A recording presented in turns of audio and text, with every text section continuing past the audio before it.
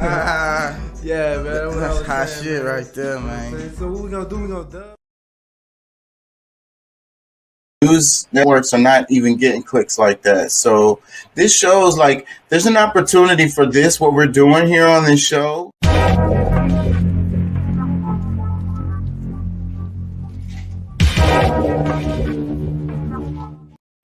Who and what are we gonna complain about tonight?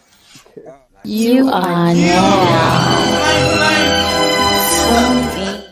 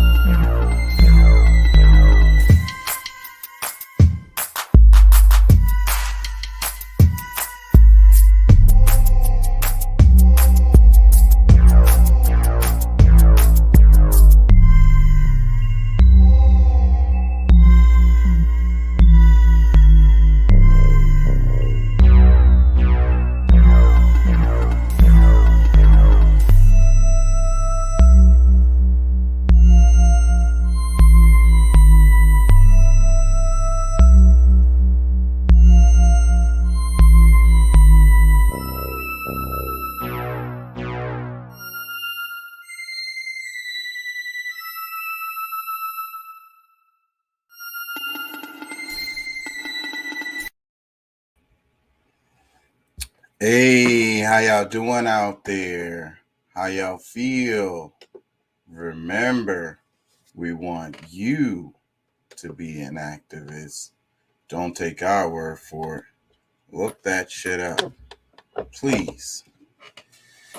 A little bit discombobulated, I ain't gonna lie. I'm still trying to get my stuff together. I swear Wednesday comes around so fast now. I probably need another day off. I ain't gonna lie. This came around fast. The Wednesday comes back around fast. We do 4 shows a week: Wednesday, Thursday, Friday, and Saturday. And it seems like it was just Saturday night. But it's probably because I stayed up all night last night editing. I didn't get no damn sleep. I hope y'all check out some of these videos I spent all this time on. I didn't sleep at all last night. I was editing the whole night. Anywho, these lights are shining in my eye, and the green screen isn't looking right. What the hell? Oh, they shining all in my eye, and I still can't get the green screen right. Whatever. We're gonna keep it moving. Let me play this for y'all. I can get away with this.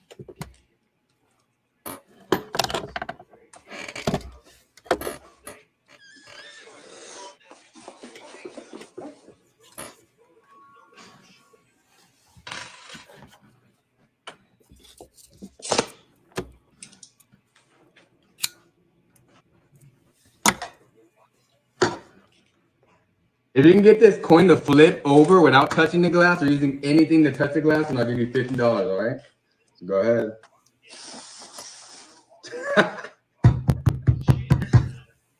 I don't know how to do it. So you give up? Just kidding.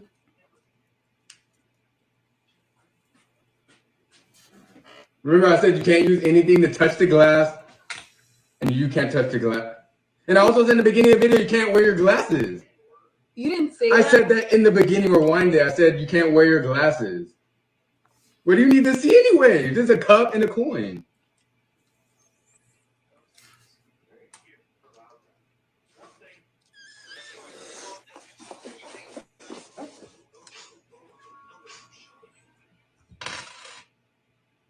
Wow, that is amazing. She used static electricity and polarity together. If you can get this coin to flip over without touching the glass. That's fucking awesome. Yeah, it's okay to be smart, you guys.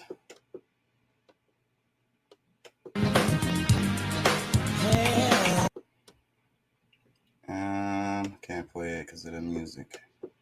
That's that chick that fell down the stairs. She reminds me of somebody I know. I'm not gonna say the name. Check this. Russian hoax or Russian collusion. I accept the heckling, Mr. Speaker. That's all right. Because if she wants to continue to stand with Vladimir Putin and his brutal, bloody invasion against the people of Ukraine, she is free to do so. And we understand there is a strong Trump-Putin axis in the gentlelady's party. She wants to continue to stand with Vladimir Putin, Donald Trump. That is her prerogative. But please do it on your own time, forthwith. Mr. Speaker, What does that mean? the gentlelady, I think, said something about the Russian hoax or Russian collusion. I accept the heckling, Mr. Speaker. That's all right. Because if she wants to continue to stand with Vladimir Putin and his brutal, bloody invasion against the people of Ukraine, she is free to do so. And we understand there is a strong Trump-Putin axis in the gentlelady's party. She wants to continue to stand with Vladimir Putin, Donald Trump. That is her prerogative. But please do it on your own time, forthwith. Mr. Speaker, the gentlelady, I think, said something about the Russian hoax or Rule for contempt of Congress findings. Representative Jamie Raskin, Democrat, Maryland. Wait a minute, it looks like somebody else. They got the wrong name. That's not his name. I recognize that guy, and that name don't match up. I don't know. Maybe I'm tripping.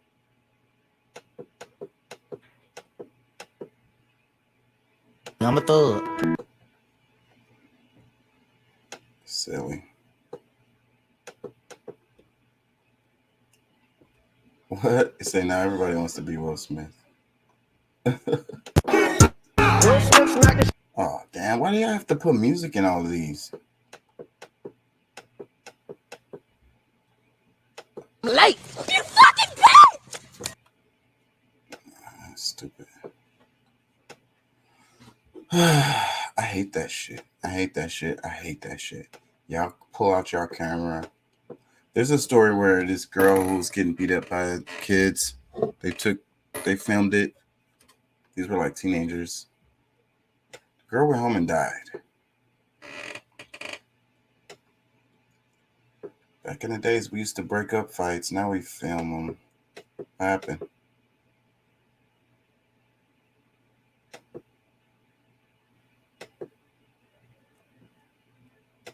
What?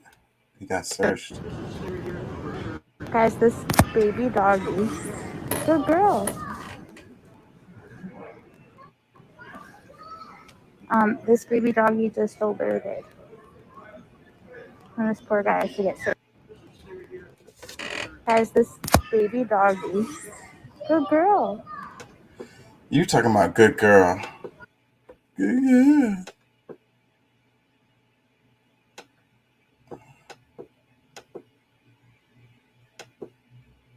For repair your credit, text free. This is probably set up. A lot of these be set up. All of those damn what do you call it? Doorbell cameras, and they be trying to make that shit look like something happened. And it's the fucking internet, bro. I wish you guys would fucking stop, but most of the time those fucking shits be fake as hell. It just looks real because it's on that little grainy cam. But they using that little cam to make y'all think. I got no details in my face. There's details everywhere. Details where, nigga? You look easy to draw. What the fuck up? Them glasses built like a fucking square. They make Well, at least I can see you fucking round-headed, smooth-faced ass nigga. Boy, you got no details in your face. I got no details in my face. There's details everywhere. Details where, nigga? You look easy to draw. What kind of fucking... It's kind of funny, though. I ain't gonna lie. But what kind of fucking insult is that? You're easy to draw. Oh, you just hurt my feelings. Like, get the fuck. Fucking sound. I'm gonna get into the show in a minute. I'm kind of waiting for people to get in. I'm late. So whenever I'm late, I'm really early for the scheduled time, but I'm late because I said I was going to be on by 9:30, but I didn't make it for 9:30. I think it was like 9:45 or something. So whenever I'm off time, it throws everything off.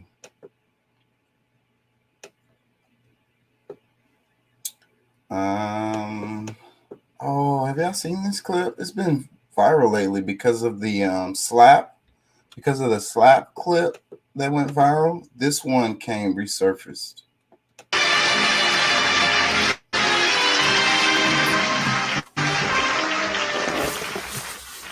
Hello, my name is Sasheen Littlefeather. I'm Apache, and I'm president of the National Native American Affirmative Image Committee. I'm representing Marlon Brando this evening, and he has asked me to tell you in a very long speech, which I cannot share with you presently because of time, but I will be glad to share with the press afterwards, that he very regretfully cannot accept this very generous award. And the reasons for this being are the treatment of American Indians today by the film industry and The Godfather. Accepting the award for Marlon Brando and The Godfather, Miss Chassie. Oh, I didn't know it was for Marlon Brando.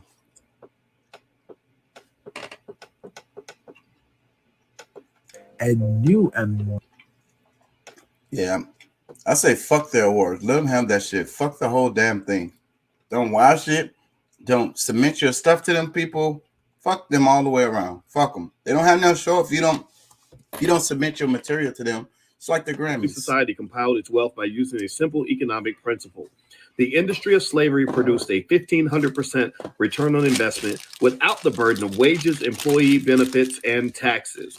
So they made a 1,500% ROI with no wages, no employee benefits, no taxes. The lifetime profits produced by slaves were passed on to slaveholders' heirs and their heirs' heirs. Wealth accumulated for white society while poverty accumulated for blacks. So we're going to read more of this book. We're reading this book page by page, word by word, paragraph by paragraph. So you not only know the history of what happened to you, but you also know how to fix it. So if you'd like to join us for the Dr. Boyce Book Club, just visit voicewatkins.com. Take care, guys. I'll talk to you later. Peace. So in case you want to know how white people got so rich and why black people ended up poor, let me read a section of Powernomics by Dr. Claude Anderson for you. This is our Black Money Minute. This is as I get ready for the book club meeting tonight. According to records, the majority society compiled its wealth by using a simple economic principle.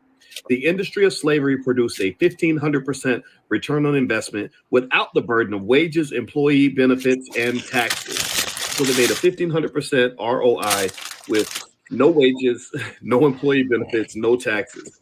The lifetime profits produced by slaves were passed on to slaveholders' heirs and their heirs' heirs. Wealth accumulated for white society while poverty accumulated for blacks. So we're going to read more of this book. We're reading. Damn. See, imagine how much money you can make if you had a business and you didn't even have to pay your damn employees. And you didn't have to pay taxes. That's crazy. And that's what I be talking about. Like, that money didn't disappear, y'all. That money did not evaporate. You can directly, correlate the situation for the average. Yeah, end of the sink, if not right there. You could directly correlate between, the wealth that fair-skinned people have in this country versus the lack of wealth that darker-skinned people have in this country, directly to slavery and Jim Crow and sharecropping. It didn't stop. Redlining. Get the fuck out of here. That shouldn't even be an argument. That's why reparations is a real thing. Once you do something wrong, you have to repair it, right? You can't just act like it never happened. You robbed these people. Saying anything for coochie life. This man gonna tell me, oh, I like your baby ears. Because women say anything for money. Like, this one girl told me, oh, this is the best dick I ever had. She was a prostitute.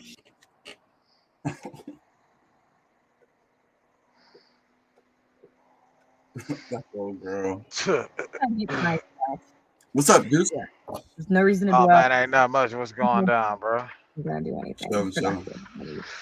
Cool thing about those thoughts. Just coming back to work myself, man. Shit. 2 days off and was busy the whole freaking time. Well, that's how it go. That's how it go. When you only have a day or two off, then you have shit you have to do. I've been in that boat. And nigga be more tired going back to work than he was fucking getting off. Yeah. Exactly. Yeah. Yeah. Shit. Had to take the kids to appointments and stuff like that. Both days I was off, busy all day. Then got home, dinner, all that kind of stuff. Then trying to get shit I needed to take care of done. Yeah, I ain't get to do nothing this week. Yeah. That's how it happens. Fuck. I almost burnt the shit out of myself. I just splashed fucking hot tea everywhere.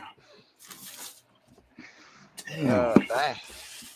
That's why I say I'm not together today. I'm out of it, bro. I'm not together. My shit's not set up how I normally do, and that's how I fucking just made this. Oh well.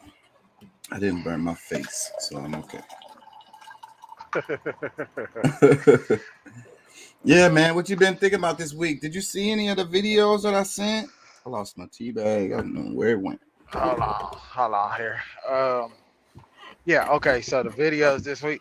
No, I didn't check them all out. I think I got partially. Did I even? No, dude, I ain't lie to you, bro. What the fuck is that?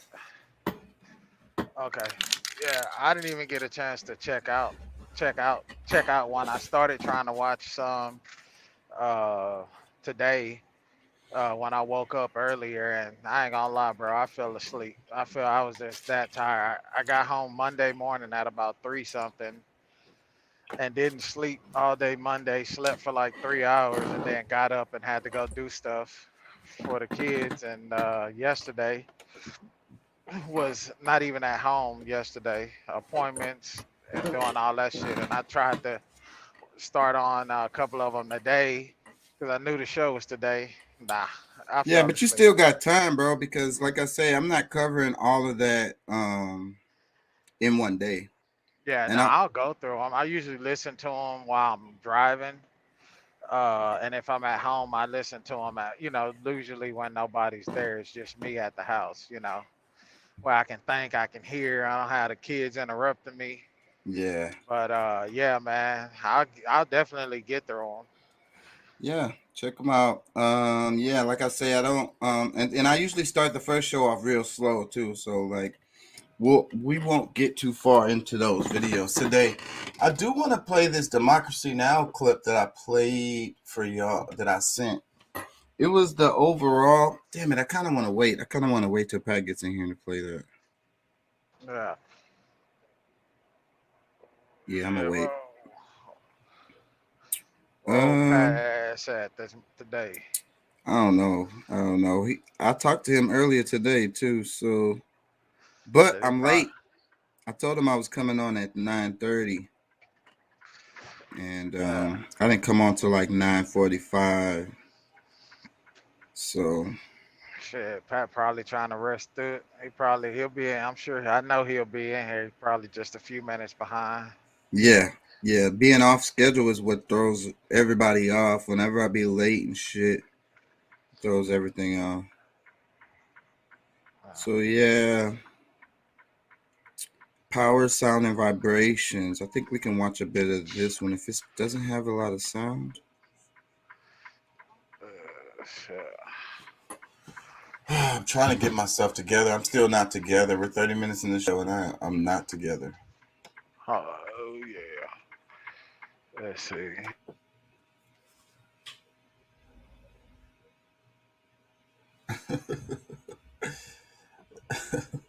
He could have squeezed her out of the frame.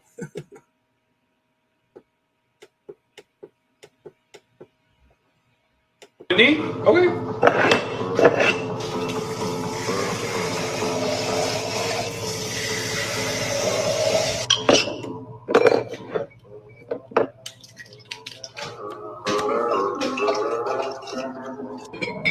All right, 4962. ID and credit card, hon. Oh, it's your birthday. Happy birthday. Open and close, baby. Open and closed. Talk about bartenders. Damn. What are you doing? What's the matter? Oh, I love that song she's got playing in the background. Oh my God, whose page is this? Nobody knows that song. Oh, this is Oh Girl.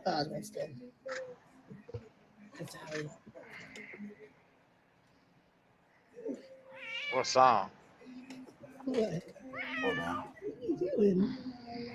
What's the matter? What song she got playing in the background? I'll tell you, hold on.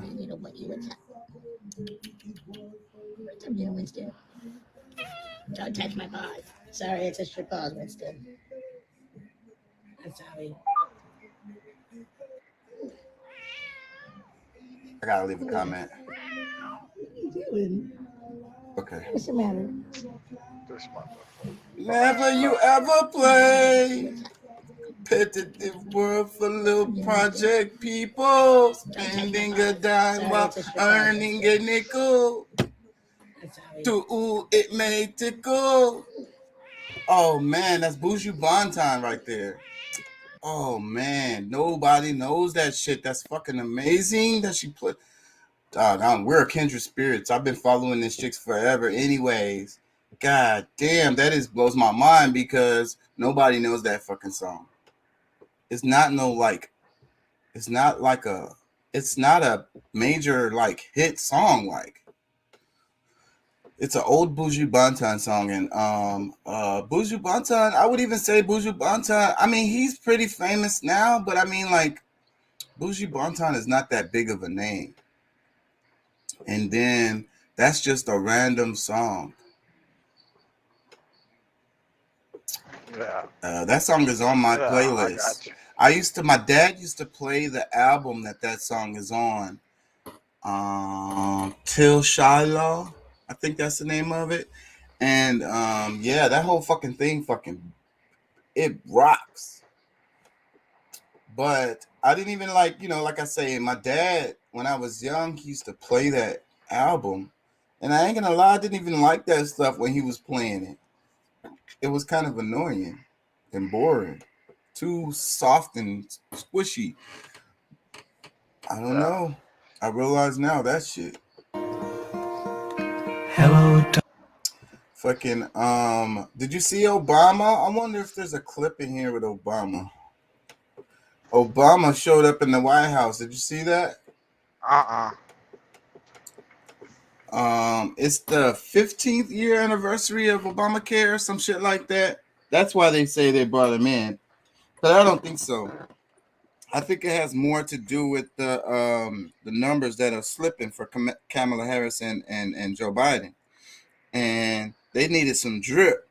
You know what I'm saying? They needed some of that Obama drip.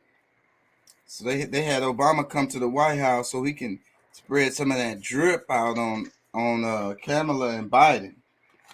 Maybe bring those approval ratings up a bit. Maybe remind people, why they voted for Biden and shit like that. Yeah. It's like, oh yeah, that's right. That nigga cool. He cool with that's right. He was the vice president because that's what he said. He came out. He addressed Biden as a vice president, and it was so smooth, and it kind of just like take you back to those Obama years. And then he was like, "Oh, that's just a joke. He's the president or whatever." But I think that was all about helping Biden Harris, because the fucking elections are coming. They're thinking about that shit. The election is coming. I mean, it's a little ways coming down the way. But one thing that's weird about us as United States, because I study politics around the world. I want to say we have the longest political cycle of anybody. Like, it's like the president be running for president for like 2 years. Over a year. And they don't do it like that in other countries. The election is over like in 6 months and shit like that. And I think that's better because see, one of the problems with us, it's expensive to run for offices here in the States. So you need capital. So there comes these damn private corporations giving money, donations to the candidates they like, so that they can get them in their pocket and get the ones that they want elected, and the ones that they don't want not elected. You know what I'm saying? So, but another part of how that happens is because the election cycle is so long, it costs so much money for you to pay for ads and whatever. You can't make it. A regular person can't make it a year and a half, 2 years paying for ads and shit. The other guy's gonna win, and you know how it switches, it flips. Public opinion flips real quick. Somebody could come out with a really good ad 2 weeks before the election and pull enough people to their side to win. One of my favorite clips from Coming to America. Please stop bowing, please. Oh my goodness! Oh my goodness! It is you! I cannot believe it! Oh. Greetings, Your Highness! Greetings. Please stop bowing, please. Oh my goodness! Oh my goodness! It is you! I cannot believe it! Oh. Greetings, Your Highness! Greetings. Please stop bowing, please. When the other couple walks up, they're like, well, who's that guy? He was like, oh, it's just some guy I met in the bathroom. They're looking at him like, what the fuck? Met this dude in what the hell was y'all doing in the bathroom?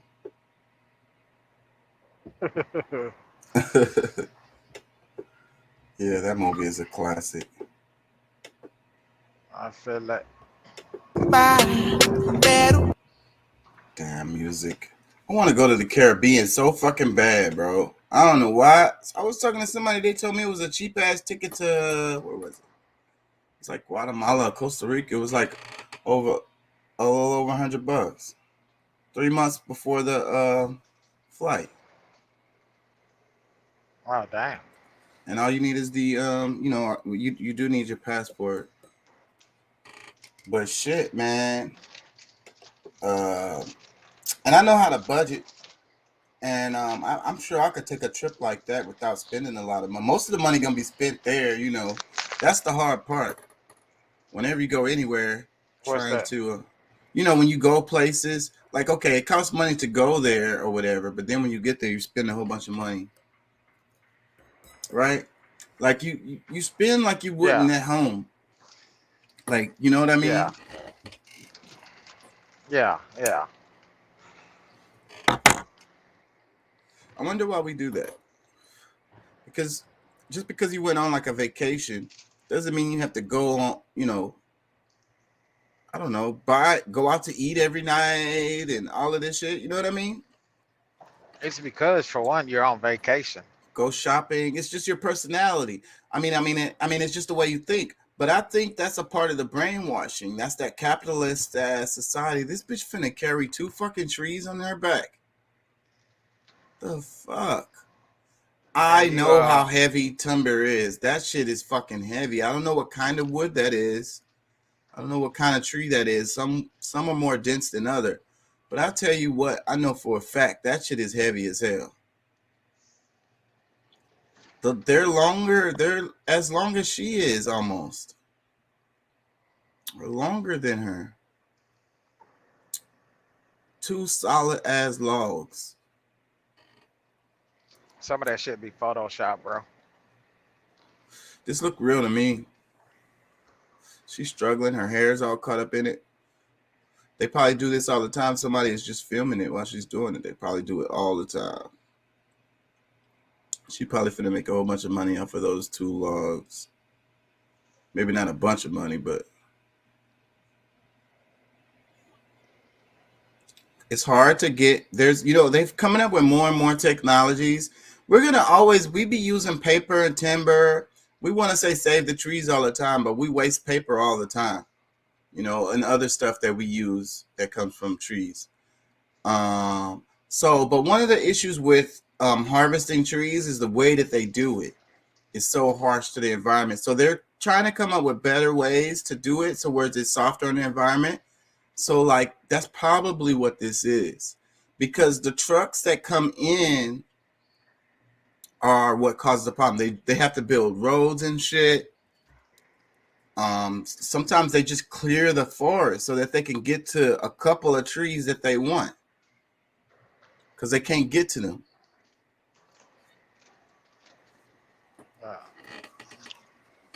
Yeah, so getting in there and getting out, because it's usually choice trees they're looking for.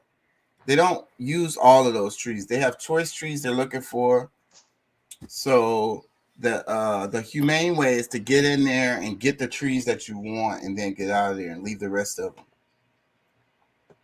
behind, because you don't even want them.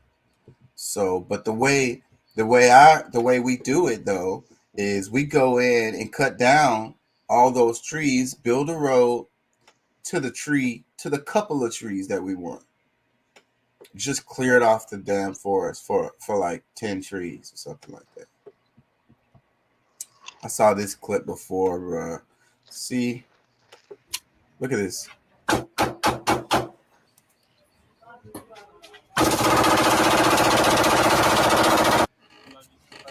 don't know if I can get away with showing this, but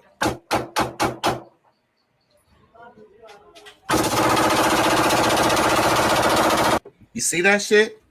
He has some kind of modification to make it like fully automatic. That's a handgun, and it has that really long clip on there. So it has some kind of adjustment so that it can fit that big clip, or maybe that clip is just special made. I don't know about that clip. I've never seen nothing like that before. And I've also never seen a handgun fire that fast like that. Fully automatic. And so, like, that's some scary ass shit. For nigga can just pull out a pistol and then modify that bitch into fully automatic with a clip that's probably got more than 100 bullets. 75. How many bullets did you hear come out of this? Let me play it again. Yeah, bro, that wasn't no just 25 shots. I would say that was more than. Maybe not. But it maybe, I don't know. I would guess that it was still some bullets left in there after he stopped squeezing it. Yeah. Oh man. I'm tired today, I ain't gonna lie. I ain't really want to do the show. It came up so fast. I wasn't ready. I had other shit I was trying to do. I ended up having to postpone that shit so that I could do this. I try to keep my schedule, man. Even though ain't nobody watching my fucking shit, it's so disappointing, bro. I was getting so many views when I started this shit off, and this show is way better now.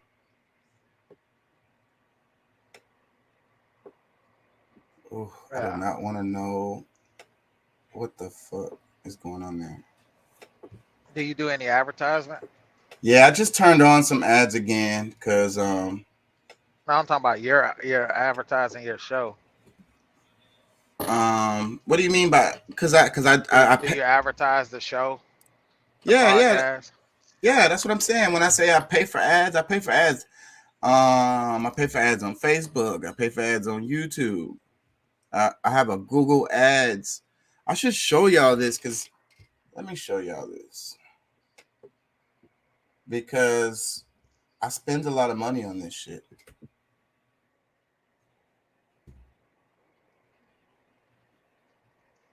Shit, that's not it.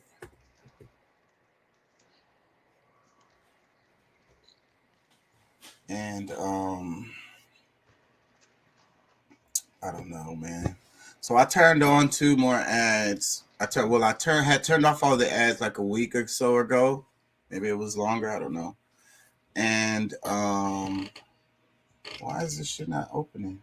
Okay, there it goes. Fucking but I got frustrated. I've been frustrated. And so I fucking was like, fuck it, I'm gonna turn on 2 ads. Like I said, I stayed up all night editing. I made a whole bunch of videos, and one of them I think is pretty fucking good. And I made that one into an ad. It's called King Chaka ENT Do Page Ad 4. That's the name of it. And yeah, I dropped it on all of my networks, all of my platforms. I dropped one on Rumble. I dropped one on the main YouTube page, and I dropped one on the backup YouTube page. And I never do this. I never put the same video like that. Because for one reason, it's going to end up doubled up on Facebook because everything is funneled to Facebook. Like literally all my content goes to Facebook because my Instagram page is connected to Facebook, my Rumble page is connected to Facebook, and my YouTube page is connected to Facebook. So whatever I post, those places end up there. So Facebook gonna get overloaded a bit this week, but life goes on. I'm getting a lot of movement on Facebook. Facebook is where all my movement is happening. Yeah. Okay, I don't know if y'all can see this screen. Does it show my last payments? See, this one says next payment. Damn it, I lost it. It says next payment is May 1st or when balance reaches 350. Does it show?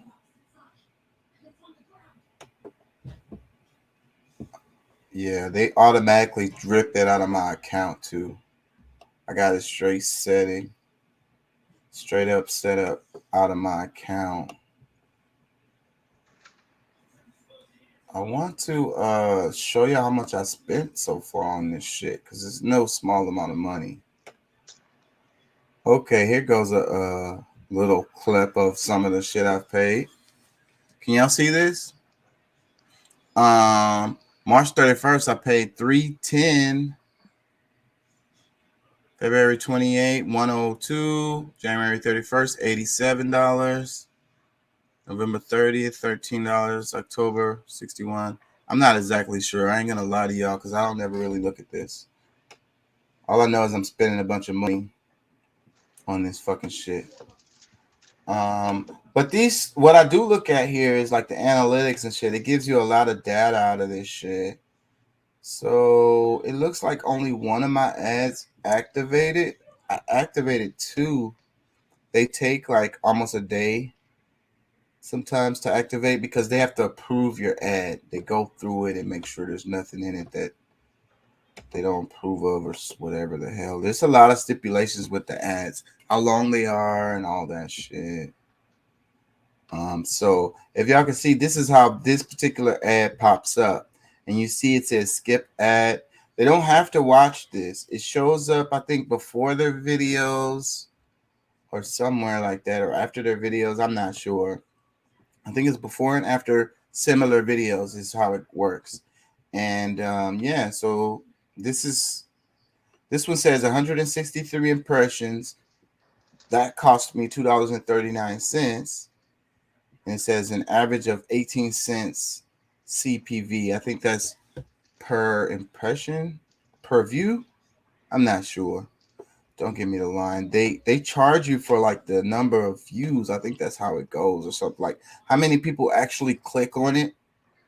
And that's when you pay. So if the video is just sitting there and no one's clicking on it, I don't think it, but people are going to click on it because they just blast it everywhere. So what happens is once you've reached your amount that you want to spend per day or whatever, that's pretty much how you pretty much get it set up. Then they turn off the ad until the next day. Or otherwise the shit would go on and like you could spend it, you know, you could spend as much as you want. I'm telling you, there ain't no limit. So I know that's what people be doing. A lot of these big pages, you know, and I saw a clip that showed how much Walmart spent on ads last year, how much Google spent on ads. I don't know if it was Google. Why would Google need ads? I think it was Amazon. I don't remember, but they showed that number. It was in the billions that they spent in ads. So like we live in a capitalist society, ads are fucking everything. And the thing is the ad companies, they you know, they just want to make money, right? Just like everybody else. But because they want to make money, they're going to try to, you know, do a good job as they can because there is competition in that area. Like the people who can provide advertisements and stuff like that, there's real competition there. So those people try to do a good job with their algorithms or whatever and making sure that they are actually, because also there's a lot of data, like I say, the niggas that's spending $1 billion on ads, you better believe they want to see and it's not just like a 10% return. They want like a 300% return. Y'all get what I'm saying? Yeah. Because they just gonna turn the ads off and put them somewhere else because there's a lot of options. So they just move the ads around. It's like, okay, and then that's why they probably got people that's checking on that shit every day. Okay, this ad's not working. The analytics will tell you, turn that shit off. Move that shit somewhere else. Anyways, I'm a little out of it still. Almost an hour, and I'm just now getting my shit together, but whatever. You there, Pat? Yes, sir. I was watching the I guess I watched the whole thing. Greeks knew about America, Atlantis, the Three Indians video. It kind of put me to sleep, I ain't gonna lie. It's like a class. Yeah, it's pretty long, but I mean it's kind of information. Well, I don't know. I mean, like it's a lot of stuff we know. It's just it actually, I guess, really kind of points out some of the proof of, like it gives you references and things like that. Where it's super interesting. I could listen to it all day because I mean, and I think he's a bit off on some stuff, but he has some really good information in there. Really good like data. Like what stuff? Well, what I mean is, I'm not sure because some of his stuff he be speculating a bit, but you understand though how language changes and the way people talk and the way they used to talk back in the days. That's why I be trying to get people to understand that you can't study history. Not saying that this guy does it. He actually does a good job of explaining that the way people think or thought was different back then. You know what I'm saying? You can't interpret historical events through a present day's mind lens. I mean, that makes any sense. I know most people will be like, what the hell? Because it's like, when they talk about white men, if everybody today is going to think of somebody with like colored skin, pale, closer to the pale color of skins. And during those days, majority of the people that were white were dark skinned. And I watched a couple different videos out there with but that's some of the terminology. But as far as like, being people from when they said the European, the Ethiopian. Yes. When the Ethiopian, like they exist from sunset to from sunrise to sunset, all over the world. But what's crazy about that is, that's what stood out to me from this video, because that's what I was going to comment on was the fact of because Nigeria is really a derogatory term for black folks.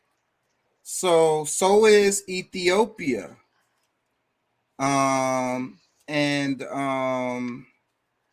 other one, what did you just say? Was it? I can't think of it. Anyways, there's another one. But then he's like, we think of those as geographical regions or whatever, or a nation or something. But it wasn't. It was the Ethiopians, Indians, the Indias, and he explains that pretty well in this video. I really like that. I understood it before, but I really loved, because you don't really hear nobody saying this stuff. Like, this got to be the only person's fucking saying this shit. They got the balls to say it. Yeah, and then, or interpret the history properly. It gives it more context, because for people who are really clueless to that type of terminology, because somebody said the Ethiopians of the West, they're gonna think about just that region in Africa that we call Ethiopia, and they might just think it's just the west side of Ethiopia. or But no, something. no, No, they're they're talking talking about brown Jerusalem people from the West, basically. That's that basically what that it means. That's how it that translates. yeah, that lives in the That West. live in the Yes. West. Yeah. Yeah. I want to So play. I don't want to play a bunch of this, but I'm gonna play a little bit so we can give the audience a little bit of what we're understanding what we're talking about here. I might skip through it a bit. I want to get to the part where he explains the Ethiopia of the West that we just said. yeah.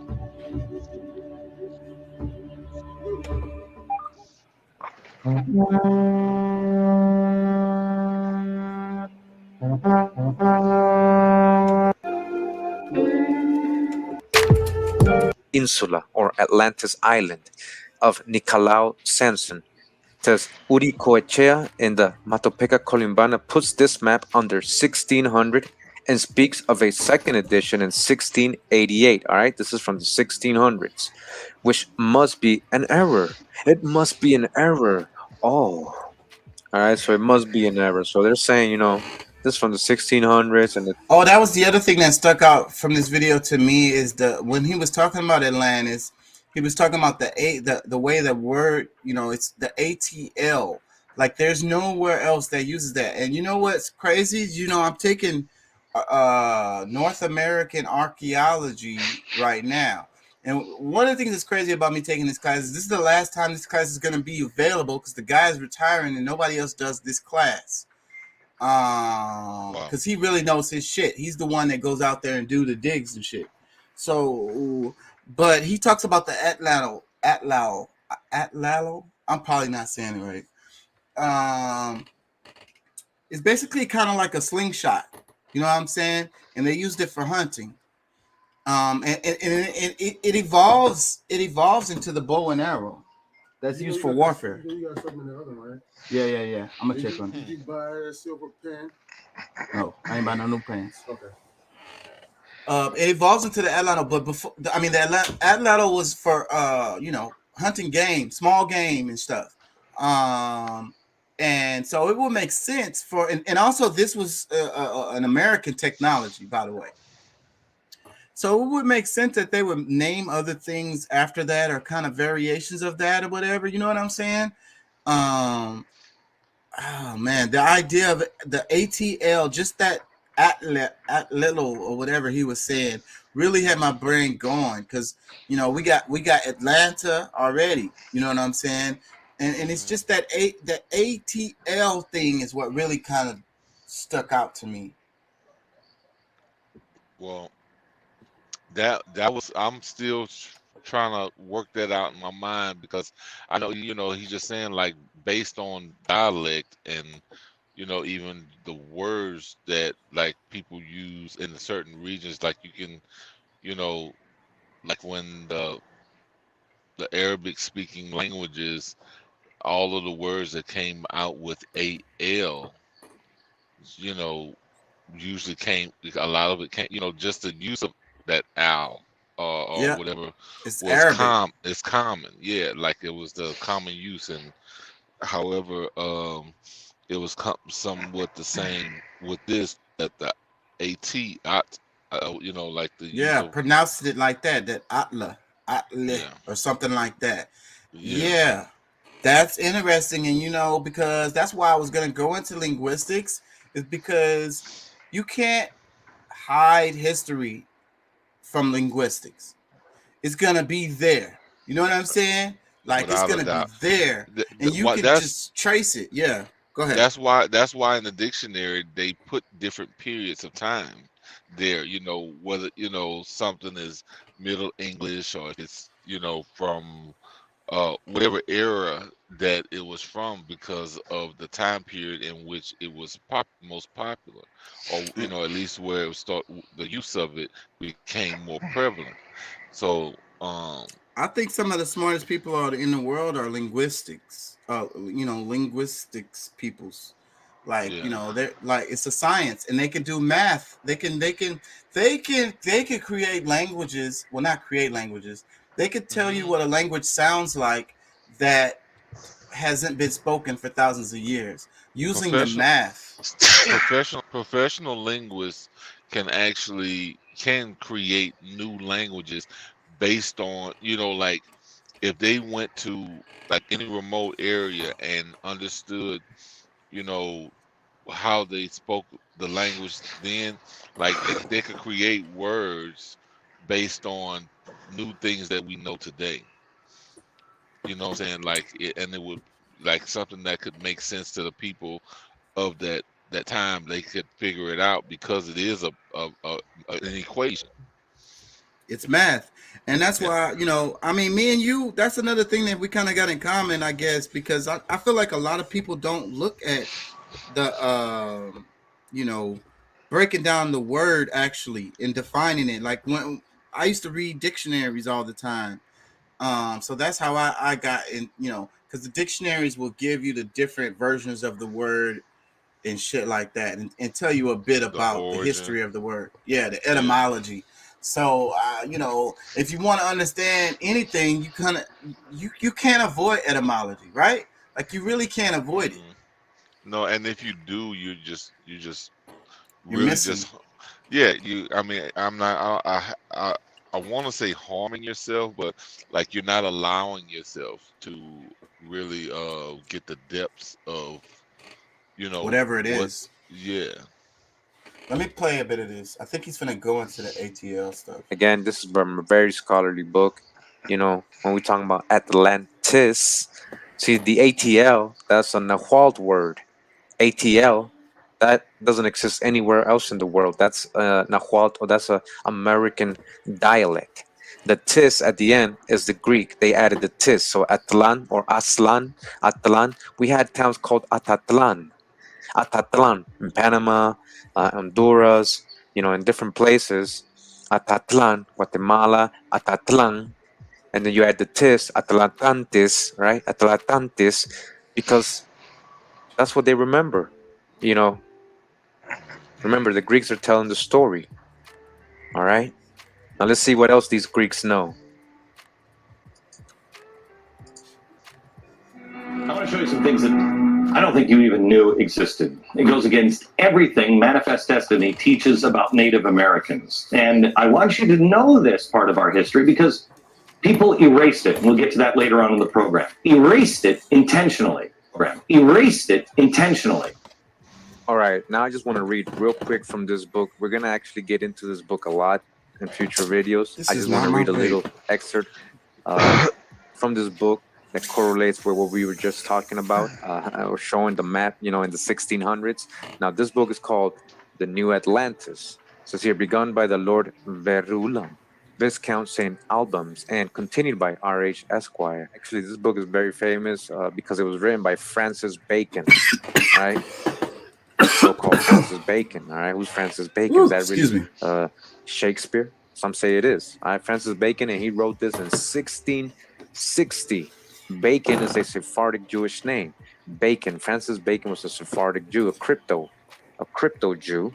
And I'm going to page 2 right here. And just, again, real quick, we're going to get it, just to correlate. Let me just zoom in one more time. All right, it says, the next day's conference relates how that though they lived remote and unknown to all other nations, yet they had the knowledge of the languages, books, and affairs of those that lie at farthest distance. How the great Atlantis, which we call America. All right, again, how the great Atlantis, which we actually call America. Atlantis is America. Remember, Atlantis, that's how they added the tis. ATL, that's a Nahuatl word. Atlantis, which we call America, abounded once in tall ships. How the people of Peru, through the South Sea, and those of Mexico through the Atlantic to the Mediterranean Sea, did both in 10 years' space make 2 great expeditions upon Ben Salem.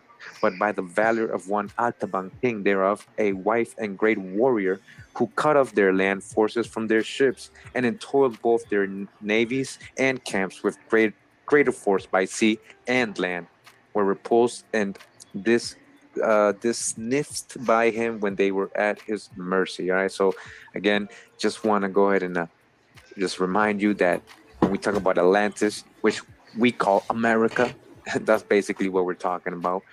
We're talking about the true old world. All right. in the book Prehistoric Structures of Central America, Who Erected Them?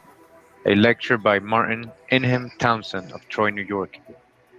The ancient Greek and Roman scholars knew of the existence of the Western continent. It says here, that ancient book entitled the Book of Wonders, ascribed to Aristotle, contained the following. When the Carthaginians, who were masters of the Western Ocean, observed that many traders and other men, attracted by the fertility of the soil and the pleasant climate, had fixed their homes, they feared that the knowledge of this land should reach other nations. A great concourse to it of men from the various lands of the earth would follow. That the conditions of life then so happy on that island would not only be unfavorably affected, but the Carthaginian Empire itself suffer injury, and the dominion of the sea be wrested from their hands. And so they issued a decree that no one, under penalty of death, should thereafter sail thither. And they're talking about America. That part right there was interesting. Yeah, Very that's much right. Yes, it was illegal for people to come to America at one point. That shit really, I was like, wow, that's crazy as hell. But I mean, that shows how powerful this land is, or it's I would say is, but it definitely was. yeah, that's crazy. It was That- only good for gods. That's crazy. So, but then you know what that makes me think about? Because how do you enforce that? You enforce that by the sea. You don't let nobody, cross certain, parts. Like y'all got to go back or whatever. Like, we warning you, go the fuck back, or we gonna fucking blow your fucking hole in your boat. Now you could get some, you could trickle in with smaller boats, I'm sure. But if you came with like a, you know how they like to go, they like to do caravans. Ship. That's how the Europeans do. Well, they always did caravans. It would always be more than one ship. You know what I'm saying? And that's how they helped stay alive and, carry resources and stuff. Because they're different, right? Like the thing is, when those people who made, that's why they couldn't understand why the older ones, like they just now coming out in anthropology saying that, they could have made these seafaring trips because they were like, they didn't have the ships to do it. But they didn't need this big ass ship, and they did come in caravans, but it would be small boats, and they didn't carry a bunch of supplies because they caught the food and stuff like that on the way. Like, you know what I'm saying? They knew how to live out there. Like, you know what I'm saying? They probably knew how to make water. I wouldn't be fucking surprised because them little ass boats they used, they couldn't have carried enough water to make it over the whole ocean. That's another reason why they think that they couldn't do it. So I think they was out there somehow fucking turning salt water into water while they was fucking on the ship. They had better technology than us. Yeah, no, I mean, because that's the technology that we have now, and it's a good part. Like, I mean, honestly, I think that they were way smarter than we are now. Back then, like we've been dumbed down, and like we think a lot of things are like just totally, impossible for people of those ages. But I mean, we're looking at people who started the world over and over again. They almost went extinct within That's millions why of years. I have to bring that in all the time, because this is a important factor in our evolutionary history where we almost went extinct. The best of the best made it, bro. The ones that was like the most innovative, you know what I'm saying? Everybody else died, bro. Yeah. Yeah. And it wasn't like pretty much against. There was nothing against you actually thinking for yourself. Like nowadays it's like they pretty much got to think for you and tell you how if you think this is how you should think. Like instead of thinking freely. But I hate that shit. I'm gonna play a bit more and come back. Give me a second, y'all. I gotta check on. I'm cooking, so I gotta check on my food. Yeah. This passage is quoted not merely with a claim that it refers to the continent of America, but for the purpose of showing how carefully the Phoenician people whether Asiatic, Carthaginian, or Spanish, guarded from the great world the foreign discoveries which they had made, and where their kindred were enjoying prosperity, and to enable us to see how little likely their discoveries would be to come to the knowledge of the great mass of mankind. Let us look for a moment at some of the things which ancient Greeks and Latin authors have said indicating their knowledge of the existence of a Western continent. Crates, a commentator on Homer, is quoted by authority of Strabo, a very learned author of the century before Christ, as saying that Homer means in his account of the Western Ethiopians. Western Ethiopians. All right, so what do they mean by Western Ethiopians? So who's the Eastern Ethiopians? Also, there's two. All right, so I know we mentioned this before. You've watched Con Drop and followed Drop Nation. You know about the three Ethiopias, or the farthest Ethiopia, which is America. Ethiopia, right? Etymology, burnt skin, or people of dark skin in Ethiopian, right? So there was people of dark skin in the Americas as well. So the Western Ethiopians, right? So this author is letting you know that when they're saying Western Ethiopians, they're talking about the Americas. So it says here that as saying that Homer means in his account of the Western Ethiopians, the inhabitants of the Atlantis or the Hesperides. There we go. Again, the Atlantis or the Hesperides, as the unknown world of the West was then previously called. So real quick, I just wanted to show you what I meant about the three Ethiopias and what they were talking about in the Middle Ages and what was known in the Middle Ages and referenced a lot in the Middle Ages. I'm in the book here, Lost Tribes and Promised Lands by Ronald Sanders. All right. So this book correlates a lot of the story or mythology or myths of Prester John, which AKA we see most likely was King David, and his land or the empire of Prester John, emperor of the Ethiopians, was actually in the whole Americas. All right. So it says, where then is the remarkable country? Our magnificent, writes Prester John, dominates the three Indias. Again, if you saw my past video, yes, there was three Indias and three Ethiopias. You see, even India at that time was not named India, it was called Hindustan. So when they're talking about the three Indias, they're talking about the tropical zones in the earth where the people indigo or people of dark skin, that's an interesting map, right? It's so hard to find maps like that. We're talking about like Hindus or like Indians, like what Columbus called the Aborigines. I be searching for them. Just talking about people that live in tropical zones. I know they're out there. And extends to farther India. The farthest India, that's America. Just like the farthest Ethiopia, where the body of St. Thomas the Apostle rests. The legend of St. Thomas, right? Supposed to be in India. But we're talking about America. It reaches through the desert towards the place of the rising of the sun and continues through the valley of deserted Babylon, close by the Tower of Babel. Close to the Tower of Babel. All right, I'm going to show you guys historically what resembles the Tower of Babel. What's an exact match of what Herodotus and Diodorus describes as the Tower of Babel, and that is the Pyramid of Cholula in Mexico. So he's saying that Prester John's land, right, was very close by the Tower of Babel. Suddenly, the vague immensity takes on biblical tinge. This is deepened when John informs us that his territories comprise the Pison, which is one of the four rivers that rise up out of the terrestrial paradise. All right, we're still talking about the Garden of Eden, a fertile place, right? America, according to the second chapter of Genesis.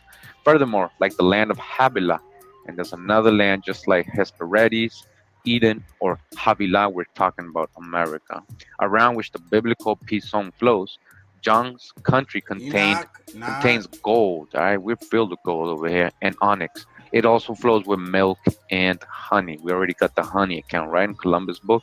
A hint at that location of this realm is provided by Genesis 2:13, which tells us that another of the four rivers of Eden, the Gihon, compasses the whole land of Ethiopia. The whole land of Ethiopia. John tells us that his palace is in Susa, the ancient capital of Persia, but this also implied proximity to Ethiopia in the vague geographical imagination of medieval Europe. All right, so let's read this footnote right here. It says, This confused geography has ancient and honorable roots. The first verse of the book of Esther describes the realm of the Persian king Ahasuerus, whose palace also was at Susa, as extending from India even unto Ethiopia. In Greek and Roman authors, there is a similar vagueness about a vast region taken in by terms like India and Ethiopia. We just read from the other book, Prehistoric Structures of Central America, right? How they were saying that the Western Ethiopians, that is really Atlanteans or America, right?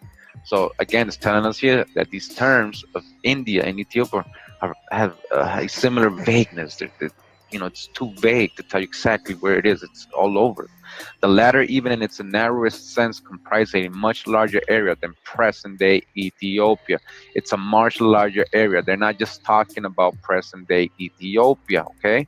And beginning just south of the first cataract of the Nile, and about its relationship with the better-known Persia. In the apocryphal Acts of St. Thomas, the apostle moves easily between Persia and India, starting roughly with the 5th century apocryphal writer, the Pseudo-Abdias, who describes the exploits of the apostles Thomas, Bartholomew, and Matthew in each of the 3 Indias. The 3 Indias.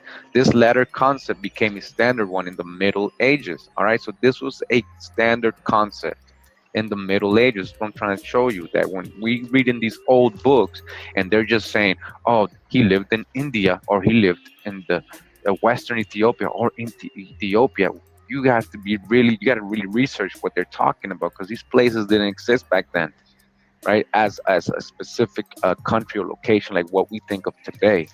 All right, again, one of the 3 Indias, it says, faced Ethiopia. One of the 3 Indias faced Ethiopia. According to the Pseudo-Abdias, the second faced Persia, and the third occupied the ends of the world, the ends of the earth, right? Farthest, India, America, where they hadn't gone, between the ocean and the realm of darkness, because that's where the sun sets too, right? The West, underworld, a lot of underworld mythology related to America, especially when you read Egyptian hieroglyphs, and basically most of the Mesoamerican culture. They also say, that is the underworld, right?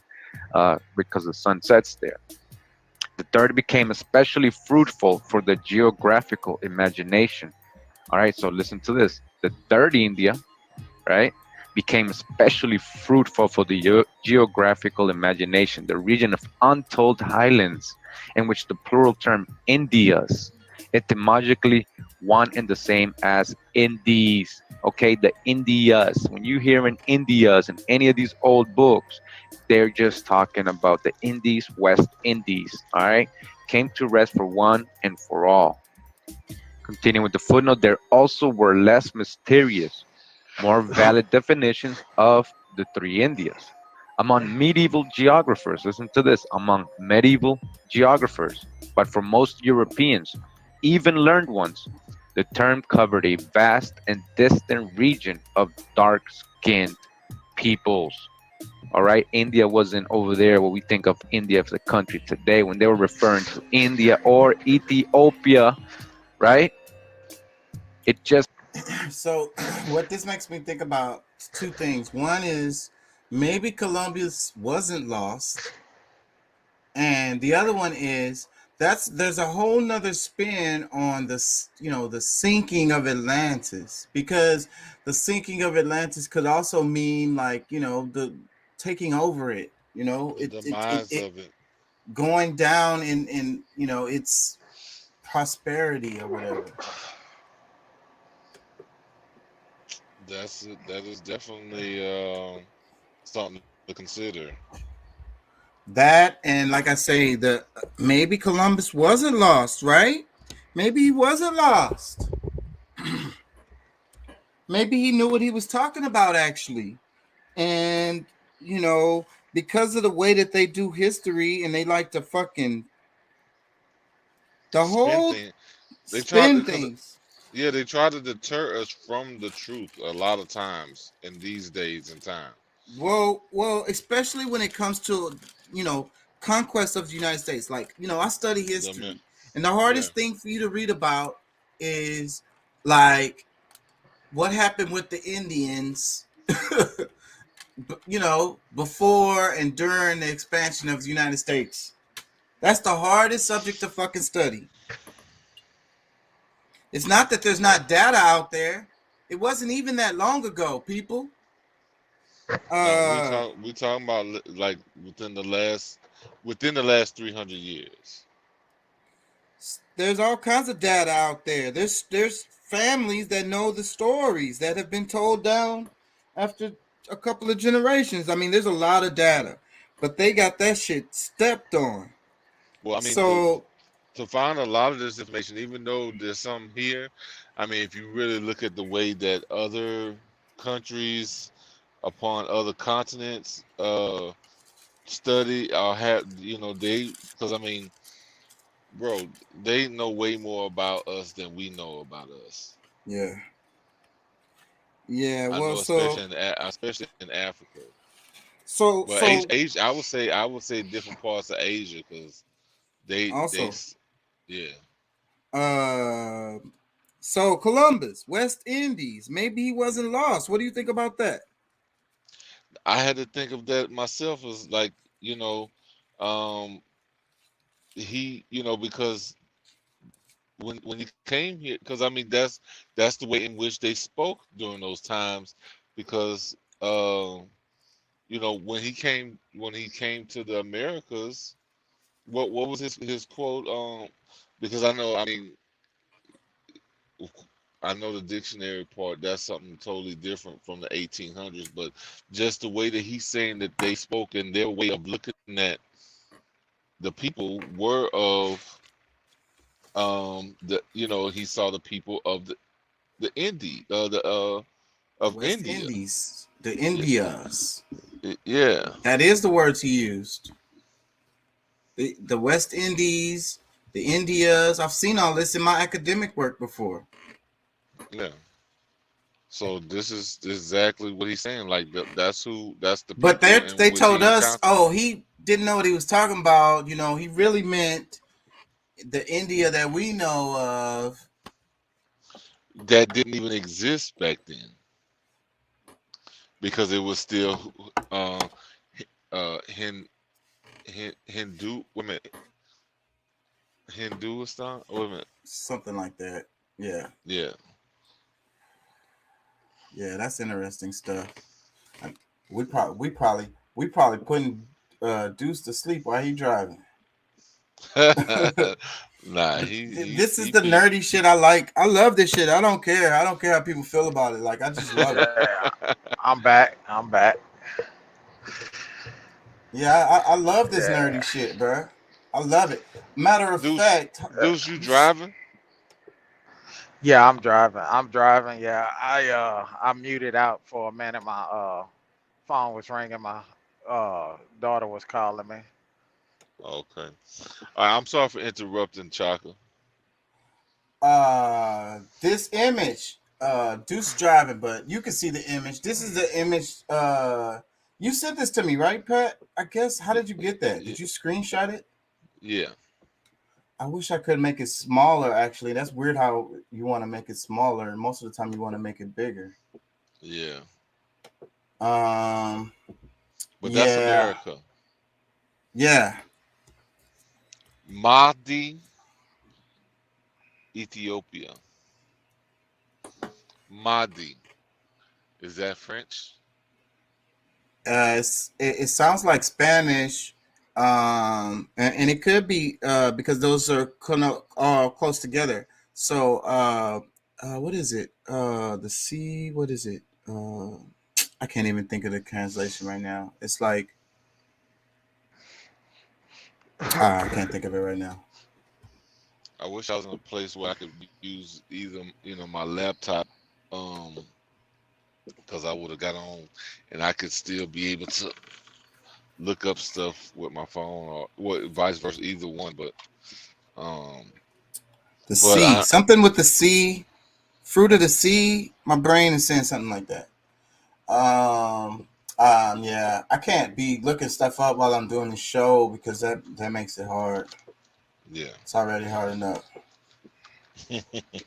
I try to do that, and sometimes I get, because it takes a little while sometimes to do that, and it's just distractions, and then maybe I don't even find what I'm looking for. Then I get frustrated, and then I can't even remember my point. So no. Wait a minute. So let me play. I know what I want to play. I want to play the Democracy Now! Clip. Did I send? Pat, did you see any of that stuff? I tried to this the first week. Well, you know, man, say, bro, I was like, good Lord, here he go again. He on some shit. And but yeah, I think I did see that one. That was the last one, right? You talking about what you talking about? Because I was reading the text at the same time. Democracy Now! Yeah, Democracy Now! That's the one I'm finna show. That was the last one you sent? No, that was the first one. I'm pretty sure that's the first one. Okay, because I think it's the middle ones that because I started at the top, and then when others come in, I'm like, all right, you know what? I don't know which is which no more. Here, I'm gonna start from the bottom and go back up. So. And I sent the link in that StreamYard group chat. I kind of want to. I hope I put Brandon in the group chat because I'm trying to get him on the show. He might overload y'all with his, you know how his theorisms. Yeah. So yeah, yeah, I'm trying to get him on the show, so that's why I put him in that group chat. So, but what I'm saying is, I want to send the videos and the links all in one place, so I won't have to freaking be sending to y'all a bunch of stuff all the time. It's kind of annoying.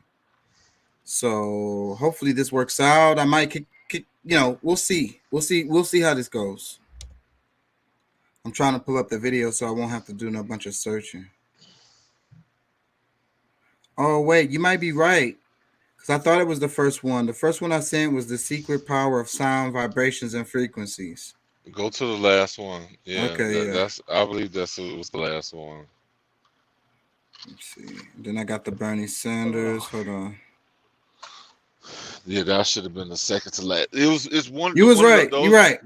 Democracy Now! Is the last one. You're absolutely right, bro. Let me see. I should have refreshed my screen now. And because I want to, oh man, come on. I want to just watch this in segments.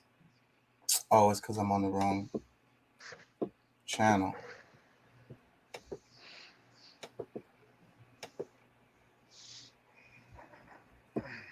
I think North America, especially with the Moors that were here, I think they spoke more Spanish here too. So I mean, I don't think That's why I say that looked very Spanish influenced, bro. All of that we was looking at. But French and Spanish is really close together, though.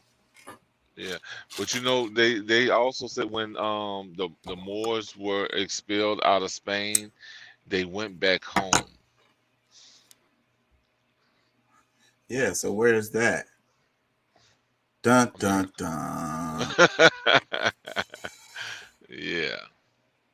Well, let's watch some clips of Amy Goodman, and I'm gonna just stop it as we go, and we can talk about it because she's gonna go over a bunch of different subjects. Yeah, I think it would be perfect to just break some of them down. And I sent you another report. Which one? Go ahead. Go ahead. Well, I think I sent it to you. Probably not on the multi-link page, with everybody on it.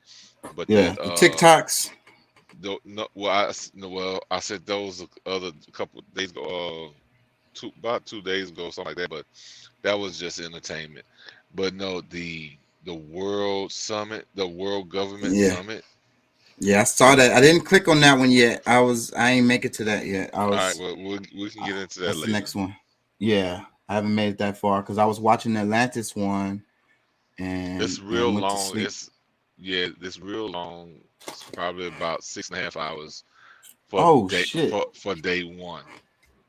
Yeah, I'm gonna check it out though because that's it. We was talking about the IMF and the World Bank last week, So, Yeah. and then when you talk about Ukraine and you talk about wars and shit like that, you can't leave out the IMF, and the World Bank, because who's coming in right after that? It's like a double whammy. They keep on going. It's all a part of the cycle. Like, it's crazy. Yeah. I'm Amy Goodman. Russia faces growing global outrage as mounting documentary evidence reveals war crimes committed by Russian troops in Ukraine. On Monday, Ukrainian officials said the mayor of the town of Multizhin near the capital Kyiv was tortured and summarily executed by Russian soldiers, along with her husband and son. Local residents said the victims' bodies were discovered bound and blindfolded in a pit.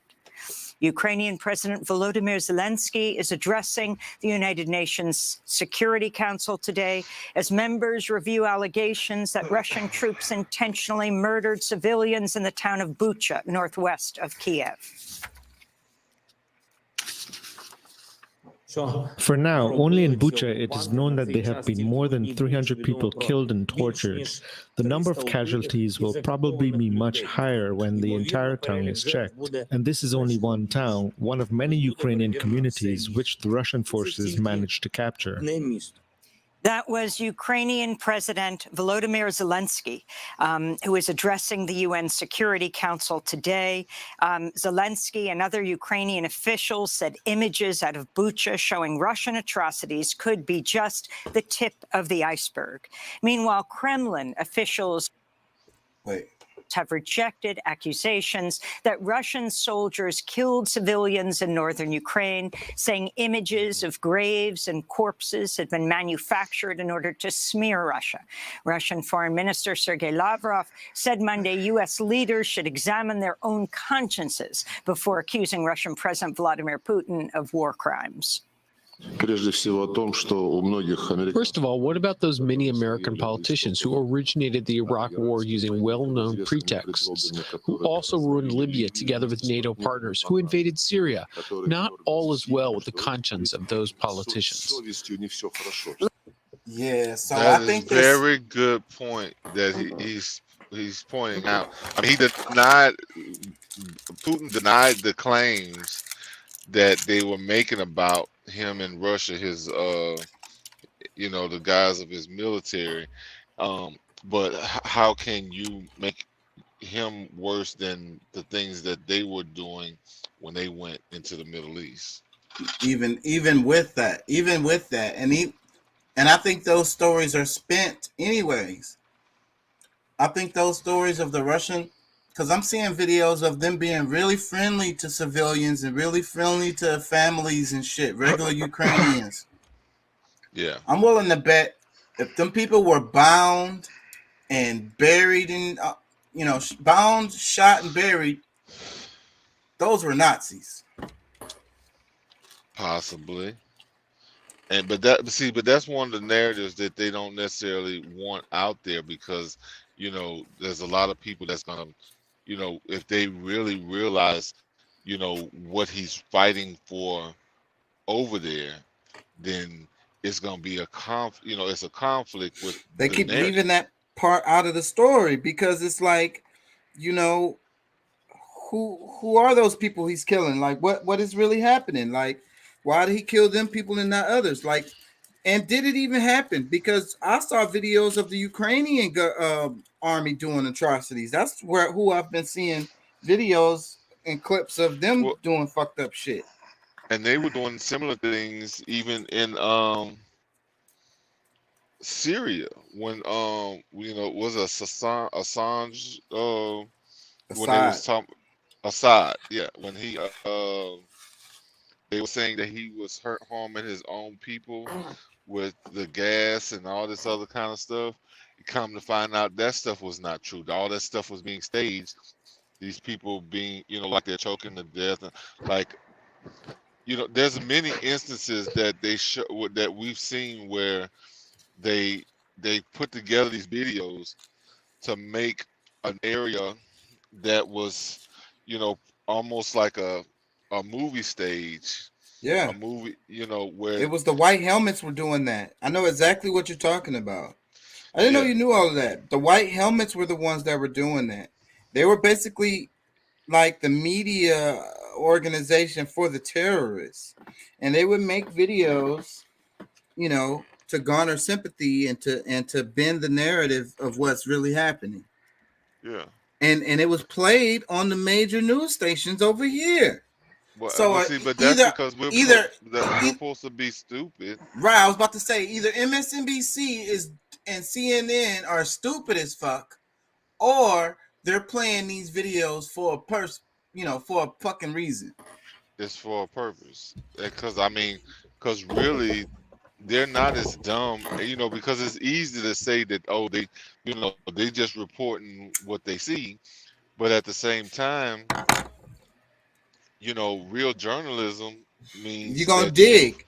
How yeah, you how go, how the hell me and you sitting here, you a truck driver, me some damn waiter college student, know that those videos were fake and MSNBC and them don't. well, and How could that be? the only thing I can say that to their possible benefit is that they played what they had, they didn't find it, but they never came back to fix the story to let people know that was bullshit, because like in the moment I'm like, damn, that's crazy, you know what I'm saying, like whatever. But as you can look into things, you should be able to come back and correct mistakes that you made. Right, because when I first saw those videos too, because they were like, it was always little babies and they would have like dust and dirt on their face and they would show them pulling them out of the rocks and shit. Of course, if you're a fucking human, that's gonna fuck with you. Yeah. But if you didn't know, they just freaking put the kid in those rocks and put some like dirt on his face right before the video, then you'd be like some Alka-Seltzers and got them foaming from the mouth. Yeah, you're gonna be like, what the, you know what I'm saying, like Put that Sarah McLaughlin music in the background. yeah, like one of those all those women's shows. Every show has that shit. I want to play a little bit of this. Lavrov's comments came as diplomatic ties between Russia and NATO members continued to deteriorate. German officials Monday declared 40 Russian diplomats undesirable persons, effectively expelling them from Germany. France announced a similar move targeting 35 Russian diplomats. Meanwhile, the United States is seeking to have Russia removed from the UN Human Rights Council. On Monday, President Biden... The UN Human Rights Council. Wow. And nobody, and see, and that's the crazy thing that they have. What's up, Doc? By the way, I should have said hi. What's up, bro?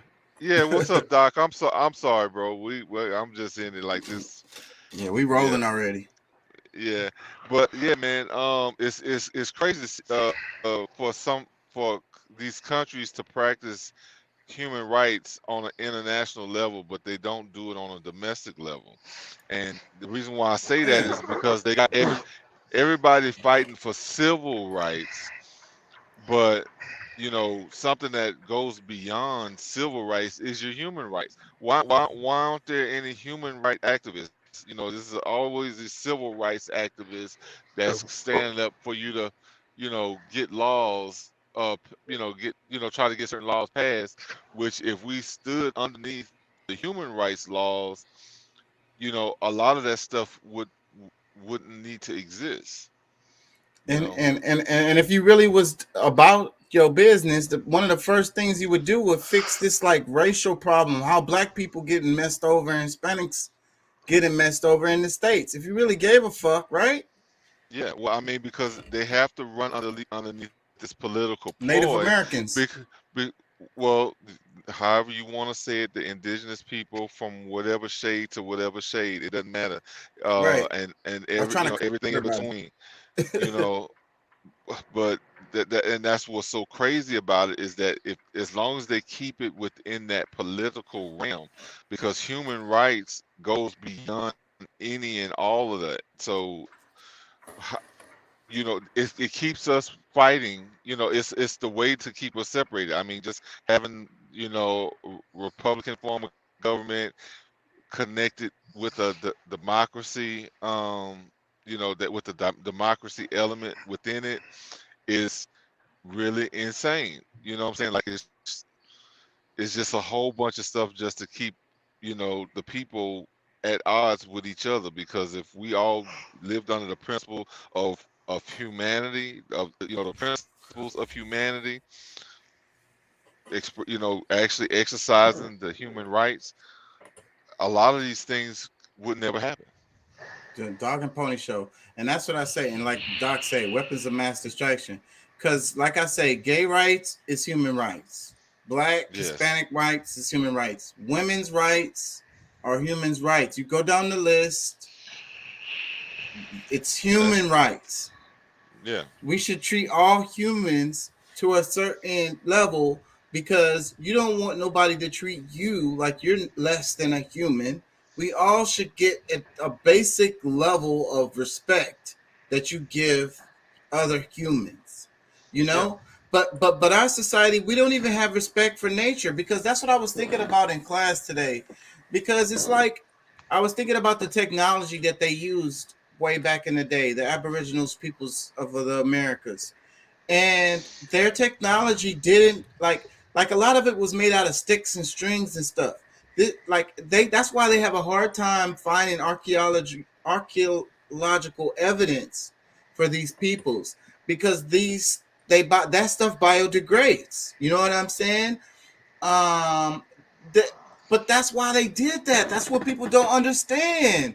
And even the way they built everything, and it's like they built things in a way so that they could have the least impact on the natural environment, and the natural environment can go back to the way it was before they got there. Well, and see, and that's the thing. I mean, because They respected it. Some people look at, you know, use the term precious metals, but they don't treat them as if they're precious. You know, they use them in the extremes, because I mean, even, you know, the iron ore, even though like that value is probably one of the lowest on the metals, you know, as far as, you know, monetary value, but it's still precious metals that they would have used for something totally different than, you know, weapons.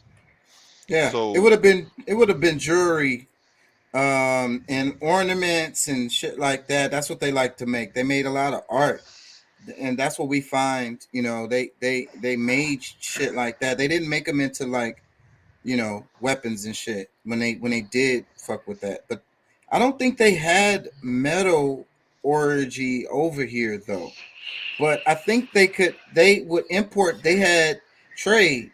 So they would get shit and then they would like modify it or whatever. But I don't think there was that they made.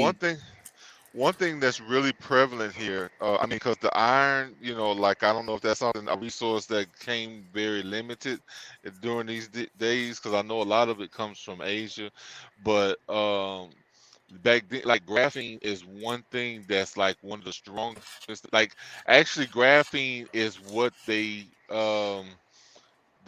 you know, they say the vibranium for Black Panther.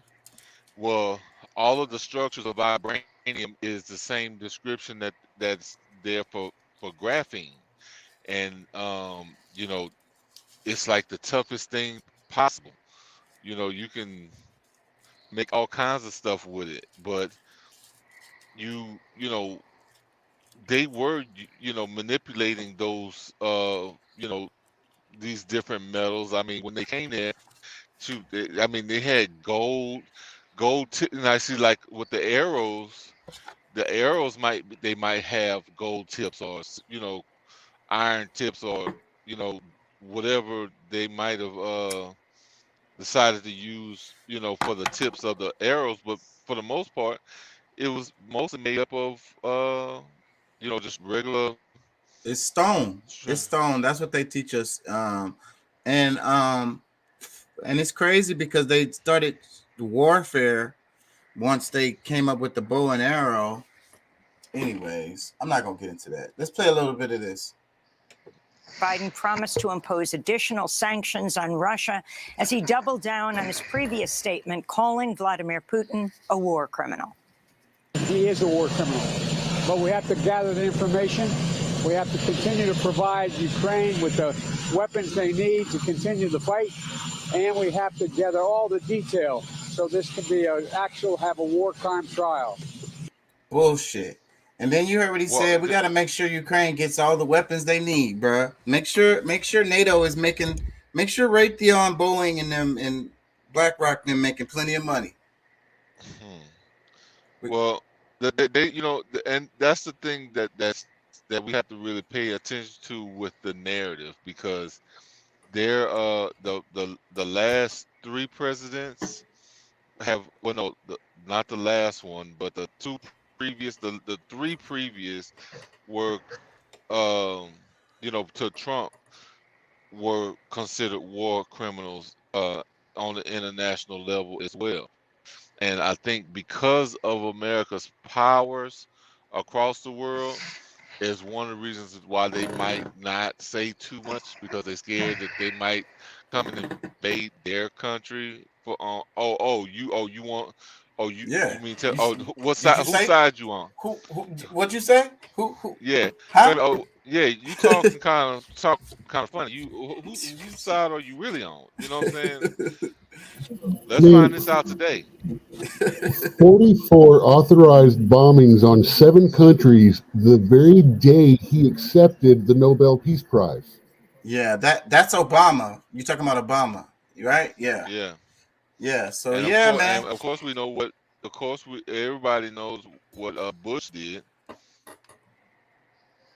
and a lot of the stuff that was happening during what's his name's Clinton's terms. I mean, there was a lot of things going on that I'm sure all of his was covert. It was kind of like no major wars really, but they were all little ones that were like little small missions. or supporting roles in things that showed up like. Yeah, he started that shit. I want to say that like assassin. That guy's a bad guy. Take him out. Well, I mean, we talking about Bush 1. I mean, you got to think about all the stuff that was happening in South America. Bush Senior, yeah. You're right. And that's the thing. Probably the CIA. A continuation. I was just gonna say, which was probably a continuation into Clinton's. Terms. That makes a lot of sense. Yes, that makes a lot of sense. But that shows that it doesn't matter Republican or Democrat. No, it doesn't. Especially on this particular topic.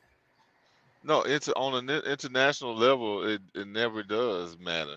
That the whole split comes within when it comes to the democracy. Democrats and Republicans. That's more of something to decide. To split us up on the inside. But what I also say is that we have the turnover of the president every 4 to 8 years. Those CIA guys be in there forever. Yeah, and those generals, the military generals, they be in there forever. I mean, don't forget about our Senate. I mean, if the Senate had changes like the House, I mean, things would probably be And you wonder how many of these people had long-term agendas, especially Bush Senior. He's a really good example. Yeah, I wonder. I mean, just for the people out there to think, just mental exercise. People, just Bush Senior specifically, but I'm sure there's plenty other names. Long-term agendas with long-term relationships that they have with people. You know what I mean? All over the world, or companies. And some of them are still like some of our past presidents or Secretary of States, different high-level people from our government that are out of office end up still being a part of stuff like the Trilateral Commission. And whatever they was involved in before, because like that chick Amy Coney Barrett, I swear she looked like they say she a part of a cult, bro. Shit, she might be the cult. I mean, Queen Bee. that's She could be the Queen Bee. No, it's one of those ones where it's like the dudes are the ones that run and the women have like no power and all that. You know how it goes, that patriarchal shit. We talked about that in class, the matriarchy a bit in the class today, and it was like,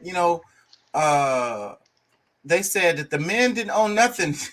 He said we were talking about a specific group. It was like the Pueblos, people, I can't think of the right term for them, but they lived in those Pueblo buildings, and he was like, it's matriarchal, and how you found out you got a divorce is when you come home and all your clothes is outside of the house. And he was talking about how like they also had like a community of a separate community of like bachelor men. They had a area on the compound for them. So that's if you was to get a divorce, or if you're you couldn't live there with your wife no more, then you would go and you would live there with the bachelor group. Yeah, I mean, I've never really heard of it that way, but I mean, I know that under the matriarchal system, that was the way to get things handed down from generation to generation. Mother, even the power, people don't realize, even the power, the one that was the chief or the king or whatever you want to call it, the boss, the president, that power was given to him by his mom. Yes. And that's for millennia. I don't know why people don't know this stuff. Let me play some more of this. This guy is brutal, and what's happening in Bucha is outrageous, and everyone's seen it. Biden's national security advisor, Jake Sullivan, said Monday the U.S. may help build a war crimes case against Putin at the International Criminal Court in The Hague. Like Russia and Ukraine, the United States has not ratified the Rome Statute, which created the International Criminal Court. Yeah, I wouldn't either when I'm the one that's mainly humanity being has a war less than criminal. 3 years to They would have to slash investigate greenhouse us. gas emissions nearly in half in order to prevent the most catastrophic effects of the climate crisis. We'd be the first country need to be investigated. But exactly, that's what I'm saying. I'm sure that's the reason why it hadn't been ratified, because they had to be careful of how they were trading. It's like, oh well, damn, well if they do this, like this can be brought up against us with no, like easily, because I mean there's endless. They've been trying to bring him for the longest. You know how like apartheid in South Africa, and it was like world outrage and shit, and it has been that for about black people here in the United States, but that is suppressed and pushed down and like ignored because the West only feels like the world is Europe. You know what I mean? In Australia and in the United States.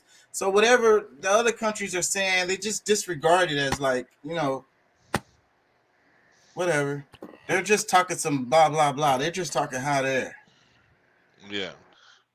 Well, I think mostly because a lot of it don't really affect them, and our voices are not loud enough to really, show that there's a big problem.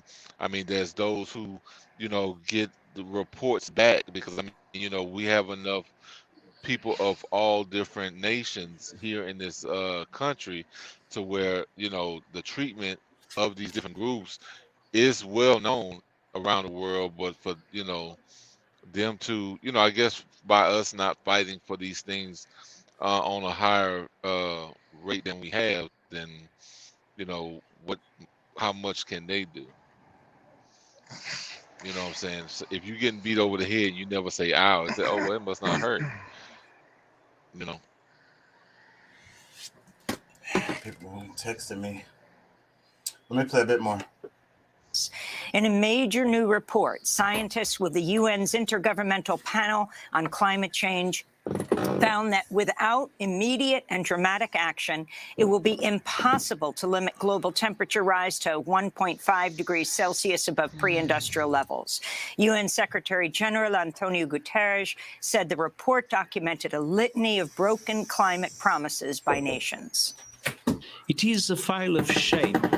cataloging the empty pledges that put us firmly on track towards an unlivable world.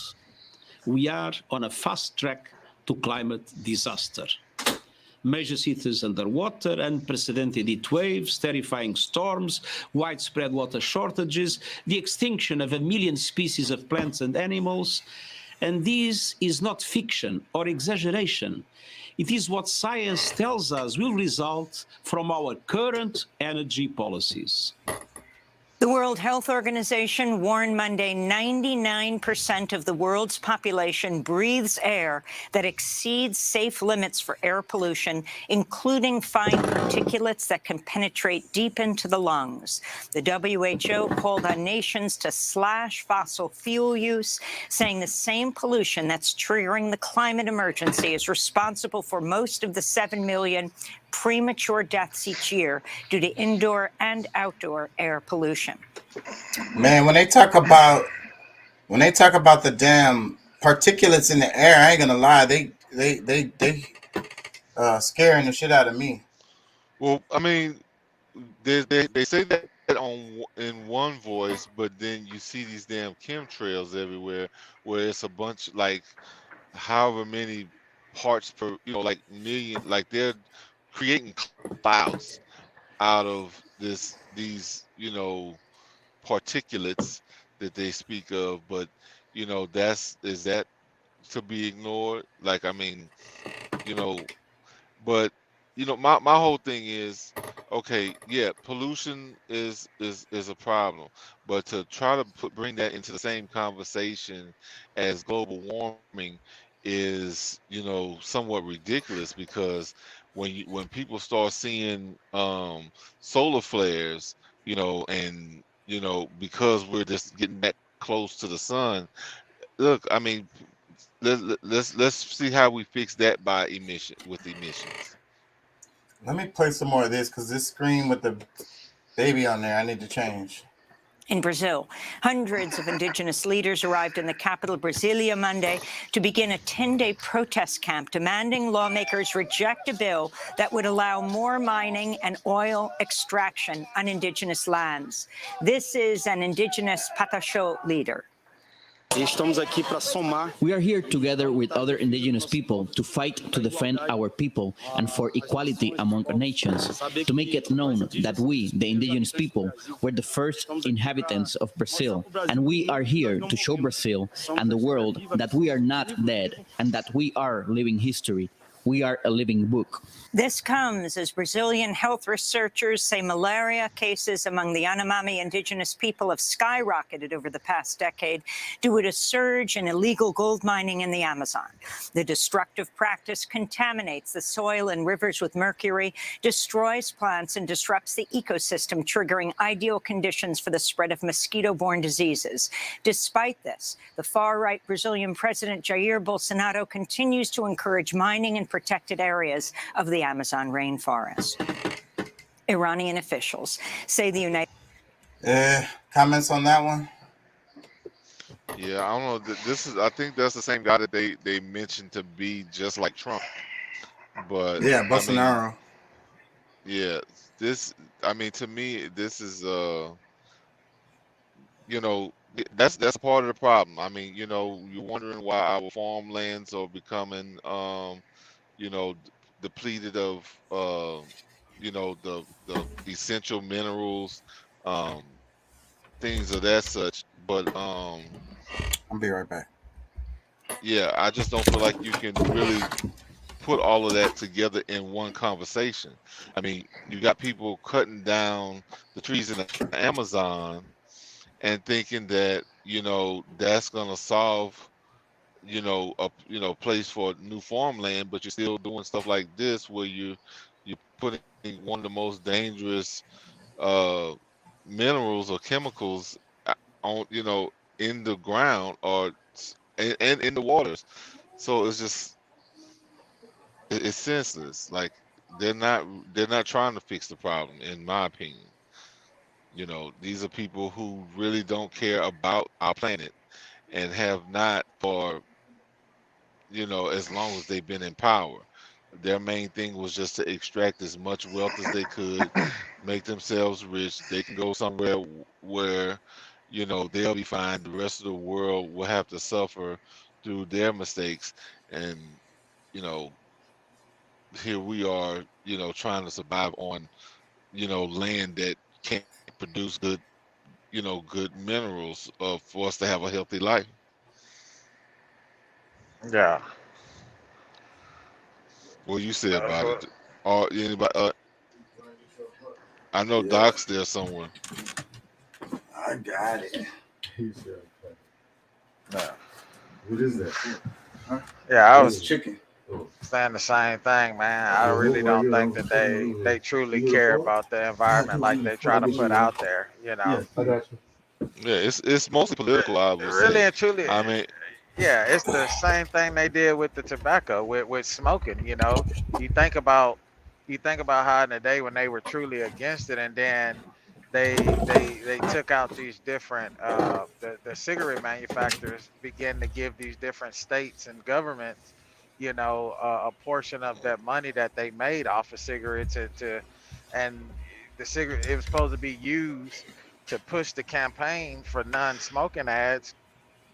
When these states, all they did was take that money and sold their different bonds or whatever that they were receiving from the cigarette manufacturers to borrow money from the stock markets, and now they have created such a deficit in so many states that wouldn't even pay back the money that they're even making, you know. Appreciate So you, now they're attacking other things like vape. They're saying, oh, vaping is bad. You know, they're trying to crack down on that to increase the sales of smoking. But, you know, so you're telling me that vaping is bad and smoking cigarettes are okay?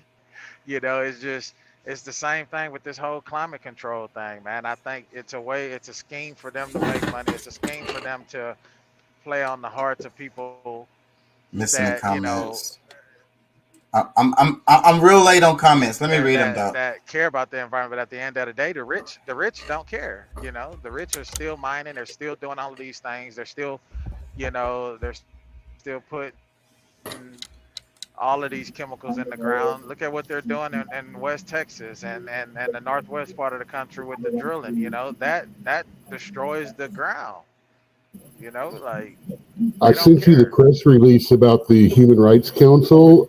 It's in your thing, so you can skip those two comments about that. Okay. Let me go to it then. Let me see. I didn't get a notification, or maybe I had stepped out the room, but I don't see a notification from.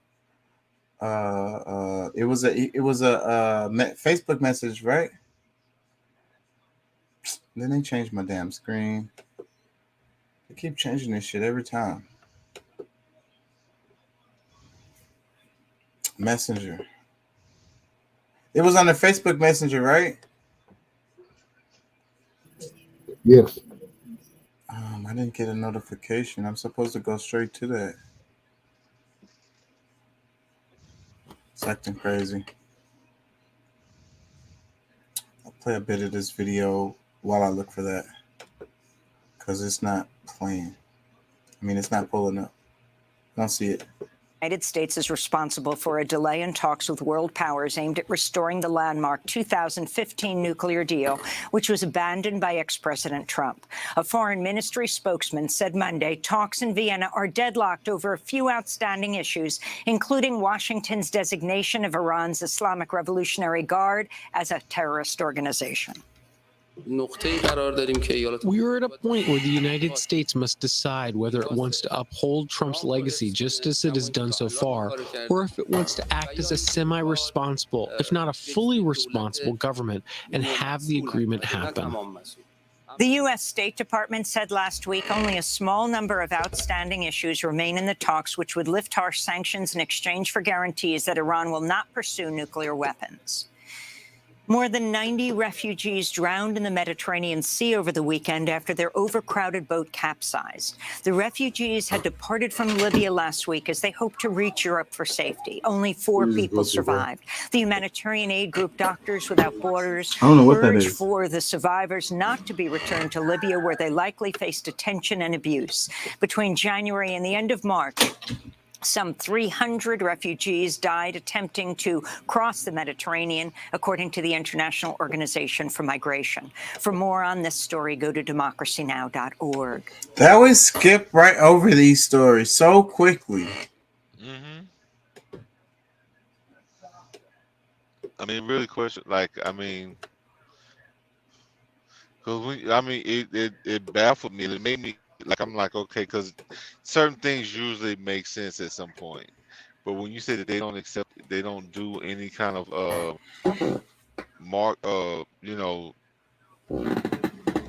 marketing or like Yeah, there's no ads on this advertising. channel. Yeah. Yeah, but There's I none. mean, but the thing, you know what? I mean, now that I'm really thinking about it, I mean, the ad is the show is the ad. So if you can get people's minds focused in a certain direction, or to have them ignore certain things, or that's still something that can be paid and bought and paid for. So are you saying that Iran would have their hand in Democracy Now? Democracy No. Now is in Iran's pocket? No, not at all. They probably wish they could be, so that maybe some truth can come out, because I mean, all the people that's the enemies or that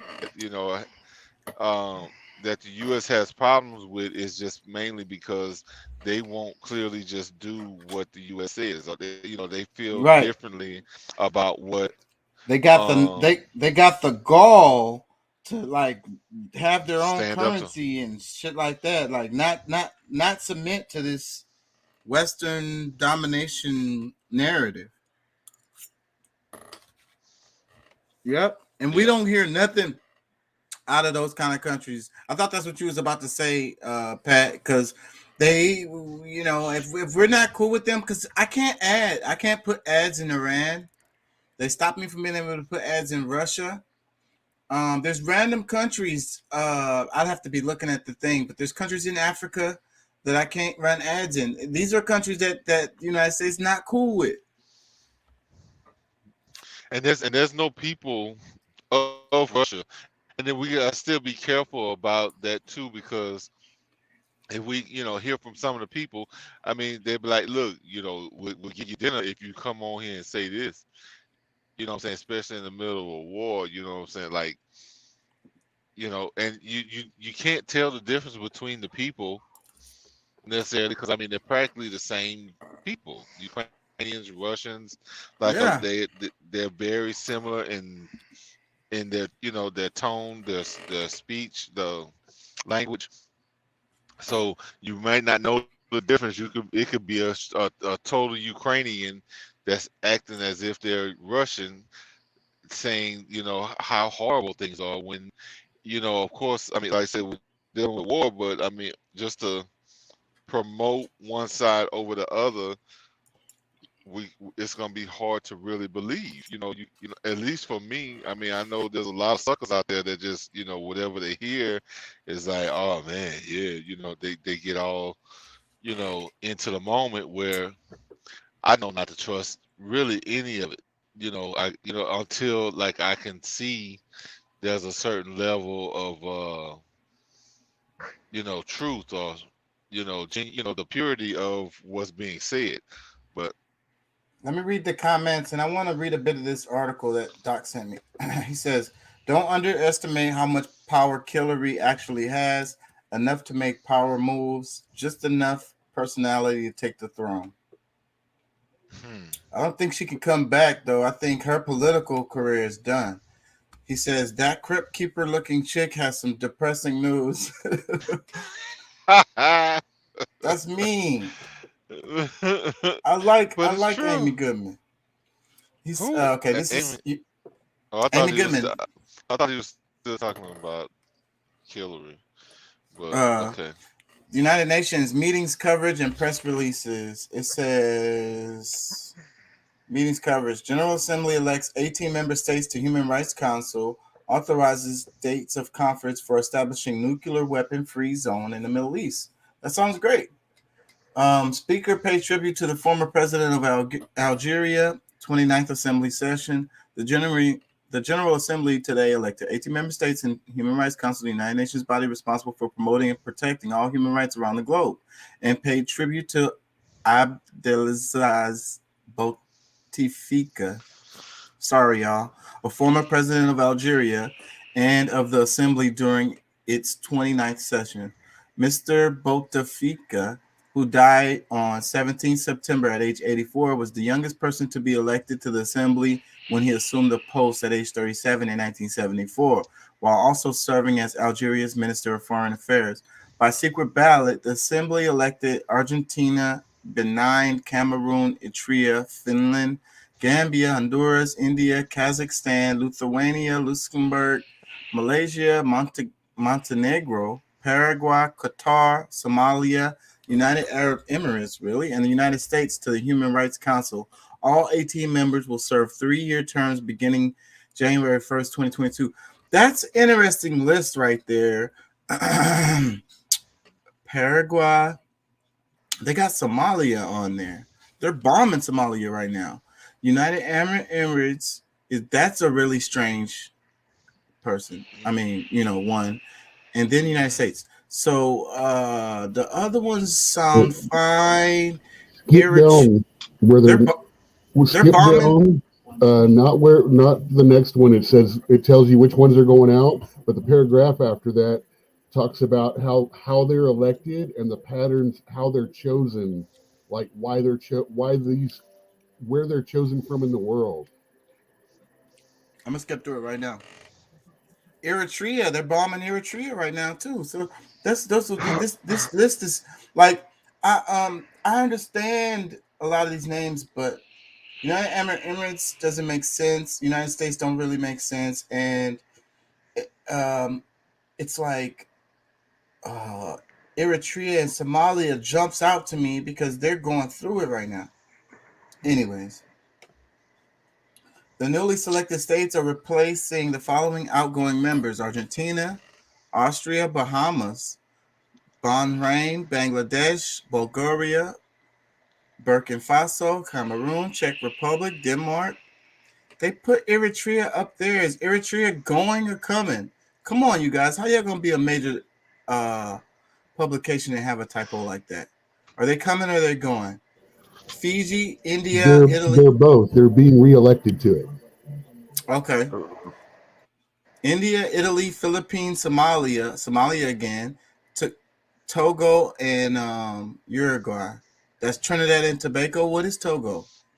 In accordance with Assembly's Resolution 60/251, those member states were eligible for immediate re-election except delegations that had already served 2 consecutive terms, the Philippines and Togo. The 18 new members were elected according to the following pattern: 5 seats for the African states, 5, only 5. 5 seats for the Asian Pacific states, 2 seats for the Eastern European states, 3 seats for the Latin American and Caribbean states. Latin American and Caribbean states, what are those? And 3 seats for Western European and other states. Wait a minute. They said 2 for European, and then they said 3 for Western and European and other states. Western European and other states. So that's 5. That sounds like y'all said 5 for European states. That's the same amount for African and Asia, and Europe ain't even a continent. It's because Eastern and Western Europe are 2. It's 2 for Eastern and 3 for Western Europe. Yeah. Newly elected to Geneva-based Human Rights Council were Benin, Finland, Gambia, Honduras, Kazakhstan, Lithuania, Luxembourg, Malaysia, Paraguay, Qatar, United Arab Emirates, United States, Montenegro. I want to know why United Arab Emirates is anywhere near a Human Rights Council. That's what I'm saying. That name does not make United States either. I wouldn't even want them to guard the door on the outside. I don't know how the hell. That's what makes it suspicious. Like, what are they up to? Because if the United Arab Emirates is down for this, that just sounds fishy as hell. 8 months ago, they threw a guy off of a building because he was posting shirtless photos on Facebook because he was gay, and they tossed him off a building for it. Yeah, people think the United Arab Emirates is a night. Come on, man. And this is what I be talking about, the fascism. Most people know that they fucked up. It's just that you can't really talk about them, because of Right. their power, their money. Like they know that they some ruthless people, but it sounds like the way they have this commission set up is that so that there can be some argument, and then of course the more powerful of those groups can still move the ball down the field. It sounds to me like a data mining operation, because what you're going to want to do is gather information. How are you going to come if you're talking about holding somebody to human rights violations? Then you need to have evidence of that. So, but I don't think the data mining is going to be for the human rights violations. It's going to be for something else. And no Middle Eastern states at all, mind you, despite the fact they all pretty much suck to be a human in. Yeah, I mean, and then the list is so short. There's a lot of countries missing.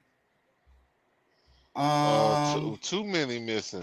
But I mean, when you raise that point, kind of something that I heard on the when I was watching the World Government Summit, is that of course their solution to fair policing is some form of super AI where they will determine I guess as far as criminal activities along with the blockchain computer systems will I guess it's supposed to be like an accurate account of any and everything that's happening.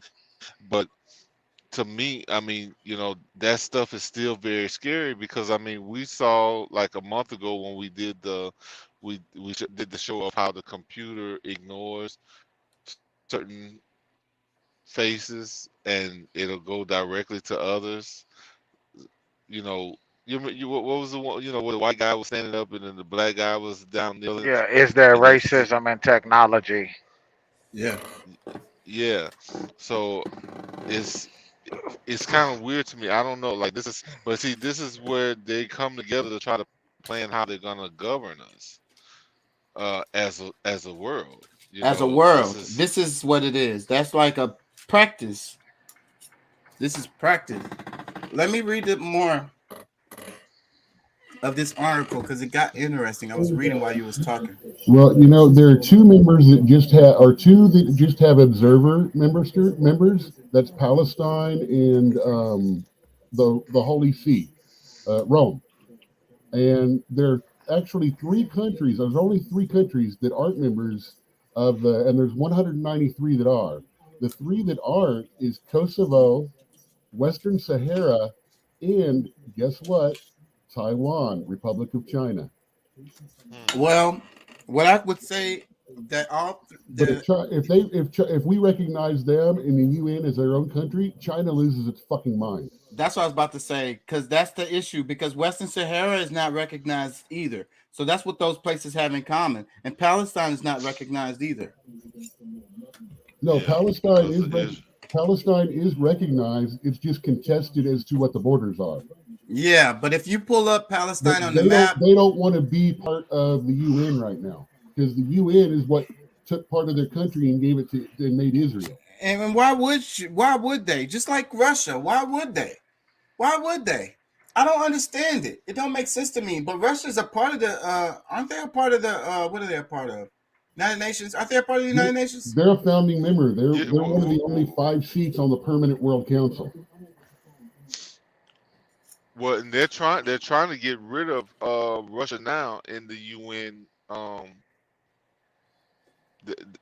That was something one of the lady said on Democracy Now.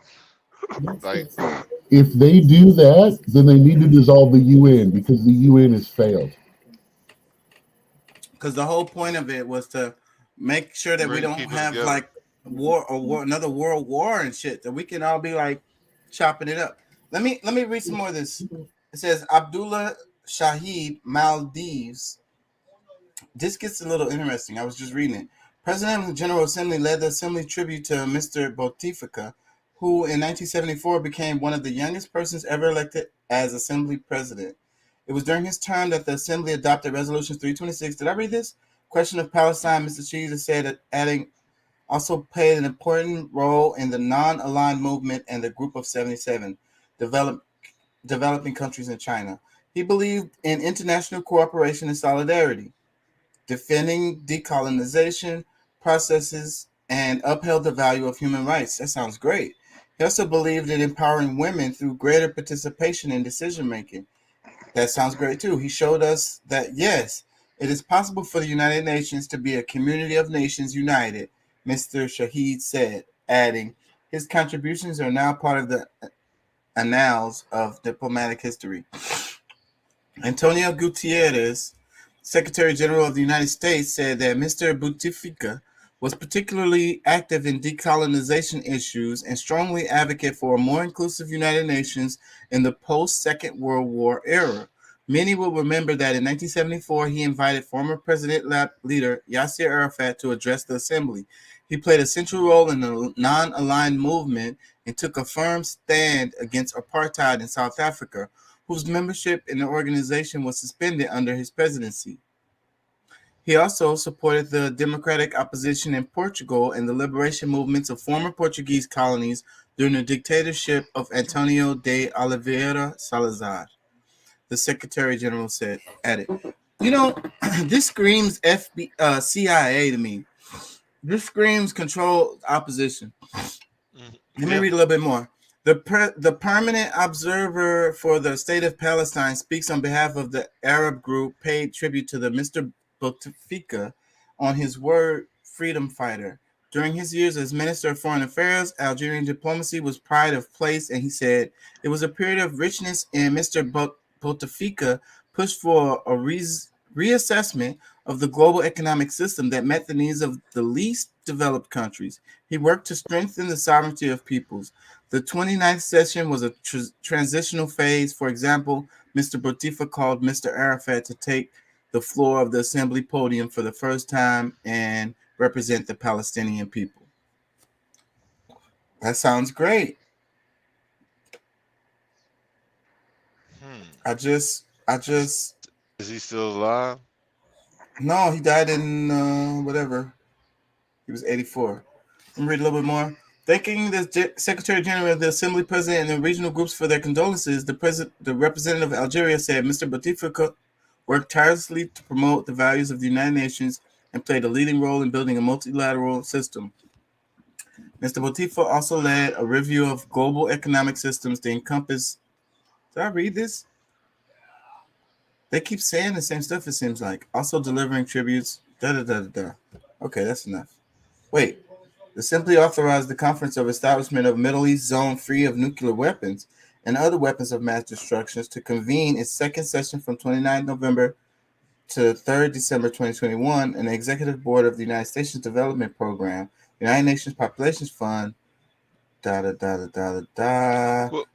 the problem with that I have with this whole idea, these nuclear weapons, like if it's unlawful or illegal for one country, it should be the same for all.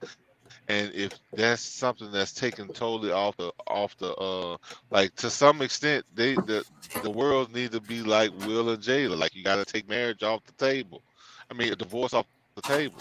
You know what I'm saying? Like, some things just cannot, like if it doesn't exist, it's not something that anyone can threaten the other with, and you can use much more ways to handle stuff instead of threatening each other with nuclear weapons. It's just, and it sucks because the scary part is who one of them, it's like one person is going to say they're not producing nuclear weapons and they're going to be like, surprise, I got nuclear weapons, I'm taking over the world, y'all can't do shit. So that's the fear, right? And then the United States will be the country that would do some shit like that. Yeah, amongst others, but amongst others, yeah, but I mean, either way, I mean,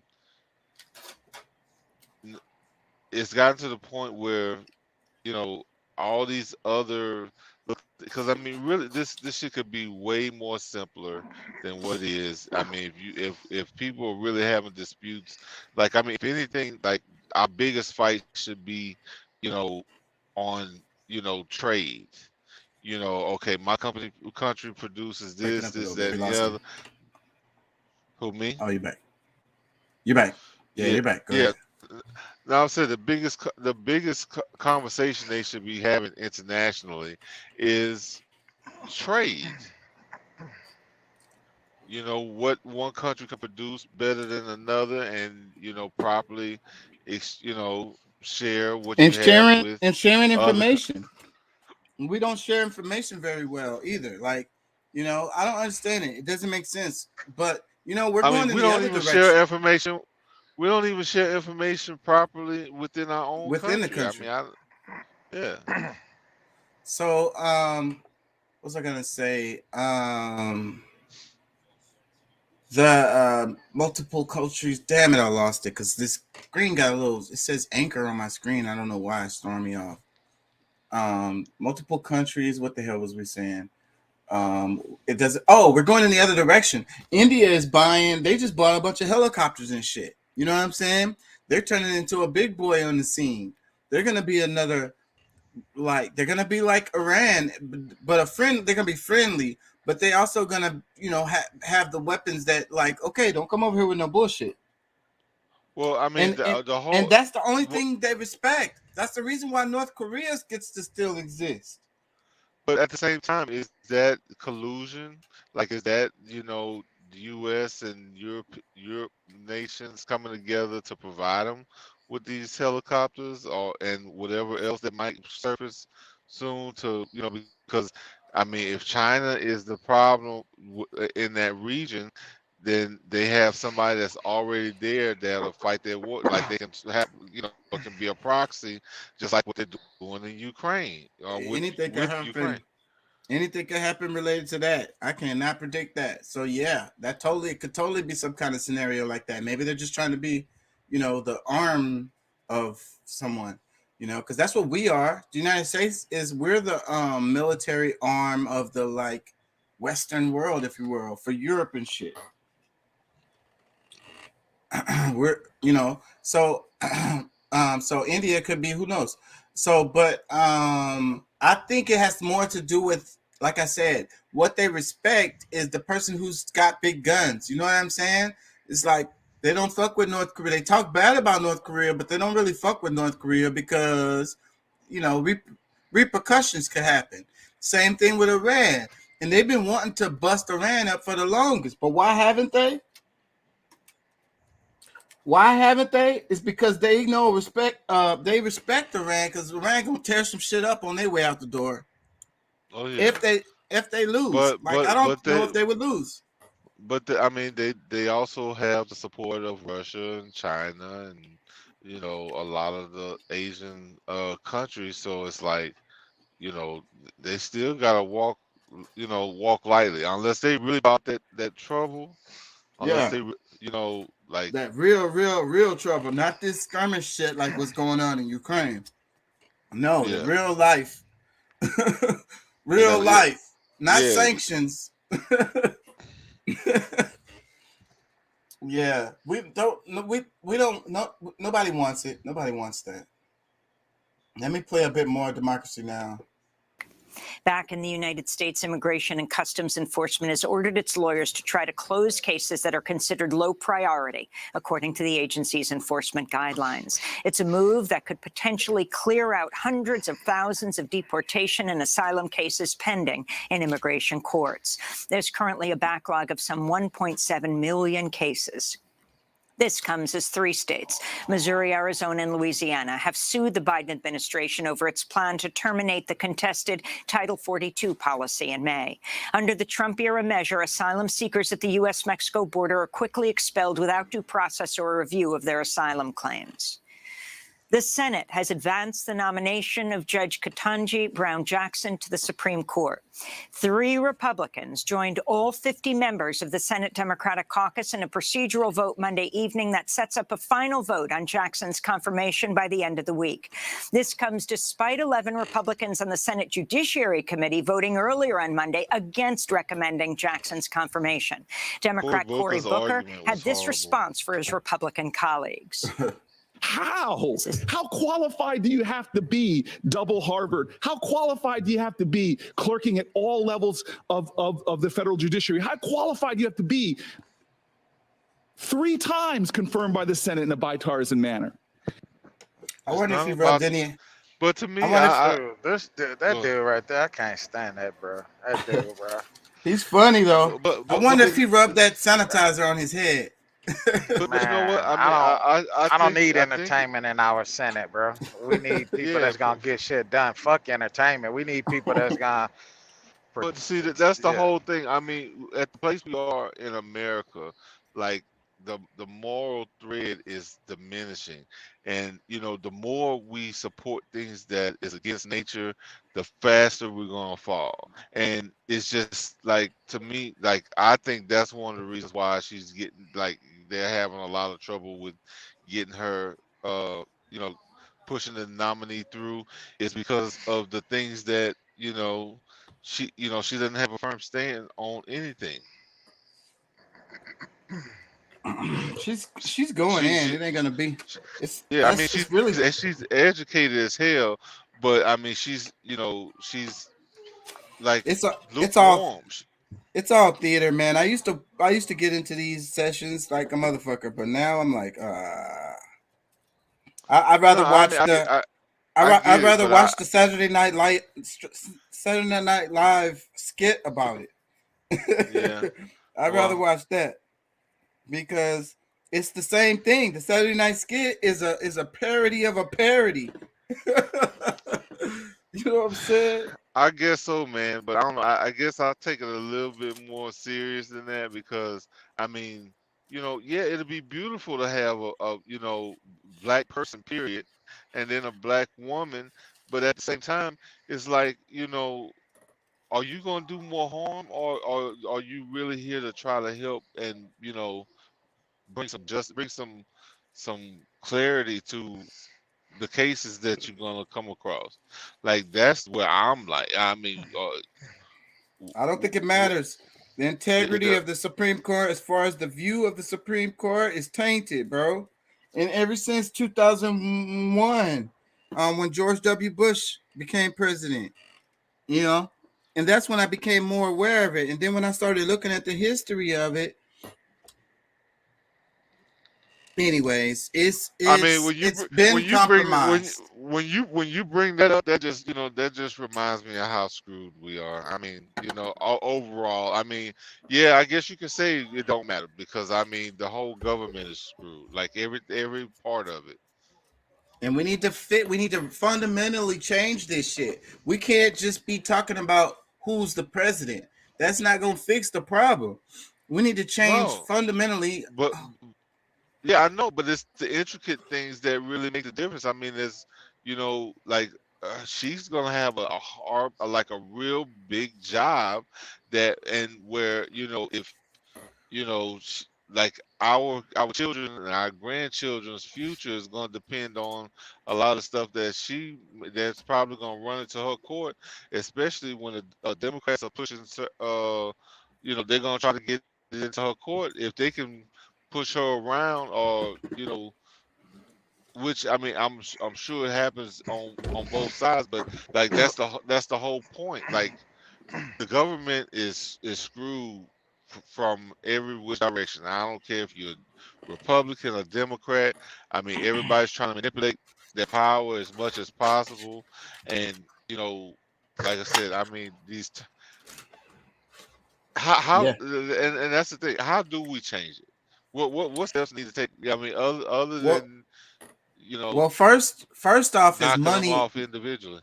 The money in politics. That's one of the things we have to focus on.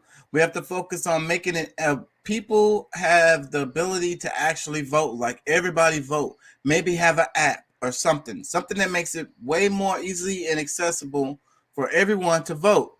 And then, you know, good tracking. And we also need to educate people about, like, it's so hard to learn about the damn nominees. Whenever you do vote, it's like 22,000 of them, and then it's hard as hell to find out about them, And it's about and then the people how who what they feel about topics. You know, yeah, they don't and never then cover that in the information is news. biased.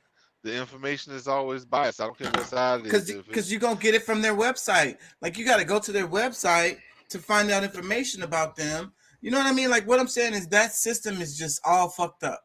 You know, that's it right there. That's one of the main parts. See, but the thing about it is we're relying on the fucked up people to change the fucked up system. Like, And it ain't gonna happen. And it exists the way it is because of those them. same people. Yeah. So it ain't gonna happen. That ain't gonna happen. That ain't gonna happen. Not in a million years. And then these old folks is still in the fucking office, and they gonna be there when when I get old. All right. Well, you know what? I think you need to calm down, because you sent me some videos that would lead me to believe you feel differently than what you're speaking right now. And I'm optimistic. I am, but I feel like I'm like an anarchist, because I feel like we gotta completely change. Like, it gotta be like a revolution. The changes have to be dramatic. But see, that I just asked you. I said, what can we do other than knocking each one of the head off individually? Like, bring them all to the middle of the Capitol lawn and hang. I don't condone. No, I don't condone that at all. But what I do feel like is just turn the whole fucking thing upside down, bro. Make them have no power overnight, and rebuild the system in the right way for the people. Well, when we know that there's systems that's directly against us, and we keep saying that, you know, whether they're there or not doesn't, you know, if we have another person that promotes the negative side of our government or our lives as a United States citizens, like, how can we say that it doesn't matter? Like, I mean, it does. It does. You know, I'm nihilist to a certain extent, but you know, I'm into politics and I tend to vote. But I just don't kid myself. You know what I'm saying? The Supreme Court, her nomination, the difference that it's gonna make is like null and void. 5-4, 6-3 votes on everything. She's gonna be on. Already know which side she's gonna be on most topics. It'll be a couple of them that she's gonna swing on and surprise people, but that's about it. So everything whatever they're trying to put up into the Supreme Court that's gonna pass, they're gonna pass it. So I'm sorry to feel this way, but you know, the fact that she's a black woman and all of that shit, it don't matter. That's the part. Oh, well, that's what I'm saying. I feel like that's more so what you're leaning to, because, like I said, I mean, look, on that part, yes, I'm very partial. But when it really comes down to the shit that matters, that's where I'm like, I don't know. Like, we really need to, you know, like, is that something we really should support? Because, I mean, down the road, it'll be some shit that we're going to be like, you know, I knew it. Okay. We need to clarify one thing about what the Supreme Court actually does. They don't actually create laws or make new laws or anything like that. They don't pass laws. All they do is when a court case is brought to them, what they do is say this is constitutional or this is not. That's actually all they do. They interpret the laws as to whether or not they're constitutional. Yeah, but their interpretation of the laws is what changes the laws. Like, the interpretation of the law is the law. It becomes standard for all legislation. It is the highest legislation, so everything below that will go with it. So yeah, they have a lot of power, but they don't actually create laws. All they can do is make ruling on judgments that have already been passed. Yeah, I understand that. But the people who know how to game the system, they put a certain thing in the system, and then they sue it on unconstitutional grounds, and then it keeps going up in the court system and makes it to the Supreme Court, and they had an agenda the whole time. They knew what's going to happen. Well, I mean, now let me ask this, because this is something I'm not certain about, not like really, trying to get an answer for it. Like when, because we've seen in some of these court cases where they can, omit certain evidence that could be pertinent to a case, so that specifically can, like something that has strong evidence can't be used because of whatever reason.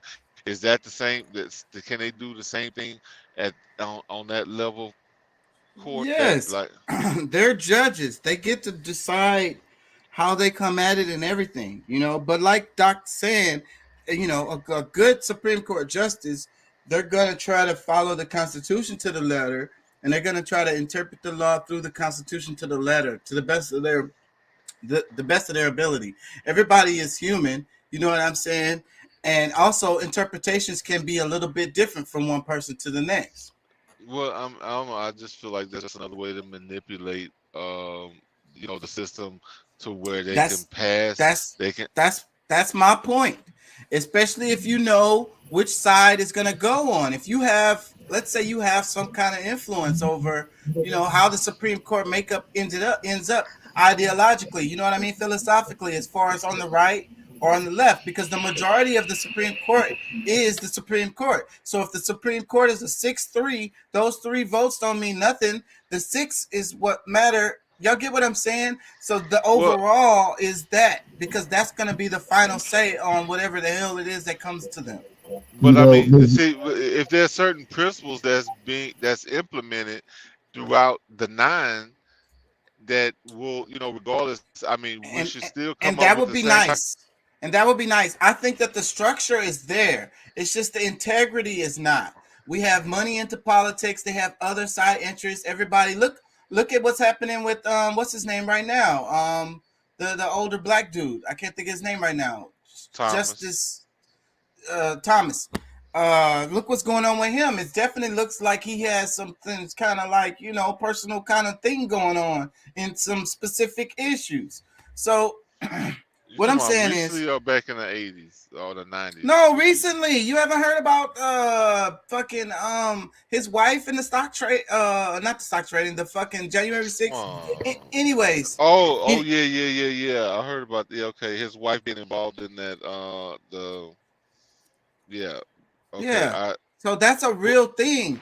But what I'm saying is, like, sometimes you have like Scalia. Scalia, when he was alive, sometimes he would make a difference, because a lot of times, really he was the conservative one. So if we had a couple of conservative ones that was on there that would swing kind of like Scalia did, then maybe it'll be a little bit more balanced. But there ain't gonna be no balance in the Supreme Court for 100 years, bro, unless something dramatically changes.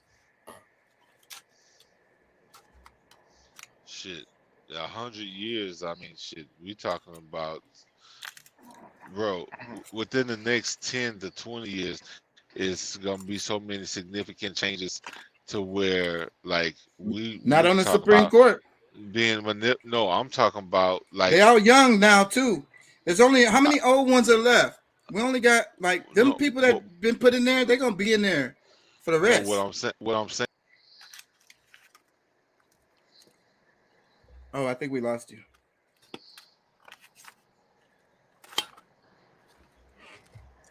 They just appointed like Trump got like 3, right?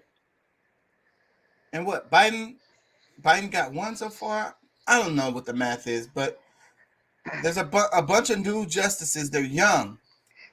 They're gonna be in there, and the ideological places that they hold that's what it's going to be. So whatever cases that come through there, everybody knows. If you know the Supreme Court justices, you know how almost all of these cases are going to come out. Like you might not know the details of it, but you can have a pretty good idea on which side pretty much each justice is going to take on the topics. Your mic's getting tinny. Okay. I'm gonna play a video and then reboot, reconnect. Might need to reset your mic. I just sent you a list of the Supreme Court justices, their dates of birth, and when they were sworn in, and under what president. Okay, bet. Doc is Pat is back, and I'm gonna redo my. I'm gonna play this little bit of this video, and then I'm gonna redo my little mic. There's Romney Reset your and mic, you Murkowski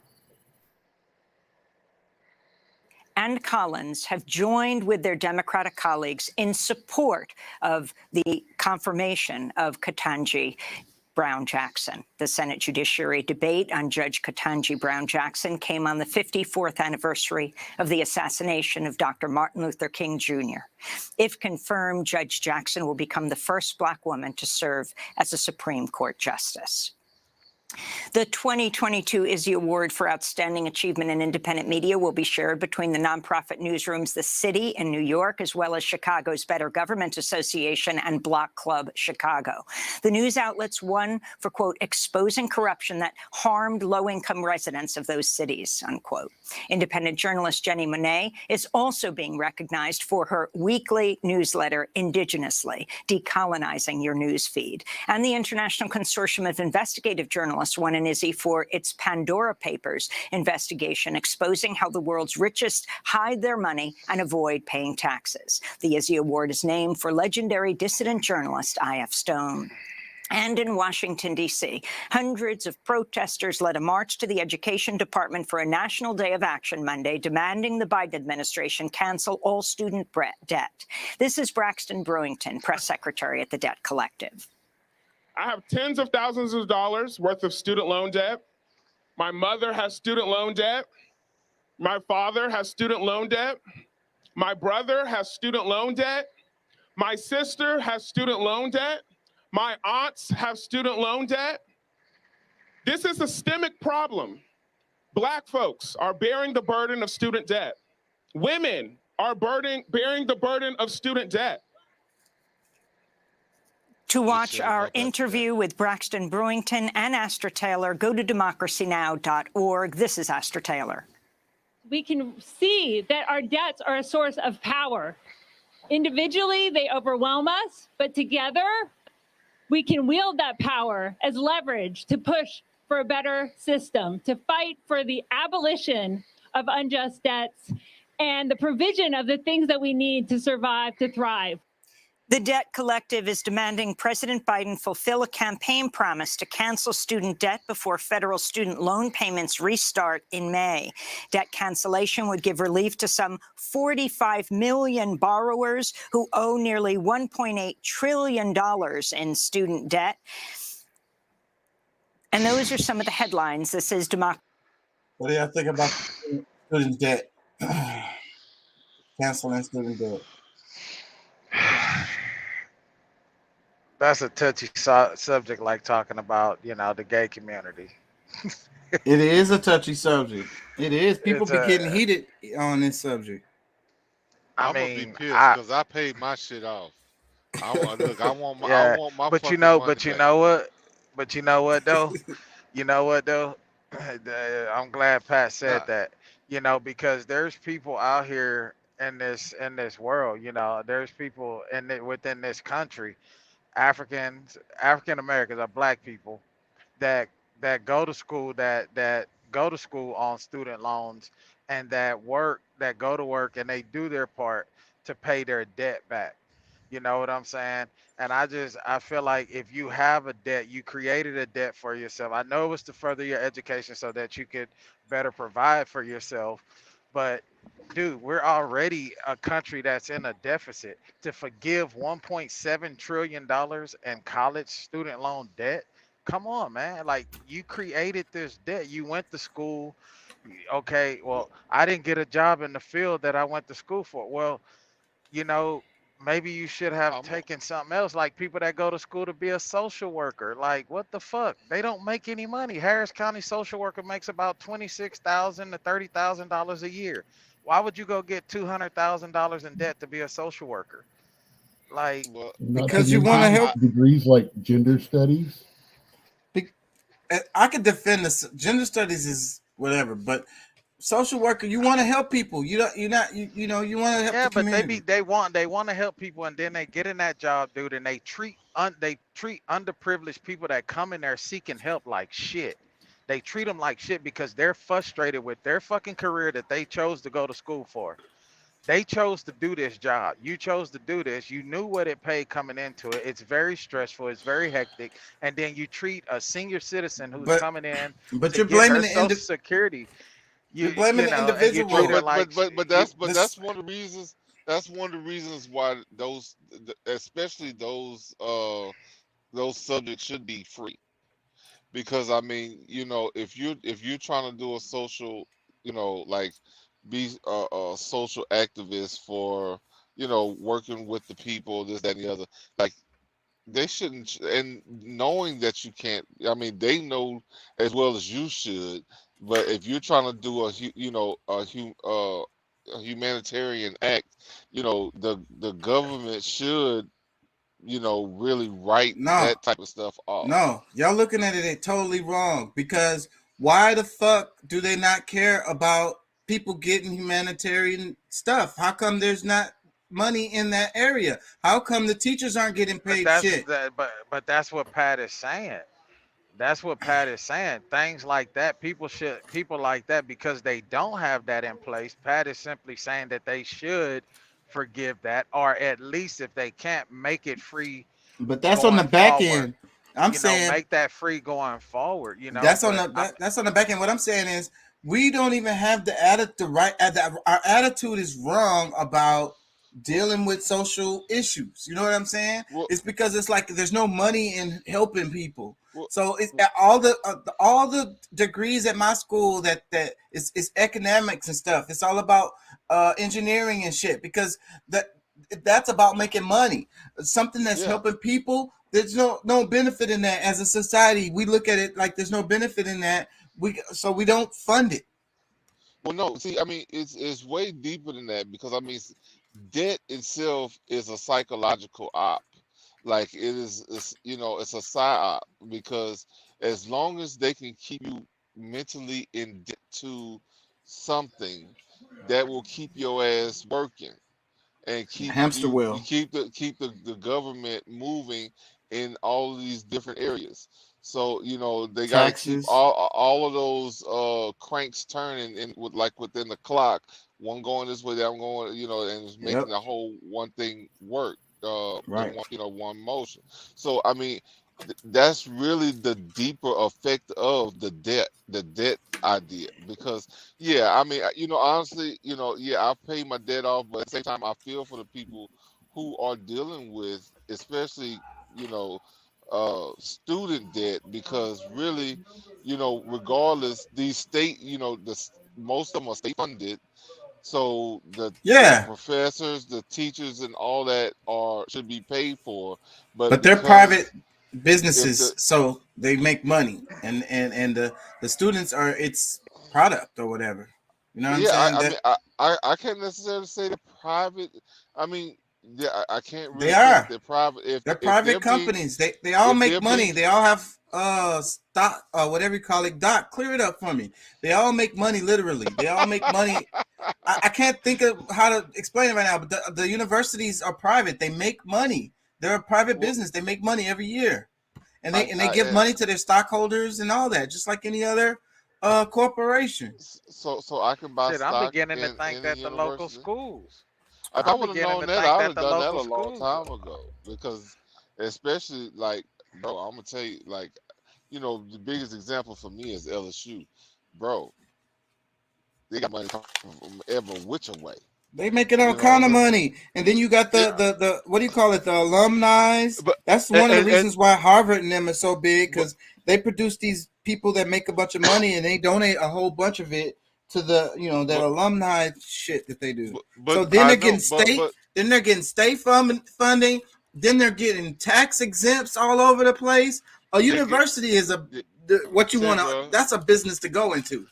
Say, bro, the monies that they get, because I know, like, just recently they got the the contract to grow marijuana for Louisiana, like the medical marijuana that they have in Louisiana, like they got one of the biggest contracts that there is to do that. Like they still trying to find like smaller growers to be able to, be a part of it, because that's like I think a part of the deal that it has to have, you know, they have to allow for smaller people to do it. But it's really insane, because when they do this whole thing, when they're growing, like they're gonna be selling it to the American Medical Association or some big some corporation that's making these medicinal products, and there's gonna be a bunch of money to come back from that, from just doing that. Like it's creating new revenue. So it's like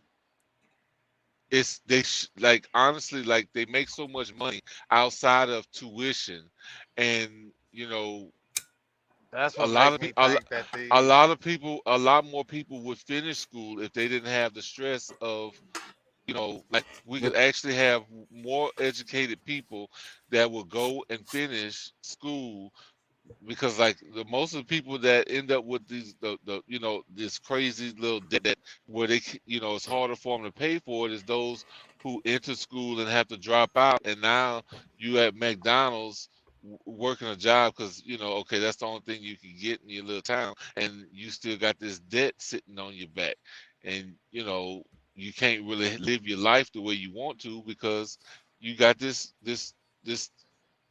lingering over you. You got that monkey It's on like your you on. better get a job after you graduate. You know what I'm saying? And right away too. Yeah, I You mean, better and get a I job think or create a most people business. don't mind that.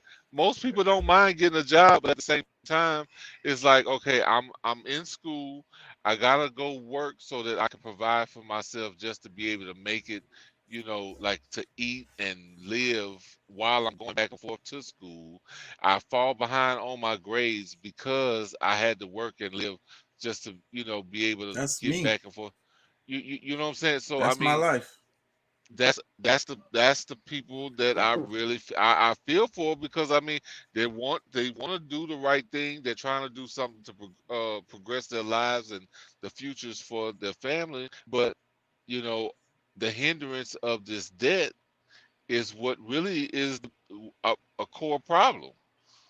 I mean, we're not talking about the poor people. I mean, we're not talking about the rich people who can just write a check for their kids to go to whatever school they want to. It's mostly those who, and that's probably who they're worried about passing that bill for, because those are people that's going to be upset. Well, I need a refund. And that's what's gonna happen, bro. The hate that's in the United States. The reason why they can't do it is because it will be too much like reparations. Blacks and Hispanics will overwhelmingly benefit if they were to get rid of student loan debt. Now, white people and others, Asians will too. So, but that's why I don't understand. But the world we live in is so crazy that okay, well, that's gonna overwhelmingly support black people. Oh hell's no! Even if it benefits me, oh hell's no! That's the same reason why we can't have Medicare for all. Let me read Doc's comment. It says that is just another link in the. You need to reset your mic. You're pinging and skipping. I'm skipping. I'm gonna reset my internet. Is what I'm gonna do. Doc says debt is another link in the chain that is used to bind us all. What you just said is one of the major things is why we don't have universal health care in America, is because they don't want black people to benefit from it. That's what I was saying. I'm gonna go ahead, y'all talk about it. I'm gonna reboot. Yeah, like it's like the whole idea of debt. The system is built around debt. I mean, they got rid of the gold and silver because I mean that's the only real money that really exists, or that is legal for really any government. But because of the Like I said, debt overspending. is the new change. Debt's the new change. It's no longer about color. It's about class, upper and lower, because they're killing the middle class to do all this. Well, that's true. I mean, I agree with you there, but it is still about race to some extent because I mean, yes, I mean because see, one of the things a lot of people don't realize is that it wasn't only black people that was enslaved. Like there were people that are considered white people today that were considered black people in the past. So I mean, we really have to look at the whole political part of what black is. And there's a lot of white, like I said, technically white people these days that would have fallen into that same category 100 years ago, or maybe a little more than 100 years ago. But honestly, because they don't want certain people to truly benefit from this society, the government that they built, the systems that they built, they don't want certain people to benefit from it. That's why there is no universal health care. That's why there's not free school for all, even if it was just 2 years. But I mean, they could really do like even all the way up to PhDs. People can get doctorates without paying and not hurt the government at all. I mean, because and that's what I say. I think it's too much like reparations. That's why they don't want to do it. They don't want to do it. It's like it becomes political. Well, yeah, but I mean, anything that's too close to right is gonna be a fight about it because, like I said, I mean, there's mainly because I don't want to say it's only black people, but I mean, shoot, I don't think they necessarily want Mexicans, but because I know that like even immigrants can't come to college and even get loans. They have to remember Mexicans are the new black people right now. I would agree with that comment, Doc. I would agree with that. I don't agree with that because it's a hierarchy. They place us above them. More today, like black people were treated in the early '80s. Yeah, there's some truth to what Doc is saying. I would agree with it because, there's a hierarchy. The class system is what we're talking about, really. There's a class system, but in the United States, it tends to be along racial lines. They move the Mexicans above us. Nah, not if they're from Mexico. That's what I was trying to explain before. If they're from Spain, yes. Mexico, no. Telling you, bro. Telling you, it's so true. And the real reason is because they're aboriginals. I'm going to switch the topic because I have to cover this because I put it in the name of the show. The name of the show is What is Alive? And we're at freaking 3 hours. So I really have to talk about it because I really hate to make it. That's why sometimes I'm scared about the titles because I don't want to be like, somebody going to be like, he's spamming or what's the word? Misrepresentation, catfishing. I don't know what the word is. But when you're misrepresenting, I really don't want to do that, So the name of the show. The name of the show is What is Alive, and we haven't talked about that. So I want to talk. Is the word you're looking for? Yeah, I think I need to exit now. This is interesting, bro. I swear. I mean, it's interesting, but I mean, I've listened to different conversations on some of this topic. I watched the video, and you saw this? This one I'm about to show. This one is what the hell is this? How we accidentally started making infinite robots. Yeah, that's pretty much the same shit. Like the zygotes and stuff. Like the different organisms that. Because I mean, you can. All right, go ahead and play it. We'll have the discussion. At the end of the video, I'm not gonna play the whole video. I'm gonna skip through it. But at the end of the video, she says they're not alive. They're basically robots. But they have living tissue, they have found a way to use, they like to use heart muscles, heart skin muscles and shit. But they can, they know how to make it contract or whatever using light or electricity or something like that. So basically they're robots. But it's really interesting because one of the robots that they created, it reproduced itself. and they was like, "Whoa." So, and that's the future. Like every damn movie says that shit. I need to close this damn door. The damn robots becoming self-aware and shit.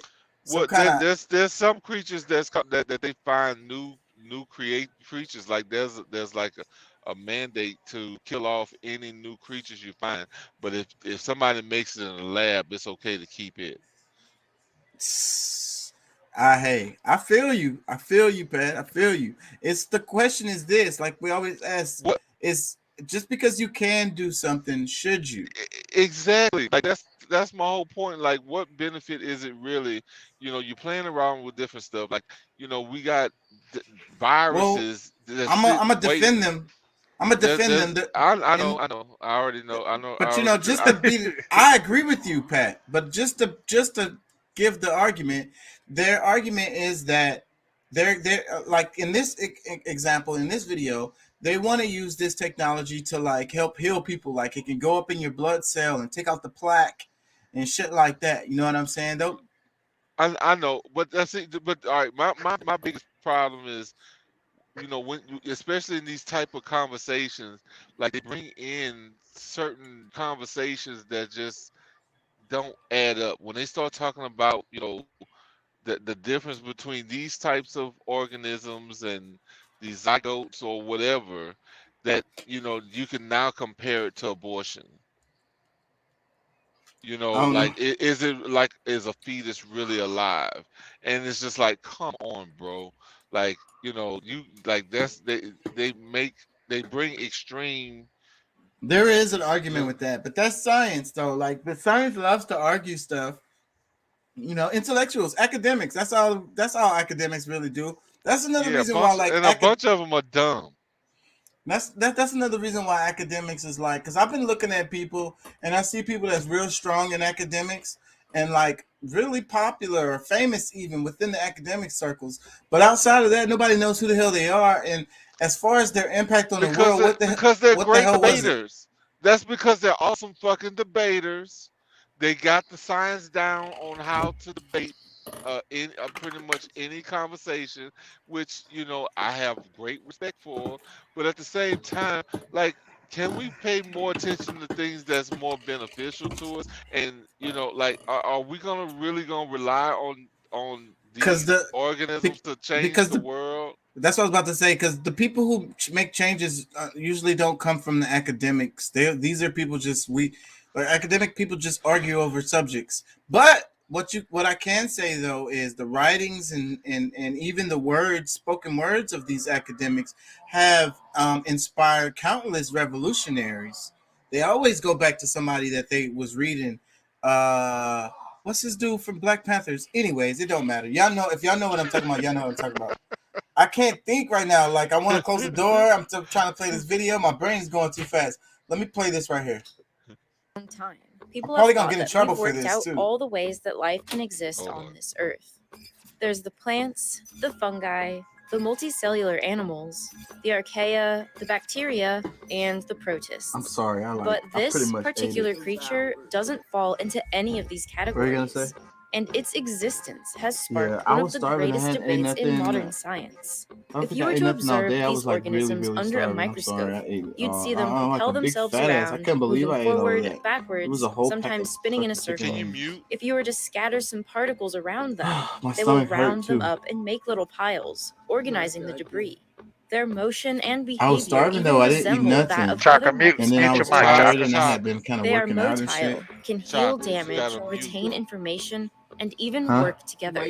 But these Did you eat those organisms steaks? were Yeah, I not should have born waited. out of millions of years of evolution. There's still some They stuff were in there. I'll probably instead go to the grocery designed by store tomorrow. computers and Grab a built couple by things. human hands. You're using too much butter. Xenobots, as they are called, are synthetic life forms. I don't or like to living buy that robots, cheap butter because it's and bad for consist you. of two Chaka. things: skin So- cells and heart cells from the Chaka. frog Xenopus laevis, Can you not after hear which us? they are named. They are the first Just make sure you close the man-made door when you go organism out, please. and an entirely new type of living system. And one day, scientists hope that they will help us monitor radioactivity, combat pollution, or even cure disease. When they were Y'all hear that?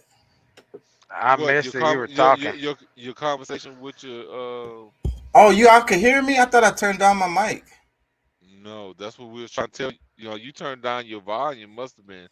Well, yeah. Oh Nah, shit. we missed a good bit of it because we was listening to the conversation you had.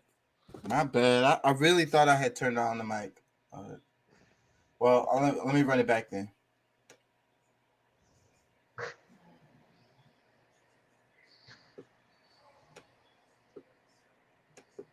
What is the definition of life? For a long time, people have thought that we've worked out all the ways that life can exist on this earth. There's the plants, the fungi, the multicellular animals, the archaea, the bacteria, and the protists.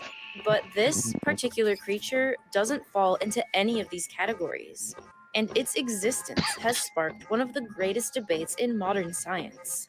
If you were to observe these organisms under a microscope, you'd see them propel themselves around, moving forward, backwards, sometimes spinning in a circle. If you were to scatter some particles around them, they will round them up and make little piles, organizing the debris. Their motion and behavior even resemble that of other microscopic organisms. They are motile, can heal damage, retain information, and even work together. But these organisms were not born out of millions of years of evolution. They were instead designed by computers and built by human hands.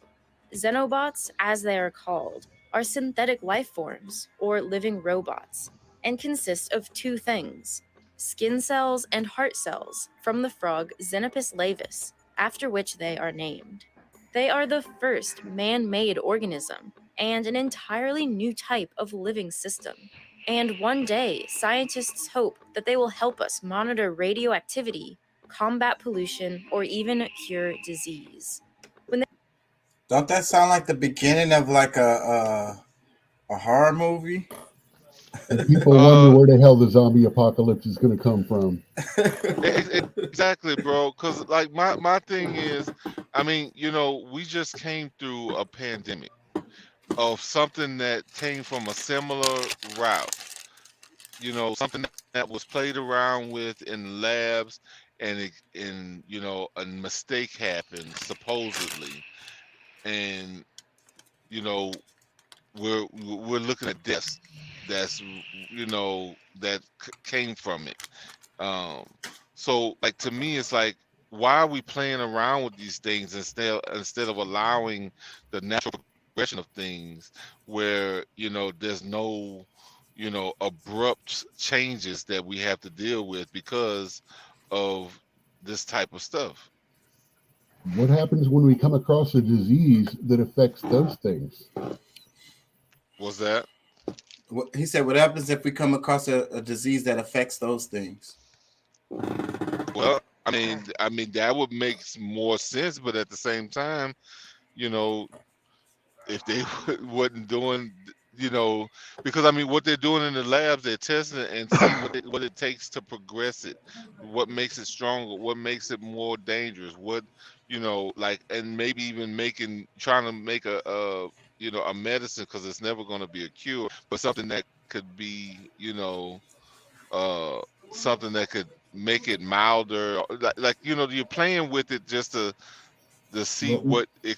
Next is to program it and direct it to alter, improve, or affect specific structures or areas of the body. And it's all going to be economically driven, Pat. So like, whatever the science, that's what I'd be saying about the research. The research has to be funded. And then they make the ones that'll eat your heart. All someone's got to do is touch you with it on there, and it tracks to your DNA, and you're dead. No telling. Like somebody who wants to be the sneakiest killer in the world, like an assassin. So what I'm saying is, it'll be economic. It'll be, you know, benefits to this research. Like, you know, they just want to sell something to somebody, and like cleaning the plaque out of your artery, instead of telling us to exercise and drink more water. That's okay. Don't exercise, drink more water. We just made up this robot that'll clean the plaque out of your shit. Fuck it. Have some more bacon. Say, bro, they got this thing. Is a slime, some kind of slime thing that they can. I saw that. That's actually no. I saw that already. I know exactly what you're talking about, And I think that's a very great technology right there. I think that's going to be very useful medically. I saw that video. I know what you're talking about. It caught my eye, so I looked into that shit. And I think that that's a great technology. I'm sorry. Some of this stuff is good. Some, it's just like everything. A knife is, you know, can be used for both ways. I think that particular technology is going to be used to like help people, save people's lives. Like really, they're going to be able to do surgeries with that, and it's going to be non-invasive. But they're already cutting people open. What did Dr. Sebi say? Dr. Sebi say if God wanted us to be opened up, he would have put a zipper on us. And I think that's some fucking that's some heavy ass shit to think about. You know what I'm saying? We should be able to fix our body without cutting us open. You know, that's like our medical stuff is so like archaic. You know what I'm saying? It's crazy. It was just in, what was it, World War II? I think it was a World War I not that long ago. They would just cut your leg off if you got shot in the foot or some shit like that. They just, and then literally with a saw out there, just that wasn't that long ago. Our medical hasn't come that far from that. We still on that open up, cut shit out type attitude. But that technology you're talking about is not going to be that. That's going to be different, and it's going to be non-invasive. But that's not invasive. Sending something down into your body to claim it and bring it back out, or being able to manipulate the slime with magnets or what. Yeah, I was looking at that, and the technology on that, it looks good to me. It looks good to me. Because another thing is that the substance that it was made out of is, even though it's all black and shit, it doesn't look like something that, like, if pieces of it came off in you, that it's really going to be a problem in your system. You know what I'm saying?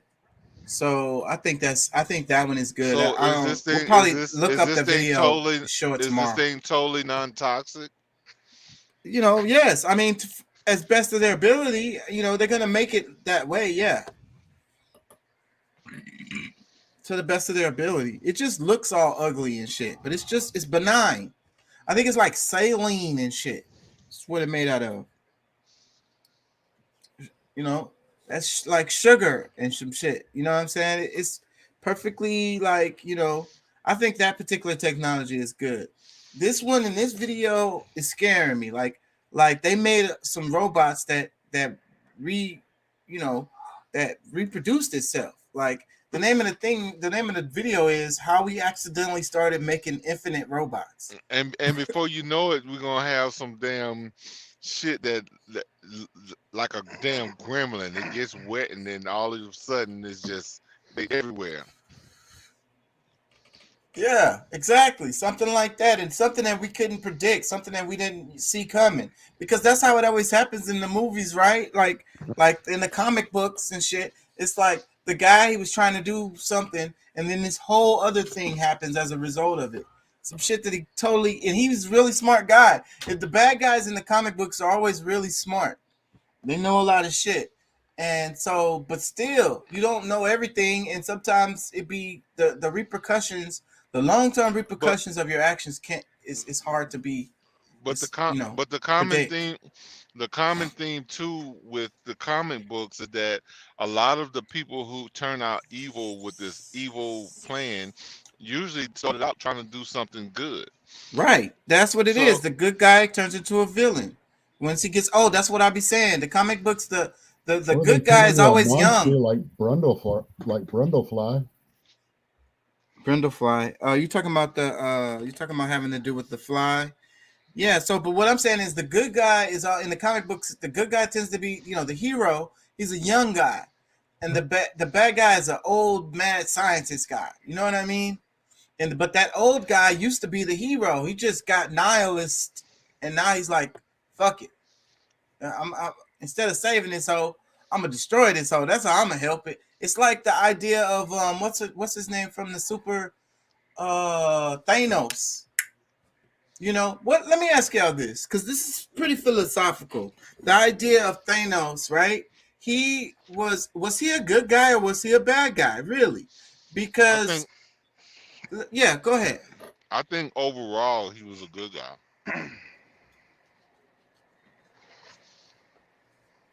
I think so too. I think the narrative was, but then too, this is touchy, slippery area because we have to mention like Hitler, and I think that's what they was thinking about. But Thanos, the way his idea of it, it was totally democratic. Like it was like half of all life. Like nigga, we ain't everybody can get it. Well, I the mean, comic book, the reason he did it was a whole lot different. Okay, explain, because I don't read those comics. Well, in the comic, he's in love with Death's daughter, Lady Death.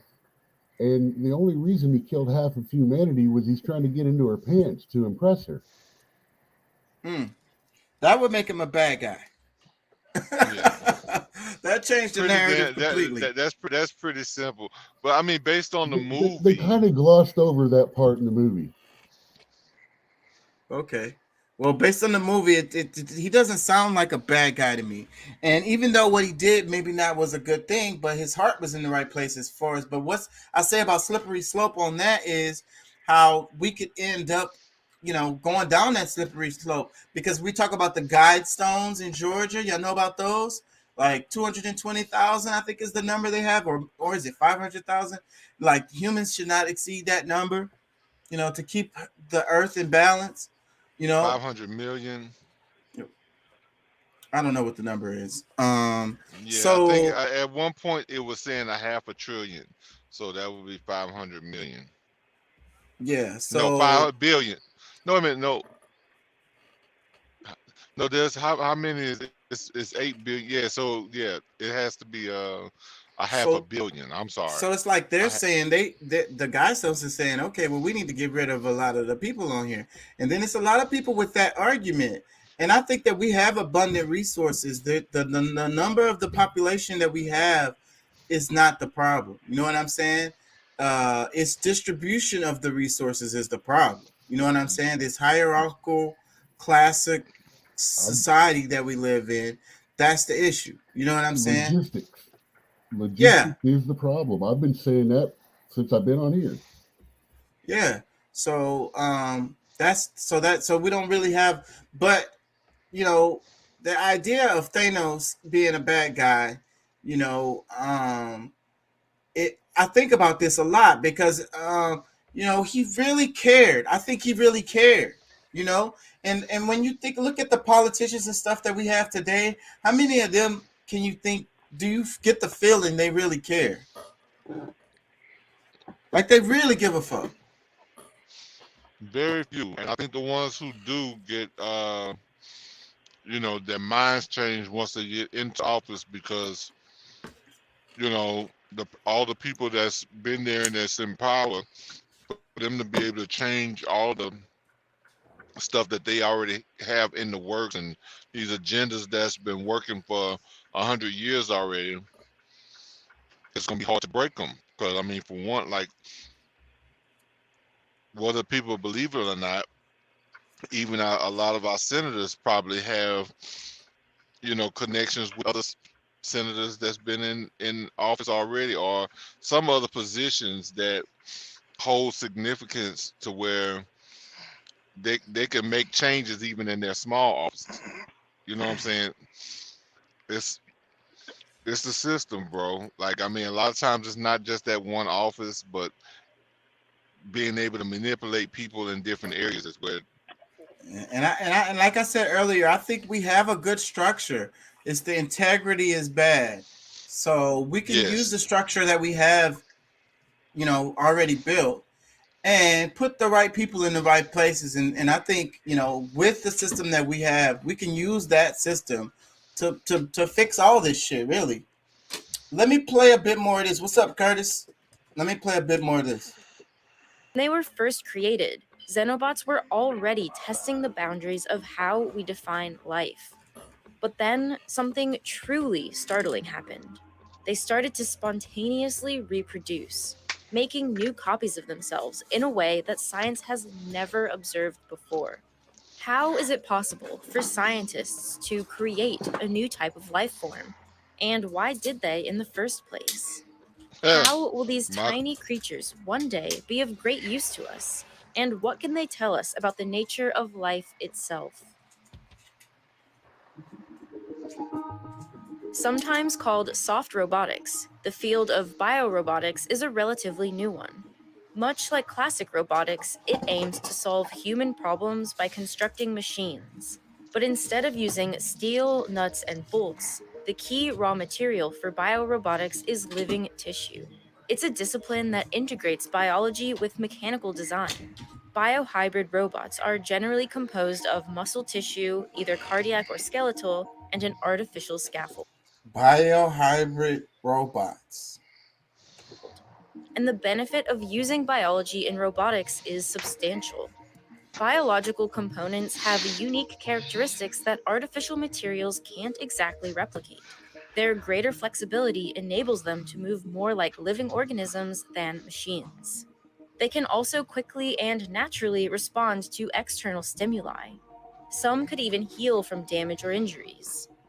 Artificial structures are also prone to entropy, the gradual decline into disorder, the crumbling of concrete, the rusting of metals, the breakdown of plastics.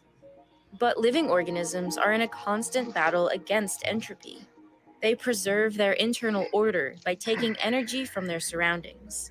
This quality alone could allow biobots to far surpass the useful lifetimes of even our best artificial technologies. So that's what I'm scared of. I'm scared they're gonna put if they stick an AI into algorithm into one of those things, then you got an AI robot. You got a living robot. Which we already have enough of.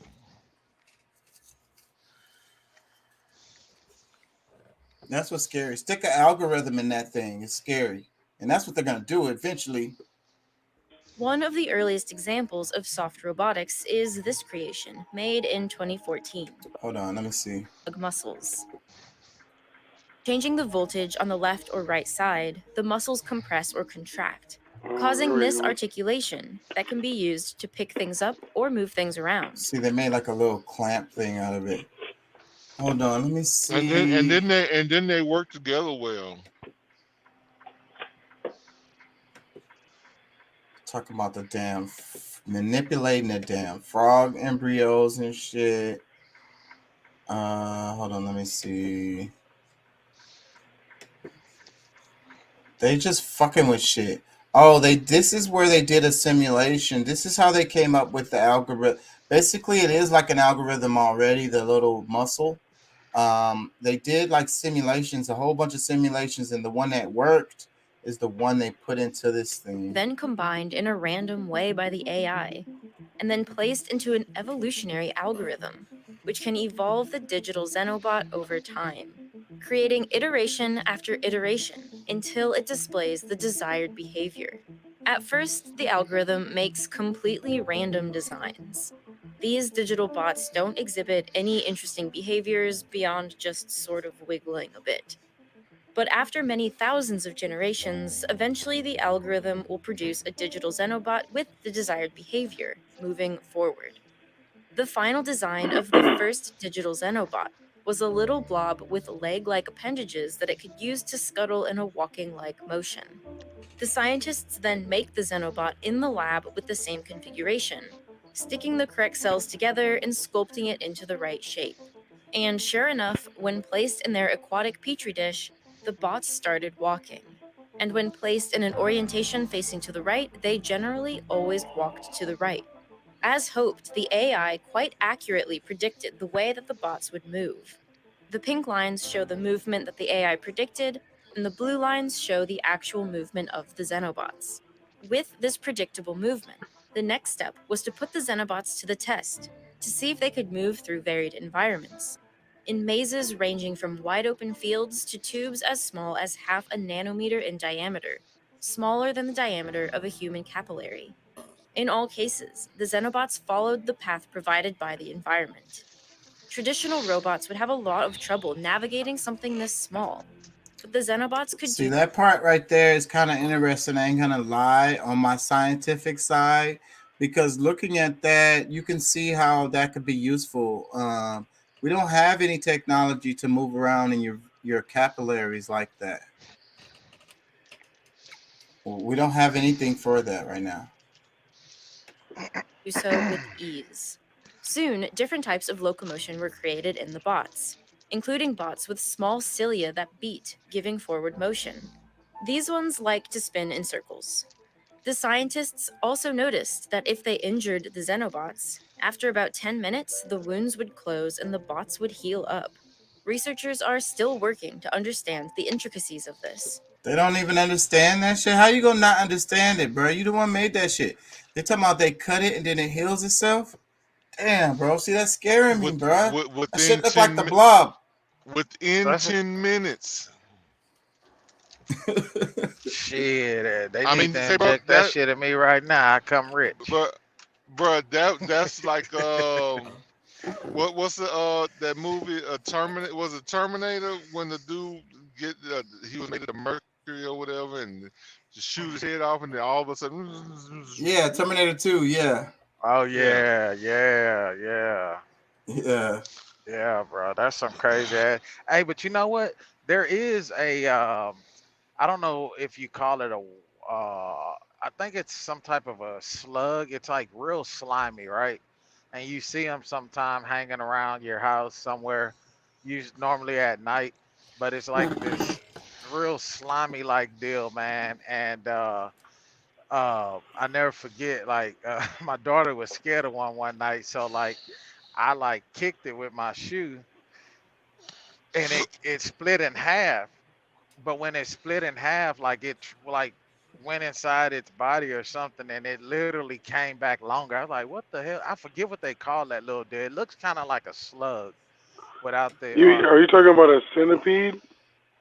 Maybe that is a centipede. Yeah. Yeah, But it's real centipedes are the. slimy without any hair on it. It's just real slimy. Yeah, because worms can do that too. You can cut a worm in half, and if you observe it, then it actually becomes another. It replaces itself, like, you know what I mean? Yeah. That's crazy, bro. Right, because I believe that life doesn't want to die. I don't think it wants to decease. We always think of something bigger. We all know we're going to pass away one day, but our genes, our life carries on regardless of what we do. Everybody thinks that when we die, that's the end of the world. No, it's always going to continue moving forward. It's the part of the cycle, and life. The main driver of life is to kind of like keep on living, but not in that one physical body or whatever. It's to live forever. Life wants to live forever, so it's gonna do what it can to live forever. That's the artificial intelligence that we're looking for. Life wants to live forever. That's a great point, King. Look, let me add this, because you know y'all sound a little bit crazy to me right now. Because for one, why would you want to, like, you're creating something? And well, let me make this first one, because if they're showing us this, there's probably some other shit that they've already created that they not telling us about. And then why would you create something that could potentially replace you or potentially get rid of you, and it's, you know, running the world or whatever, like becoming our own demise, because we want to play around with some shit that, you know, It's a double-edged sword, I'd say, because they might fuck around and discover something that really helps humanity. It really helps. Oh, no, that will definitely not be a part of the agenda. No, if it's gonna help humanity, no. I think with what Great they're point. doing right now is they're trying to find a way to replace humanity. You know, and they're getting very close with the shit that they're doing and the shit that they're not even mentioning about. This video was one that they could just throw out there and people will be interested, but you know, they're trying to replace humanity, bro. Like they're trying to get rid of us. Listen. This is my theory. on this. So, my opinion, because the people who are in power realize that their numbers are dwindling. They never gave a shit about the world to begin with. They were very selfish. They only cared about themselves and maybe a few around them. But they know that their numbers are dwindling. They're at a negative birth rate. So they could care less what happens in the next 100 years or 200 years. Like, why should we really entertain some of these things that they're doing that we will have to deal with, and who knows how long it'll be. But it's like, I mean, if I don't know, well, maybe they're trying to find something to regenerate themselves. I don't know, but to me it's just some senseless act. Because I thought you was finna say they want to just burn the house down on their way out the door. Well, that sounds like something a selfish person would do. Well, that's essentially. I'm on my way out. Fuck it, burn this bitch down. Can't nobody have nothing. I am saying that without saying that. Okay, yeah. I thought that's where you were going. We're trying to find creative ways to say it without saying it. Yeah. Look at how they don't care. Like, majority of them, bro, they have no care for humanity or life or human life. And people say, oh, their kids aren't affected. Man, hey, when the motherfuckers that's pure evil, a lot of the ones that are up there that are in power that are pure evil, they don't give a damn about their child. If their child was to come out and try to start something like what you have going, their child would be killed. Like, they have no regard. Nobody will get in the way of what they're doing. I agree with you, Deuce. I think that's true, because some of these people, they're so nihilistic or whatever word you want to call it. They're sociopaths. That's what they are. And that's, they don't get no feelings. It's all about me. I don't care about nothing else. It's just me, and that's it. Like, not my kids, my wife, nothing. Yeah. Okay, so I hear what you guys are saying, but what about, like, African Americans is how we can identify and understand exactly where I'm coming from. But then why are we the ones that kill ourselves faster? Because if no one black person ever killed themselves or somebody else, we would rule the planet. Well, we're Literally. supposed. This is a touchy subject. That's based on programming. Yes, that's what I was gonna say. Yeah, I mean, there's been things that has been taught to us, and things placed in front of us purposely to, because I mean, drugs, before there was drugs rampant, like outside of marijuana, tobacco, like the natural growing things. Before drugs came into a part, that shit wasn't happening. Cocaine is a natural growing thing. Well, but it's also, but that the way it's processed, it's manipulated. Well, Yeah. Exactly. And the ancients, I was studying in my class, they had some stuff they drank. It was kind of like a coffee, but it was basically just like a whole bunch of caffeine. I think whatever it was, but it was a whole bunch of caffeine, and they would drink this like before they go to war or something like that, or go on a hunting. They use different kinds of drugs like that. So like that's not necessarily a bad thing, you know what I'm saying? But I get what your point is, Pat, because Elliot, you're saying that the cocaine, but I'm saying you're right, Pat, that they did use that, like the Aboriginals, right? They gave them the blankets, they gave them opium. What else you want? Alcohol? The fucking Aboriginals are alcoholics to this day. Hybridized, like it's a hybrid, and so when you add something to it, when you put some energy on top of it, and you put it out there to destroy, that's what it's gonna do. Oh, okay. So you're talking about alchemy. Wait a minute, because you're talking about the intentions. Look, I started researching like what drugs had in it when I started researching what melanin was. Melanin is the void. Melanin is carbon. Melanin is 666. Melanin is Oh, what's 666? Come on, Kings. Y'all got Carbon. me right. You already It's, said it. Carbon. I know, but they said neutrons, protons, and electrons. Yeah. Yeah. Yeah. Dude, they were put when they said they put that in crack. That made me look at crack as a whole nother perspective. I'm like, oh shit.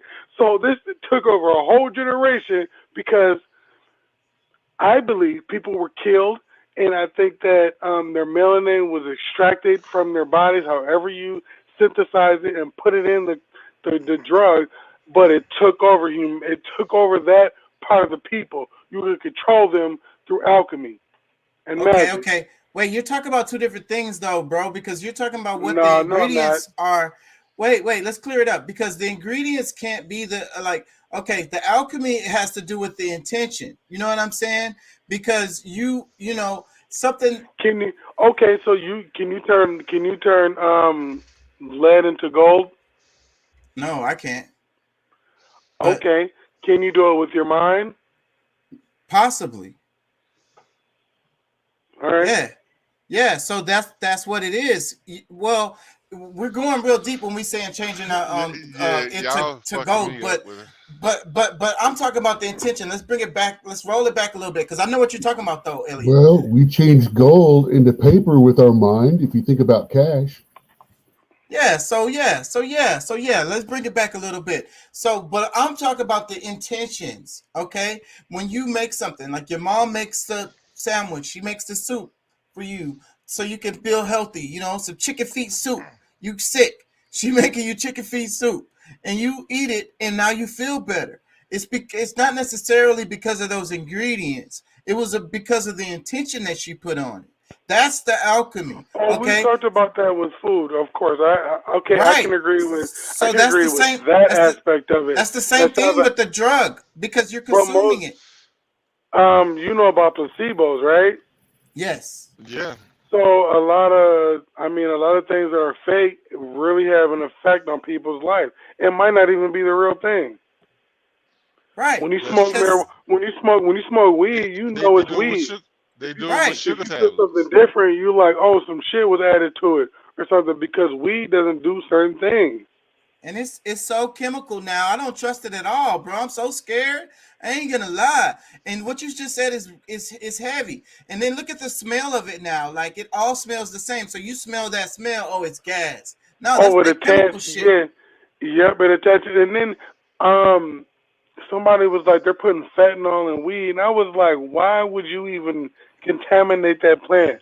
That plant has so many municipal and humanic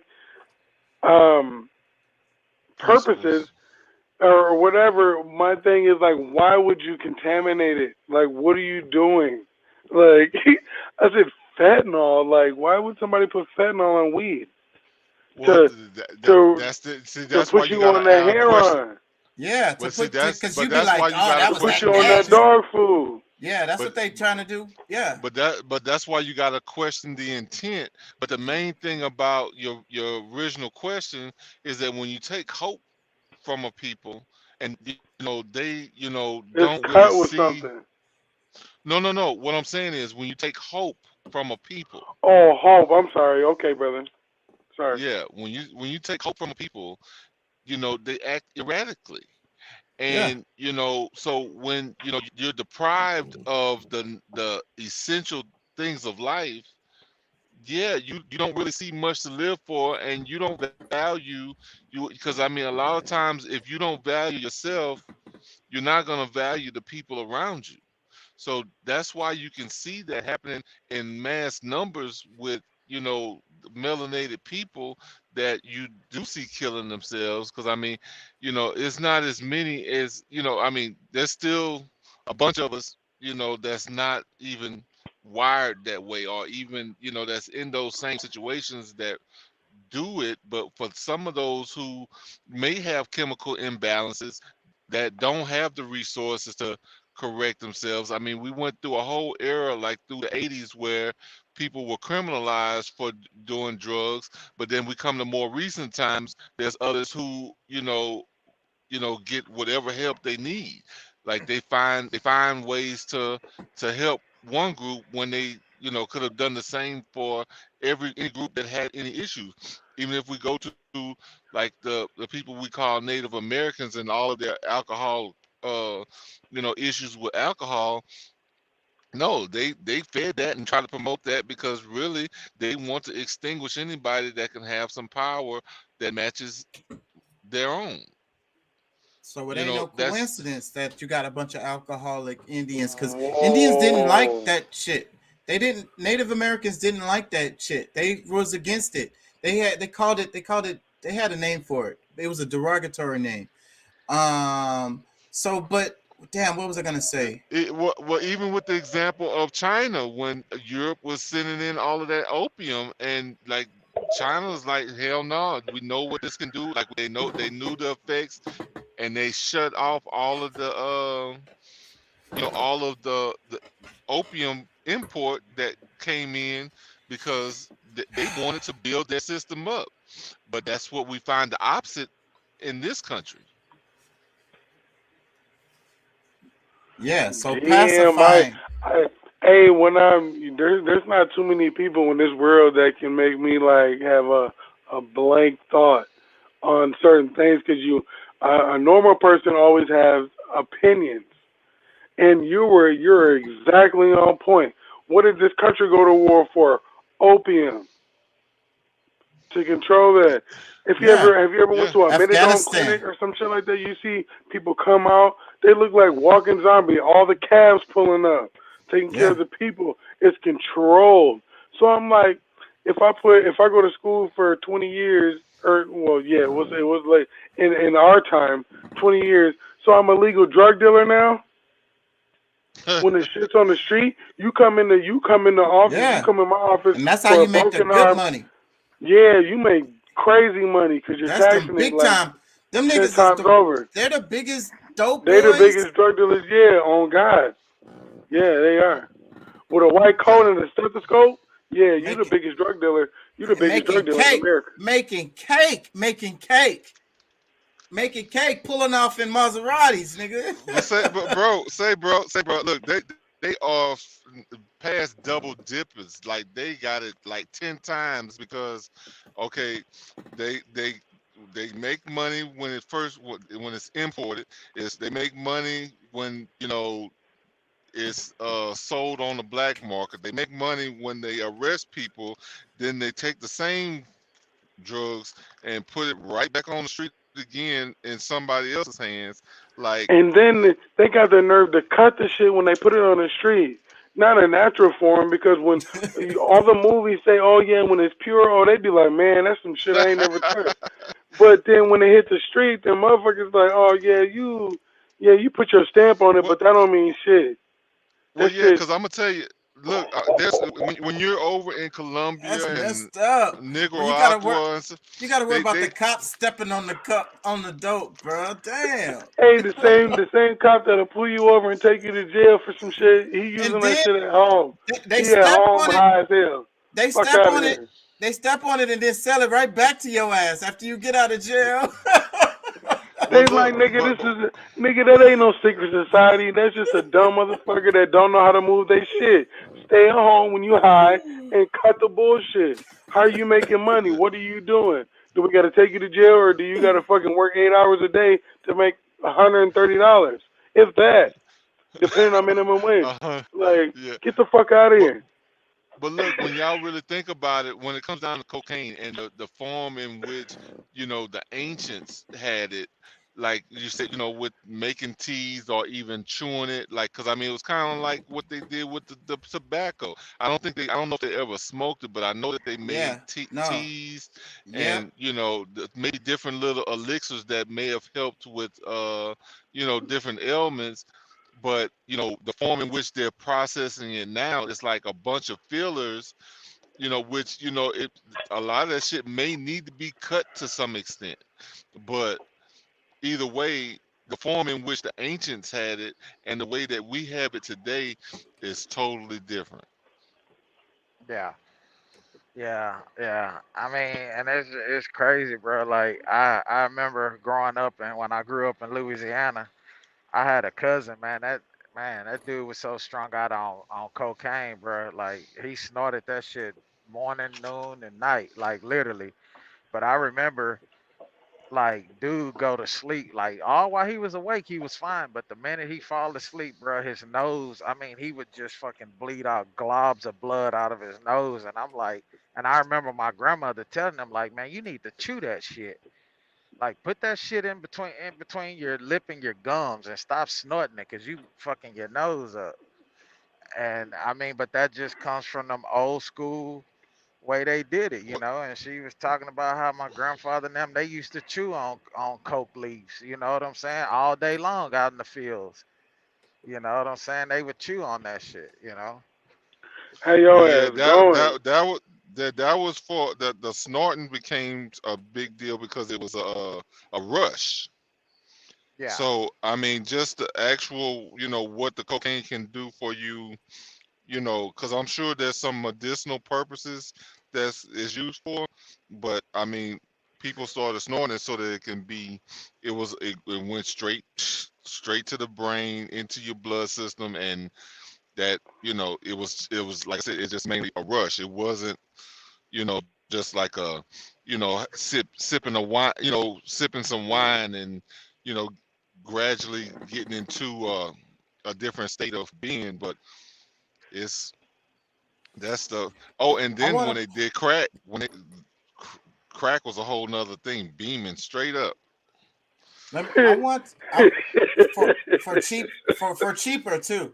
Let me I want Oh to play God. this.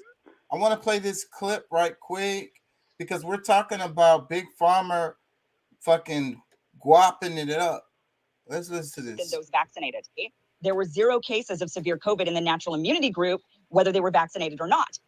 Another revelation from the documents was that adverse reactions were more frequent and more severe in younger groups. According to the Lancet, 16-year-olds have a 99.993% chance of surviving COVID. A 30-year-old is at 99.943%. Only once you hit 60 does it drop below 99%. Quote, clinical laboratory evaluations showed a transient decrease in lymphocytes that was observed in all age and dose groups after dose 1, which resolved within approximately 1 week. So in plain English, this means white blood cell counts dropped in that 1 week after the first dose of the vaccine. So this is leaving a person with a weakened immune system for a week after getting the first dose of the vaccine. When you want to know that your immune system is perhaps compromised for a week, the first bombshell in the document is that natural immunity works and Pfizer knows it. The clinical trial data showed those with previous infection of COVID had no difference in outcome than those vaccinated.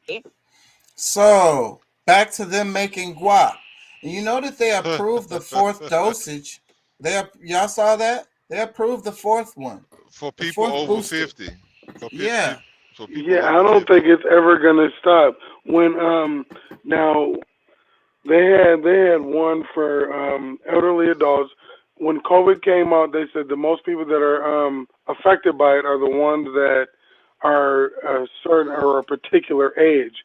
And then they came down with another one. They were like, oh well, between like teenage years and your adult years. Then they came down all the way to 5 to your adult years. And I said, you motherfuckers are tripping.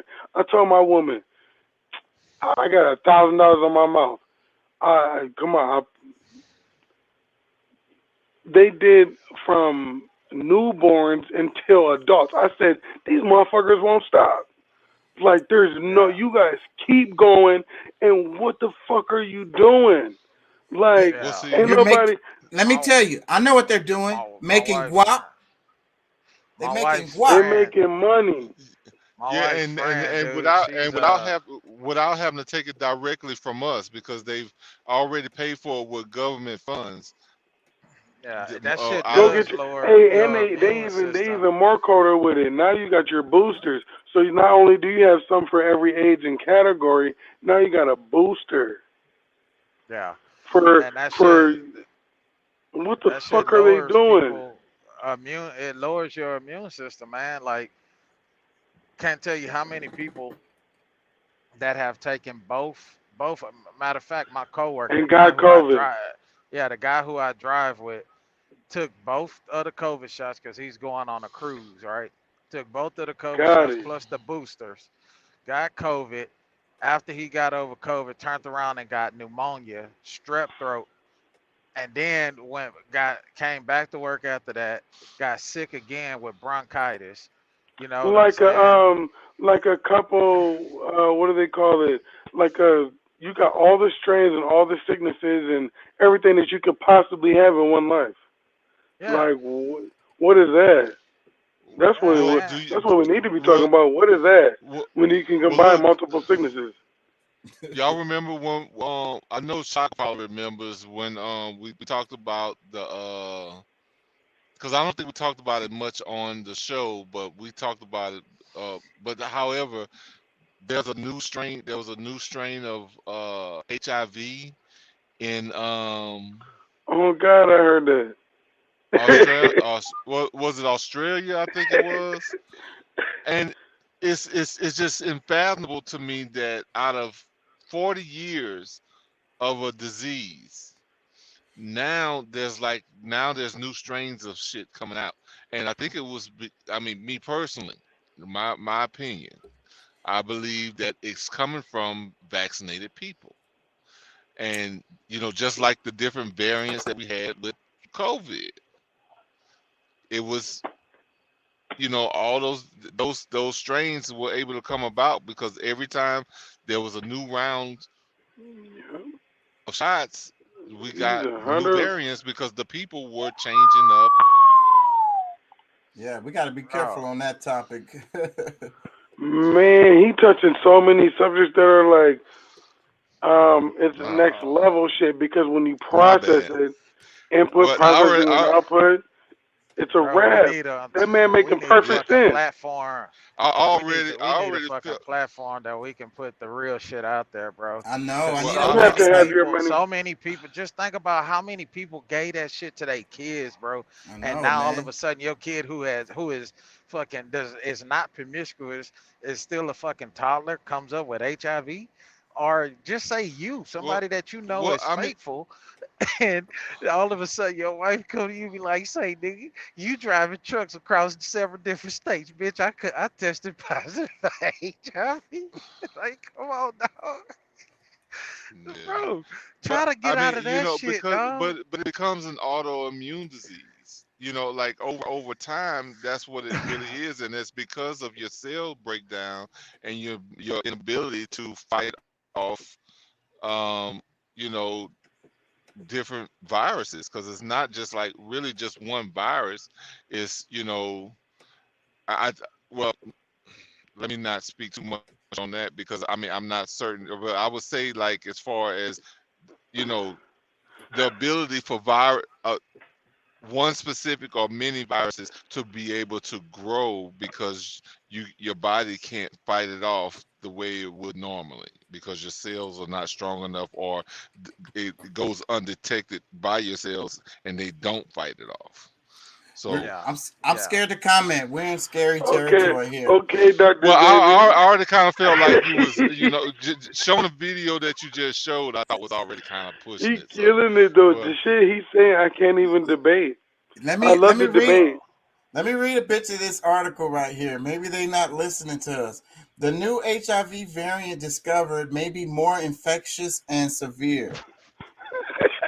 Look, bullshit, putting you on alert. They're like, don't fucking like black people. Don't fuck with them because they got HIV. Like, they're the ones more susceptible to it. Yeah. That I don't know if they can say that. They found it in the Netherlands. That's how white people think. It's in the Netherlands. It's in Europe. It's in Europe. It was the Netherlands. Okay, yeah. All right, because I knew it was somewhere. I knew it was somewhere over there.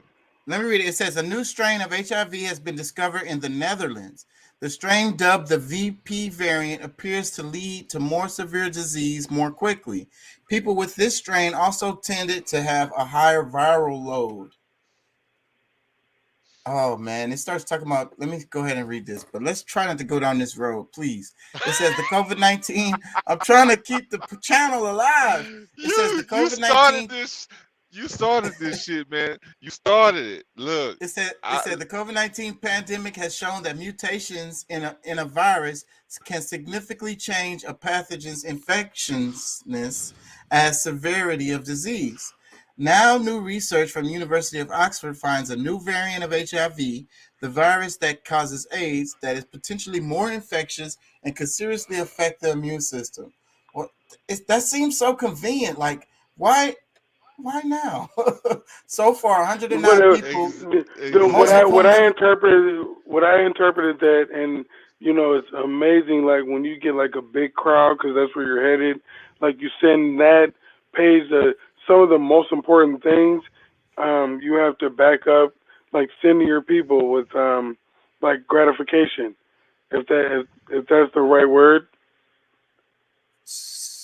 What do you mean? I don't get it. Give more, yeah. No, I'm saying like the information that you're looking up, and yeah, it sounds good, but send them some information that they can look up something to back check, kind of like cross reference.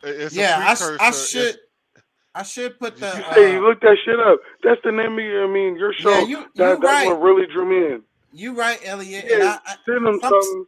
Look, no, what I'm supposed to do is I put the links to the articles or videos, whatever I talk about in the show, and put them in the description of the video. And then people who come to the video, they could just click the link. It'll take them right to the article or to the video or whatever it was. And I was doing that for a while, bro. That's a lot of fucking. I need an assistant, bro. This. Oh yeah, see now you moving up levels. I get it. Yeah, for sure. Yeah, you moving levels. Yeah, so that's how you really do it. The big pages. The thing is, you get people that believe in you to do the things that you want to accomplish because you can't pay them for it right now. Otherwise, you'd be doing it already.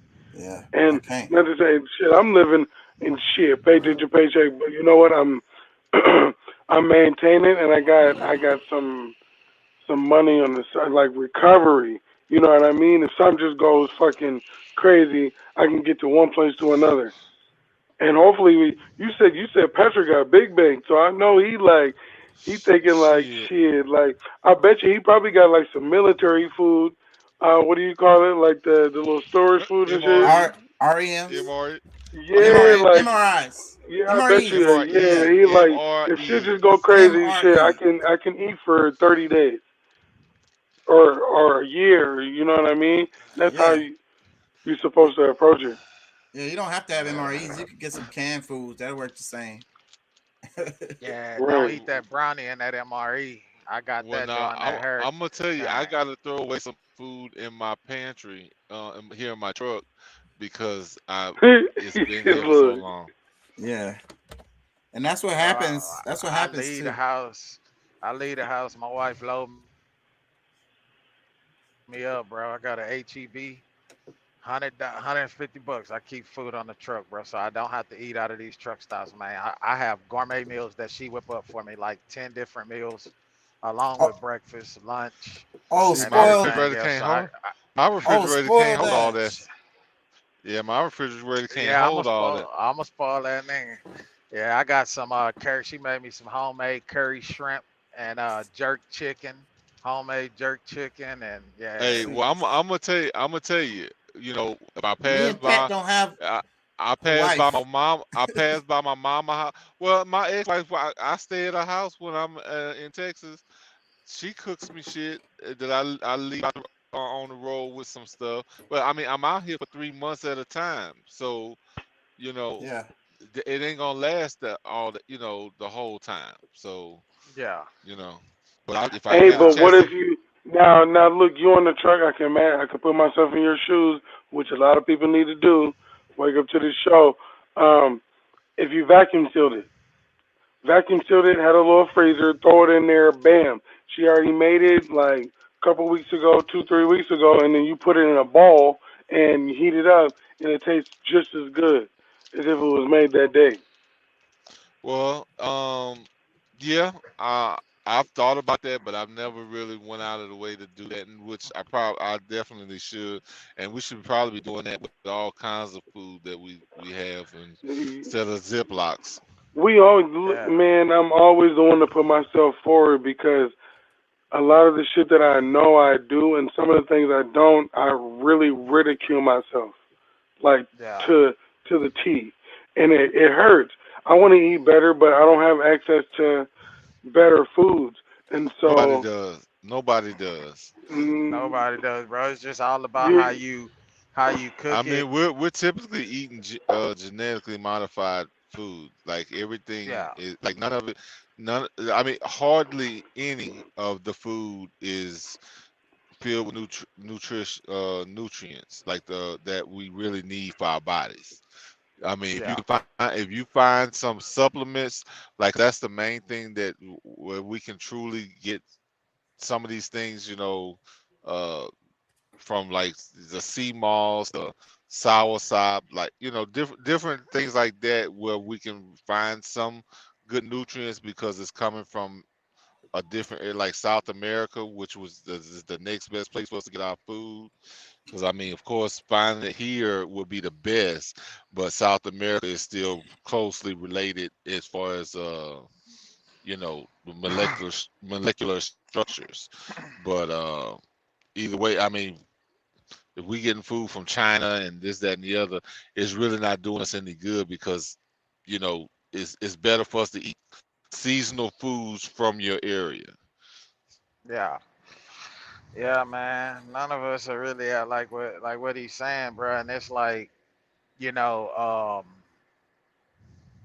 when I was pulling chemicals, the majority of my chemicals that I haul, and they were paying top dollar. The majority of the chemicals that I haul, bro, went to food places, went to places where they, you know what I'm saying, where they, kill, like it was basically kill plants. You go there and, delivering these different acids and shit like that, going to different places where they, the bakeries and breads that you see, on the shelves, like, yeah, bro. Like bread, I tell people all the time, bread is the number one. Bread would not be able to sit on the shelf for a week without the acid that they put in it, propionic acid. They put that shit in meats and shit too. You know what I'm saying? They put coloring in meat to keep it that pretty red or pink color.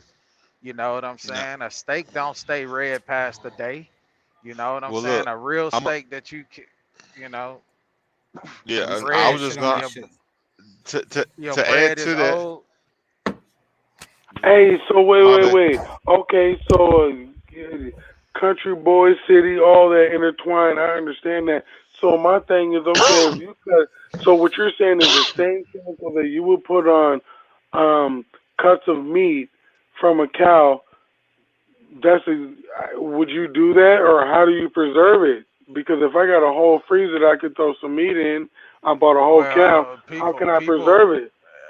You have to. people like You my can dry grandfather it. used to do it, bro. He used to take You can. meat, right? He would You can slaughter make. cows for people, You can make and he would make either smoke the meat right away to sausage, cure it. or you can You make. know what I'm saying? It's so many Or ways. You cut put it it and freeze it. I'm as sorry. he Go ahead. cut No, as what he I'm would saying, cut like, it up and kill so it. He would freeze it. You know what I'm saying?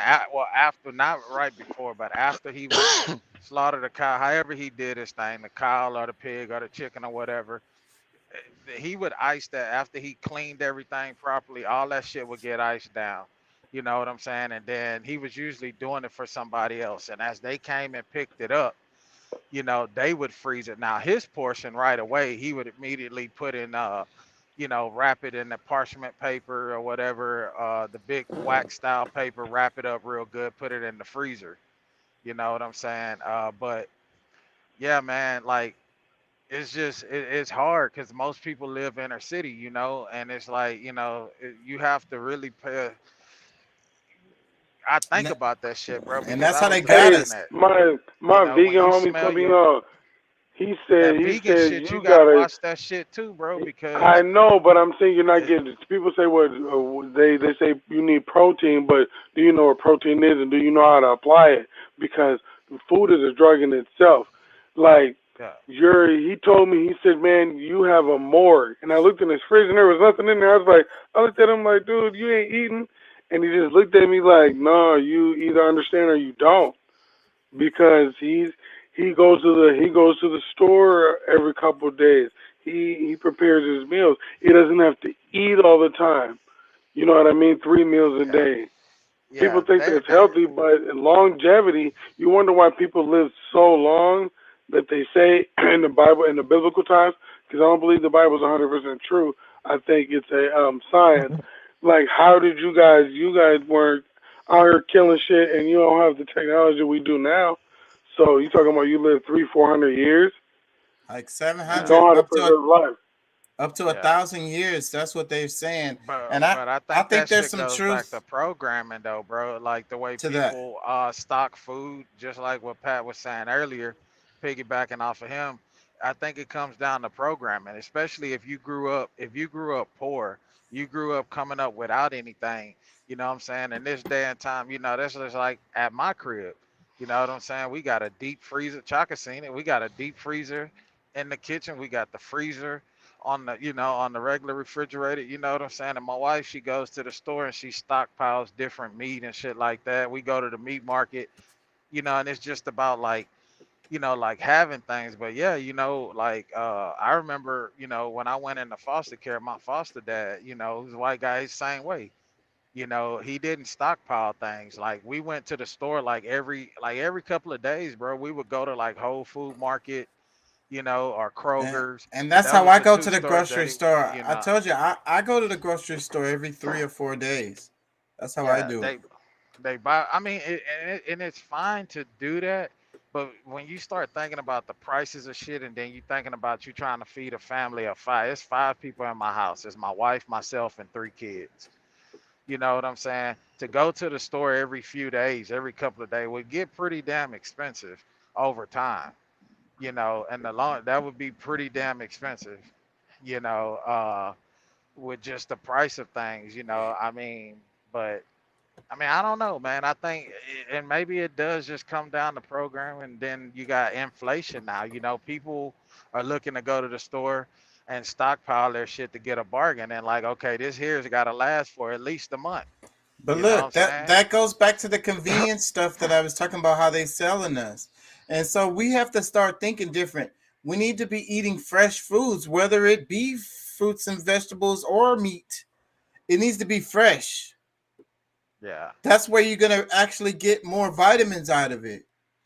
Because really, yeah. once you freeze something, you've lost a whole bunch of the vitamins. Not true. That's I true. don't know. I don't know, man, because they It's not freeze true because vegetables it all the locks it time, in. bro. It locks it in. That's not true. I I All would right, think prove me I would wrong. think I would We'll, think we'll there talk has to about it be later. some truth Doc, to that. Doc, help me out, Doc. Save me, Because Doc. nah, I think that there's truth to that. I mean, I think that's why frozen vegetables, have become the thing now. You Mm-mm. know, uh, I do not like frozen vegetables. I'm so anti frozen vegetables, Well, I mean, see the and it thing, don't the taste reason like why nothing. all right, well, look, the only way to really be able to have fresh vegetables is you have your own garden. yeah, because if you go into the grocery store, that shit was at a warehouse. Look, it came from a farm out of California somewhere, or wherever they got it from. They brought it in, they cleaned it, they cleansed it. You know what I'm saying? Then they packaged it, or packaged it in crates or whatever, put it on the truck. It took about 3 to 4 days for the truck to get it to whatever grocery store warehouse that you go. If you go to Walmart or HEB or whatever, then HEB get it. They separate it. Then they So cross dock it, whatever send they're it to the putting, store. whatever they're putting on me, what the hell are they putting on vegetables that it could take so long for it to get to me and it still look good when I buy it? Yeah, All of Well, the see, pesticides What and the fuck are chemicals you putting on it? yeah. they put out that's in the field. it's I'm almost like just a saying. coat. It's almost like a coat of wax Yeah, that that's Yeah, what it is is. sprayed. It's Yeah, like that plastic.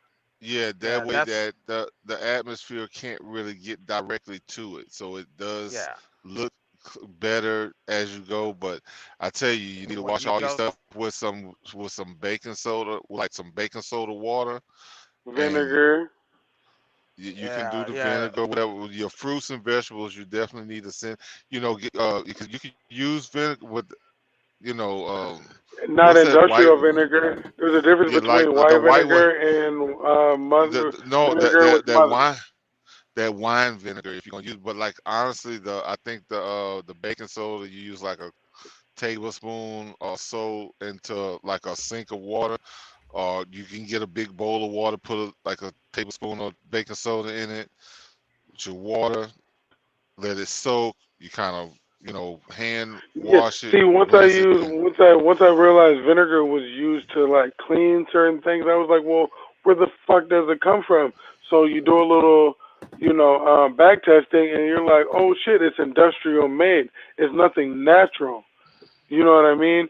And so, like even like my water, I want to get to a point where my children understand like the molecular structure of it, how much of an impact it has on you. And I'm glad that I got back to that subject. Um, reverse osmosis, taking fluoride out of water, chlorine, and then all the other extracurricular activities that it wants to participate in, and then charge it with shungite. I learned shungite from a website. It was a Russian man. He got a Nobel Peace Prize, and it cleansed the water. So I was like, whoa, this kind of blew me back because I was like studying crystals. So I was like, oh shit, what did I come up on? Because a lot of stuff what you helped me realize was like a lot of the natural stuff comes from the sea, the ocean, and the water below us. What's deep down in there that can give me some something beneficial? You know what I mean? Like, have you ever seen a? Oh, go ahead. I'm sorry, brother. no, you good. I was just gonna say the best water usually comes through a fresh spring that has different, it's beaten up against different rocks, and that's how it kind of, cleans it and pretty much alkalines it. It's everything that we've got, all the different waters. You got to really be careful with because all water is not created the same, and that reverse osmosis water too much of it can be not so beneficial to you because it's still robbing a lot of the minerals out of from it. Oh, of course, we want to get as close to the problem, to be solved. But you're talking about pH balance, and pH. I'm not like a scientist or anything like that, but I know for sure that once you get certain chemicals out, it's more beneficial if you know how to. I would say add minerals to the water. How many people have access to spring water? So you're talking about like a major level. Even people that live in a third world country and don't have access to a natural spring or clean water. Yeah. Well, You no, know what I I mean, mean? Like that's especially these a days. real.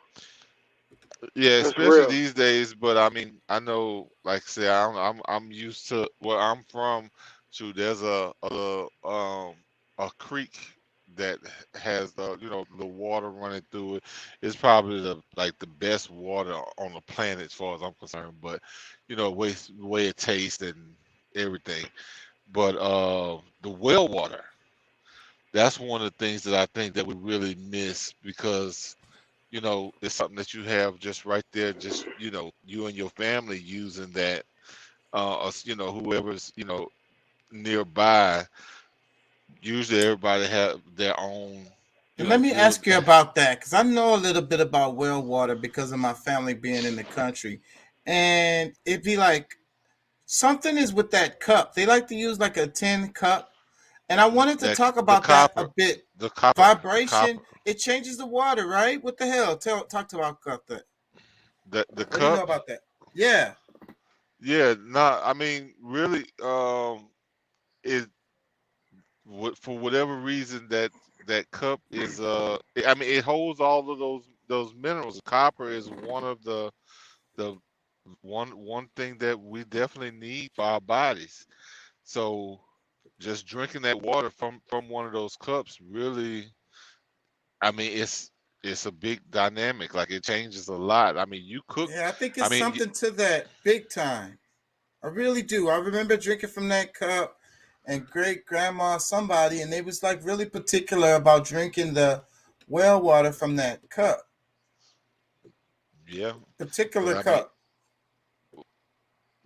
Well, I think we all kind of end up having a favorite cup at some point. No. The But same kind of cup. You know what I'm saying? no, Made well, no, the I same mean, way. but that was the cups that I know for us that was like the main kind of cups there was those copper cups, and Okay. Well, for this week my I auntie wanted to had a talk. bunch of. Go ahead. But I'm sorry, but I wanted to talk about vibrations and stuff, and that's what I'm gonna get into tomorrow. But I think that maybe that because we're talking about the value of the water, and then he was talking about Frequencies. minerals. Yeah, he was talking about the minerals, and we need those minerals in the water. So, but then those minerals in the water is also what kind of like conduct electricity and all of that shit. And then you Yeah. got the motion of the water creating these vibrations. So yeah, there's something there with the vibration, electricity, you know what I'm saying, frequency with that shit. I'm lost I now, agree. but y'all, yeah. No, I agree. I agree with you. There is something there.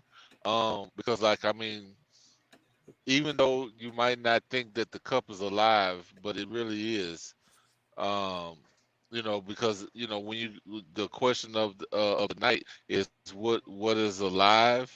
I mean, there's a lot of things that gives life that's you wouldn't consider living. And we're gonna talk But about that more tomorrow because I got a video on that. Because I'm gonna call it probably "What Is Alive 2" tomorrow. I think maybe the name of the show because it's another video on that I wanted to talk about because it's a real good argument on how do you define life. It's actually not as easy as you would think.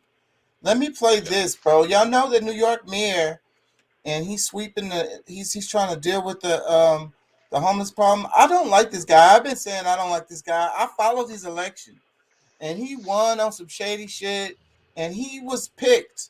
He's been selected and appointed. And another thing about him, it seems like to be the mayor of New York, you got to be like the most hated. Let me play this right here. I am in the East Village of Manhattan, where a sweep of a homeless encampment is expected to take place in the next 3 hours. We live in fear. That's how we live in. We all live in fear. It's dangerous, more for women than men. We're just trying to survive. That's all we're trying to do. Live. And we really, really need help. We need apartments. We need even a room to live, come out of the streets. Because this is sick. We are making a political stand here. We're drawing a line in the sand. We don't want to go into shelter. We do not want to go into safe havens. We want apartments for homeless people. If you had a chance to sort of say something directly to the mayor, what would be that main thing you would say to him? Stop sending homeless people to shelters and safe havens, because no matter what they call it, it's an abusive environment. Move people into the vacant units immediately. This is Troned Out reporting for Vice News. I am in the East Village. What do y'all think about that? they better be careful about how much they demand because some of them might end up missing. Yeah, bro, they're not playing with this shit. They're not in it. They're not in it to help them people. They just want to, people are complaining. I don't want to see. It's piss. It smells like piss. That's it. That's the real concern. I mean, and that is a concern, and I get it. But that's like what they be saying, first world problems. I don't even like that. That's why I don't ever use that. I hate that saying. But that's what I think of when you're like, okay, well, damn, this person ain't got nowhere to fucking sleep at night. You complaining about a pissy smell. You know what I'm saying? And then all the empty apartments. And then it's like, okay, they want to drive them into the shelters, but we're not talking about permanent housing. That's not fixing the problem. Those people rotate in and out of those shelters. We're not even having the conversation of fixing the problem. Yeah, because I mean, if you get a chance Clean the to streets. get a job and you miss the deadline of being able to get back to the shelter for to be able to sleep at night, You ain't got nowhere to sleep that night. Yeah. and it almost takes away your will to even work because it's like, damn, I'm working, I make a few dollars, I still can't afford nothing for myself. But shit, at least if I don't go to work, at least I have a better chance at having somewhere to lay my head a little more safely because those places aren't really that safe either. But yeah, and that's what they're complaining about, and they say that they're dirty too. That's what they They say. don't want shelters. They don't want safe havens. They want a free house. They want their students' debt paid for them. What about the people that paid for their houses? What about the people that paid for their student debts? well, Whose you know, house are they going to take away? Where are they going to put them? I don't like that. I don't but like that Doc, argument. some of Neither these do I, things, but it is a reason. But it is a valid argument. it is real, and some of us have are more privileged not to have lost our jobs or our family to where we have stable living conditions, and we should be thankful. But I mean, as far as those, some people, I don't think that they just choose like, you know what, I'm just not gonna, I'm just not gonna, you know, work. I'm just not gonna, try to And provide for myself. the squeeze is on right now, bro. They You have pushing to more remember, people into too, homelessness. You got to remember too. I used to be homeless. I spent 3 years homeless. Yeah, but so wait, Doc, I what have a about? different perspective on some of this. But what about what about the ones? Because I was reading this report on this. This is a little area that I'm kind of sensitive on too. But what about the people who are couch surfing? Like they're effectively homeless, bro. What about that number? Are those people? I spent a few years doing that after what I considered homeless, actual street living homeless. I spent Yeah, about 5 years doing that, about 8 that's years total. that's still homeless. So it's like, what puts people in those positions, is not always, drugs or whatever. Well, the lot couch of people- surfers that we had, they didn't want to work, motherfucker. Shit, they was lazy. The motherfuckers was on drugs. They didn't want to work. They didn't want to do shit. They didn't want no responsibility. And I'm gonna go to this extent right here. My own biological mother, I have been there. I have helped her. I've spent thousands of dollars. I've gotten her into places, and But this woman here still does not want to try to do anything with. I finally got her the help, got her the assistance to get Social Security. She can afford to live in an efficiency which would give her a home, a 1-bedroom efficiency with a full kitchen and everything. She does not, and she gets enough where she would be able to do that, and it's all bills paid, and she would be able to get her food and everything. And she does not want to. She don't want to give up that $800 a month and it's like, I'm not talking about like the homeless that are out on the street. I'm just saying most people that are couch surfing, I don't even know, majority of them are those that ain't trying to do shit, bro. It's Doing a it difference by when you choice. totally lose. It's a difference when you lose your job and you are already in a deficit. Chemical dependencies really has a big effect in that area, because like you don't think clearly, and it's not because you don't want to.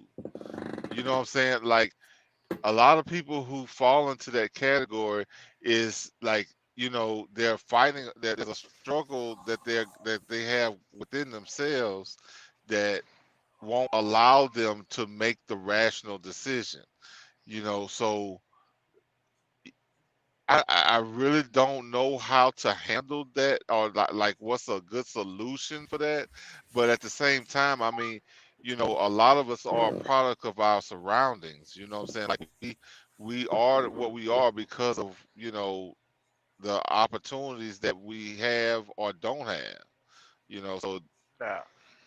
Yeah, I mean, there's real life homeless people out there that just went. It's unfortunate. They lost jobs. They haven't been able to bounce back. There's trauma that happened in their lives that led them to being on the streets. I mean, and I'm very sympathetic with those people. And the reason I can say that I'm sympathetic because I've been homeless as an adolescent, as a child. I wasn't even a teenager. I was with my father who, you know, because of his drug addiction, we were homeless for several months, in the city of Houston, downtown Houston. I slept under bridges. I slept under the piers elevated for months that they now have gated over, and the BMW of Houston has bought them out. bought that underneath. You know, I slept there for months, dude. You know what I'm saying? But like I say, those people I'm sympathetic for, but you have a lot of people out there, bro, that is like, you know what, it's just easy for me to come out here, you know, go to the soup kitchen during the day when they serving lunch, you know, and I don't want to go in their shelter because there's rules in that shelter. You know what I'm saying? There's rules at Starve Hope and Salvation Army. There's a program that you have to go through if you want to stay there at these shelters. There's a program. You got to go through their program. And most of them don't want to, there's a lot of them that don't want to do it. They walk right away from the help. These programs can help them get into jobs where they would be able to afford to live somewhere. Not only live somewhere, it gives them, if they go through with the program, they get assistance. You know, my argument into trying is to get their apartment. What about basic housing for everybody that needs it? Every single human being.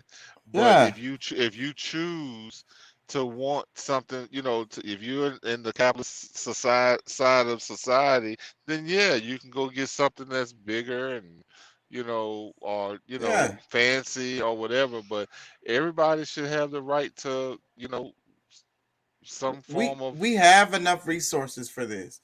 And so, but look, my argument to you, Deuce, is that I think that the system is designed to create situations that lead to that. And also the system that's involved that we have to fix the problem, it has no intention of actually helping. It just wants to fill them full of red tape. Let me play this. That's what Satanism is. That's what Satanism is. So they feel like, because Satanists, if you look at the like 7 tenets or something of Satanism, it's very logical, and they're actually, a real Satanist is probably more moral than a person that is, say, so-called Christian or any other religion. So people have to do for themselves. Do something for yourself to make a greater good of the plan, the reality, the goal, whatever you want to call it, whatever you attach to. People always want to identify everything with God. And okay, well, who the fuck is God? Because, you know, and no disrespect to the higher power or the universe, is like, what are you going to do for yourself? I'll always look out for you until your last breath. But what are you going to do extra to contribute to the ultimate goal?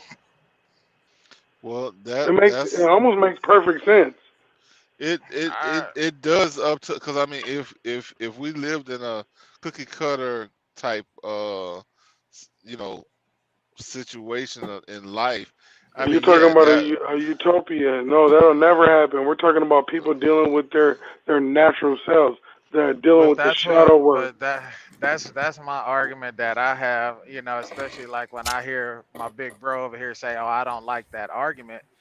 Because my thing is, I feel like I understand his heart and the place where he's going and the point that he's trying to make. But I also believe that a lot of his views on helping people makes people not do anything for themselves. Like, you know, you have to be able to pick yourself up to a certain extent.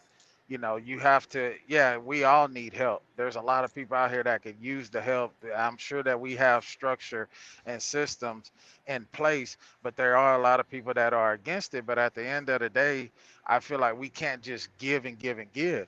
That's basically what this, you know, how this government was designed and the way that they did things back in the day to get people I don't think certain so. sides or things. I feel Man, like it takes away dude, from God people gives and gives.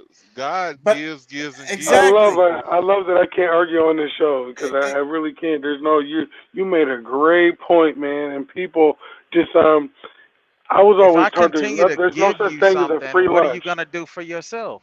There's no such thing as a every fucking time free you call lunch. me, It costs pay something. your rent. If I pay your rent every month for you, you're right. That takes the initiative away from you to fucking get out there and do something right for about yourself. that. You're right about that. I guarantee you, if you call me, I guarantee you, if you call me. What happens to a man's spirit when he doesn't have the motivation to be a man anymore? No. Hey, Wait, Human say that rights. again. Say that what again. What did you what say? I didn't What catch that. He said, "What happens to a man's spirit when you don't have motivation to be a man anymore?" well, see, but that's the thing. You We're not don't do inspiring anything for people a to motherfucking nothing, even a dollar. You won't do nothing for nothing. Like look. you're just like, okay, whatever the circumstances is, I'll comply. No, there has to be a point where you're like, well, either I need the man to fuck up Yeah, I or mean, if we you're did gonna everything lose. Like this, that was a cold point. I mean, Ooh, look at me. you Like, need I'm to gonna tell you, write again, that I down. got it. Fuck it. What do I all need men down? all men are Why not created excel? Why do more? all men are not created equal. You know, maybe biologically, blood, we got all the organs or whatever, but as far as, what people are built with, are raised with, some people come, they end up with no parents. They end up in without somebody who teaches them to push forward, and no matter what goes on, you got to do what you got to do. And based on like the system that we're live in, if you don't have your own way of doing it, or self-determination, you're not gonna have it. Mostly what we find are grown children. And So Deuce, how productive would you have been in your life if you had somebody who gave you like a trust fund, if somebody put you down on like a job, like a corporate job, if somebody, left you a house, like if you had a hand, you know what I'm saying? I'm sure I could have used a hand in life. You get what I'm saying? Freaking, Yeah, I would be Nikola Tesla, I think, if my parents would have paid attention to me. Nobody paid yeah. attention to me, so I'm sitting well, here as a But waiter but at but 40 look years at People your old, are life. people are a But just college student. but but listen, look some of at the your life richest people. though. But listen, some of the richest people are given everything that they have and they're worthless. So why do the people who aren't as rich or have rich families can't be provided some of the same things? Yeah, That's what I'm saying. I mean, but look at, I mean, I get where you coming from and I get what you're saying, but look at your life. Everything that you have, you've worked for. You know what I'm saying? You work for everything that you've had, the Yeah, shit that and you I'm have fine with it. worked for, you have taken a loss on, right? You have taken some losses in life, but that has never stopped you, Chaka. Yeah, You've but been through some look, real shit. But what but I'm look, saying though, I'm gonna tell you, but that sounds like religion, bro. It sounds like nah, Christianity, because I'm that's not what even they be talking about, saying. I'm not even You talking about grinded, you put in Christianity. work, but no, fuck that. Where's my fucking riches at? Fuck that. Nah, Fuck that religion shit. Where's my? bro, I'm I not. want to drive But a I'm nice not. car too. But I'm not. I'm not coming from a place of religion. Where I'm coming from is I was that little kid that walked up and down all over the north side. You know what I'm saying? I was that kid that got out there at a young age. Even when you was at work, Leaf at work, Mama at work, I'm out there hustling. Whether it was going to stand at the gas station and pump gas, whether it was going to cut grass and scenic wood, where it was whatever we had to do. I knew that I said to myself, when we come to age to work, I can get Hey, I myself did out of that this. I too, can get bro. myself out of this Hey, situation I Hey, ain't I of did being that too. impoverished and not I walked having through the north anything. side. I You know walked what from I'm the north to saying? the south, and I did the same thing, bro. I was That like was my either mind state, bro. my Like I mom, wasn't finna let this shit hold me back, bro. I'm not my finna parents were allow this to like, keep me you here see because this is money my every environment. season, winter, on the spring, summer, and fall. on the lighter Literally. side. On the lighter side, I think it takes a lot of creativity to come up with some of these signs for them to get for them for us to for them to get us to give them some money when we come through that light. Man, Yeah, What the yeah. fuck? like Hey, that, bro, a I new literally. type of extortion. Hey, but check this out. Check this out. I had a dude standing at the light, right? I pulled up to the light. He was like, I have cancer, yada, yada, yada. I need a little help. I pull up to the light. I'm smoking a cigarette. This was back when I smoked. Dude came over, bro, and I was handing him a few dollars or whatever. He was like, man, you could keep the money if you could just give me some cigarettes. Like, like it's just Hey, I don't know, bro. Like, and then Chaka it remember it this might shit when we it might not have been lung this cancer. lady was his mom, Chaka's mom, caught the lady that she gave $5 to every fucking day, leaving the stoplight and hopping in a fucking Lincoln Navigator when we stayed off of Aldine Mill Road. Yeah, I She remember. caught Hey, her. hey, You feel me? I'm gonna tell you, So like, there was and we driving a Dodge Caravan that needed a fucking engine, nigga, and this bitch got a Navigator. What the fuck? no, I'm gonna tell you, they had a special on like Dateline or I don't know something like years ago where I was still living in Baton Rouge and it was somebody in Houston, Texas, that was like he he was a bum by day, but he was a fucking which shit. He went home to a mansion. He drove a Mercedes. Like he was balling from I don't know if that was the only thing, but he did. But shit, I tell you what, that was one of the things that had me for a long time not giving money to to homeless. But Yeah, of but that course, them making that story big is the point of it. I know you got to go, Pat. Let me play this little clip right here of Obama, because I mentioned this earlier in the show, how I feel like they needed the White House needed some drip. I hope they didn't play no sound in this. Let me see. President. Wait, let me start it over. Thank you. Vice President Biden, Vice President. That was a joke.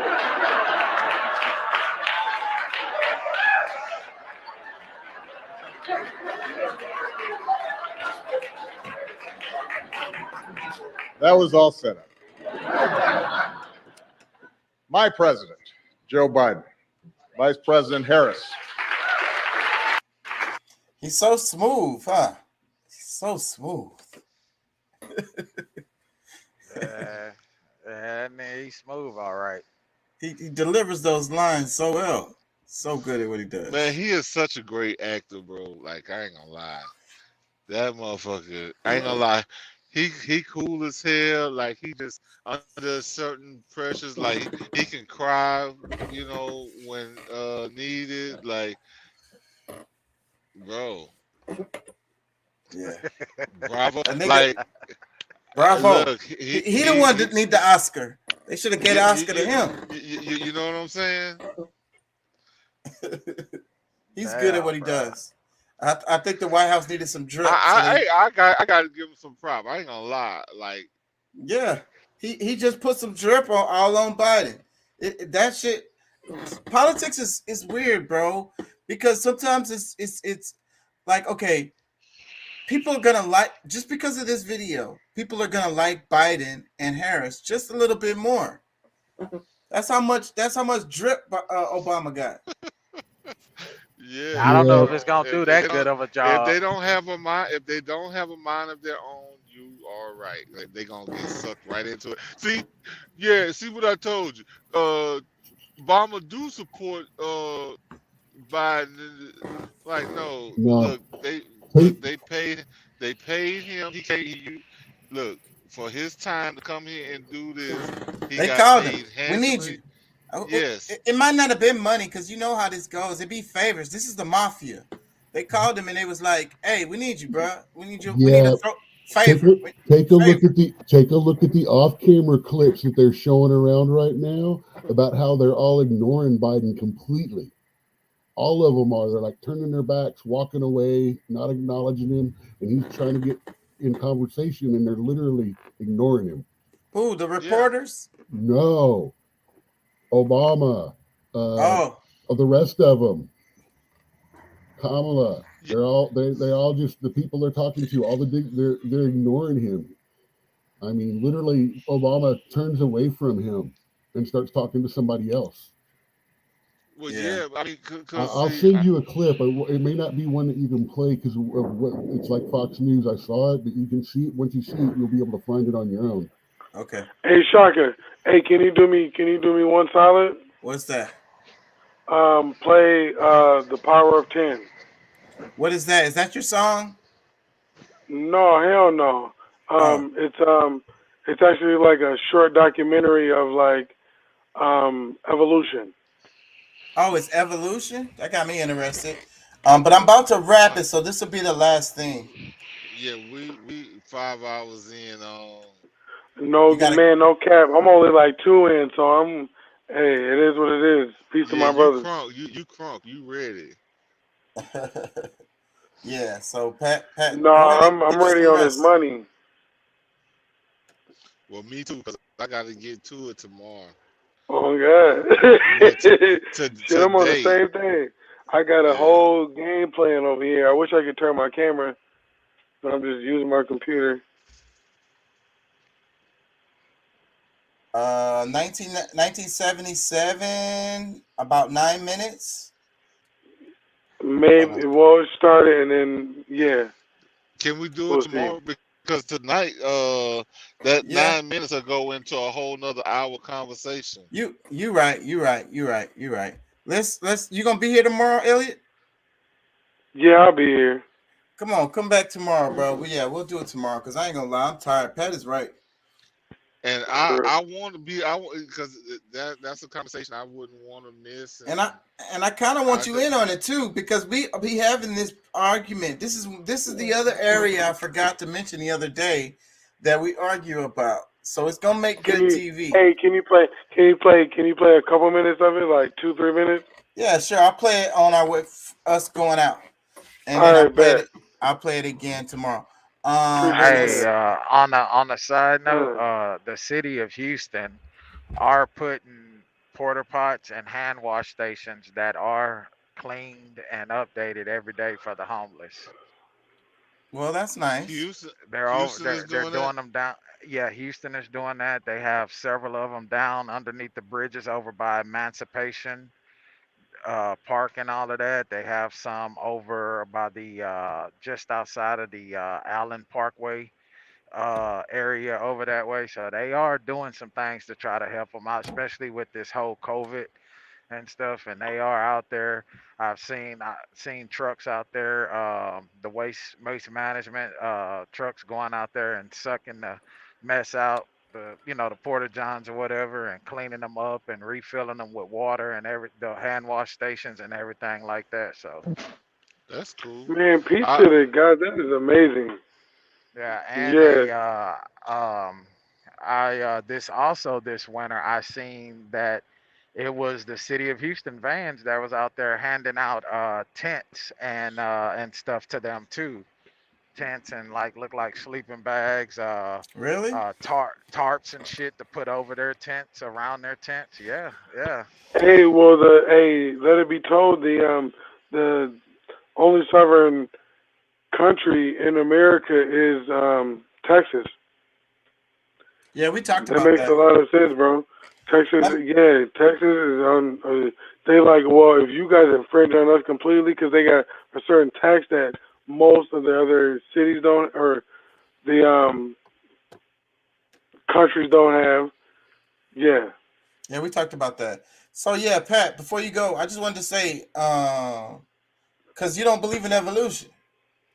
Huh? That's what we be arguing about. That's the other thing we don't argue about.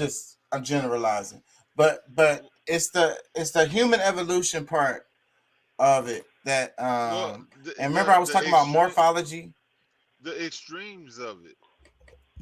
Yeah, and I was talking about morphology and all that. So yeah, that'd be a good thing to talk about. Yeah, because I think that if it was as deep as they say it is, then there'll be monkeys right now that changing into humans. So we'll be able to look at them and talk to them, and But evolution does continue. It just they don't take the same routes all the time. Yeah, but I'm just saying there's some extreme parts of it because I do believe in evolution. There are those slow changes in life, but how if the evolution had started 10,000 years ago, 50,000 years ago of monkeys or chimps or whatever changing into humans, there would still be a drastic change if that's still happening. there will be proof of it. So that's why I say it's bullshit, because not to that, not those major changes wouldn't just stop at some point. It would continue. They do have proof of it. My dad didn't believe in evolution. He talked just like you, but wait. Elliot, let me ask you. Can you see the screen? Which video is it? One of these? Yeah, it's the first one on the top. Okay. So, yeah, I'm probably gonna wrap it, y'all. I'll just play a bit of this on the way out. So, anybody got final thoughts? Final words? Hey, peace, love, and anarchy. Okay. Hey, I'm an anarchist, bro. So you can't say that to me. I'll get crunk. For real, like, yeah. I ain't gonna lie. I ain't gonna lie. I be scared. I said, you ain't got no Palisano? You ain't got no Palisano? Nah. I be scared to talk about this kind of stuff. I ain't gonna lie, because in my heart, bro, I want to burn this whole motherfucker down, bro.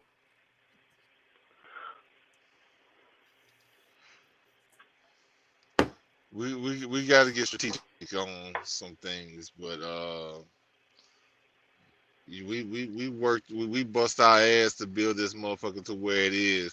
We don't need to burn it all down. That's how I feel, because it was built with bad intentions. It's got bad intentions on it. No, that's not true. That's just how I feel on some days. You're a historian like me. Like this, everything wasn't like a lot of this stuff was already prefabbed and here before the takeover. Like that's true. We have some people that's what's the term they use? Colonizers. Mexico City got so many cities on top of it. It's got like 10 cities under it. Yeah, because they don't want to get rid of the history. They'll stack it, like they'll build something on top of another one. But that's what they do. That's what I'm saying. What you're saying, because that's what they do. They just come and update some shit that's already here. That's what they do. Yeah, but we have occupiers in our country that we need to get the hell up out of here. That's all. I mean, that's what we're looking at. So those the illegal immigrants he was talking about in the last week? Yeah. We need to get rid of them illegal immigrants, Yeah, all right, y'all. Peace and love. Thank y'all for joining. Thank y'all for listening. Thank y'all for being here with us. We'll be back tomorrow. I'll try to keep on producing good content for y'all. I promise I'll get better. At least the bad ones. You know what I'm saying? We got some that's I love to have here and continue to grow with them, but there's some that we need to just give them. We need to deport them. They need to go. Yep. All right, y'all. I'm gonna play some of this on the way out. Peace and love. All right, y'all. Peace and love. Peace and love.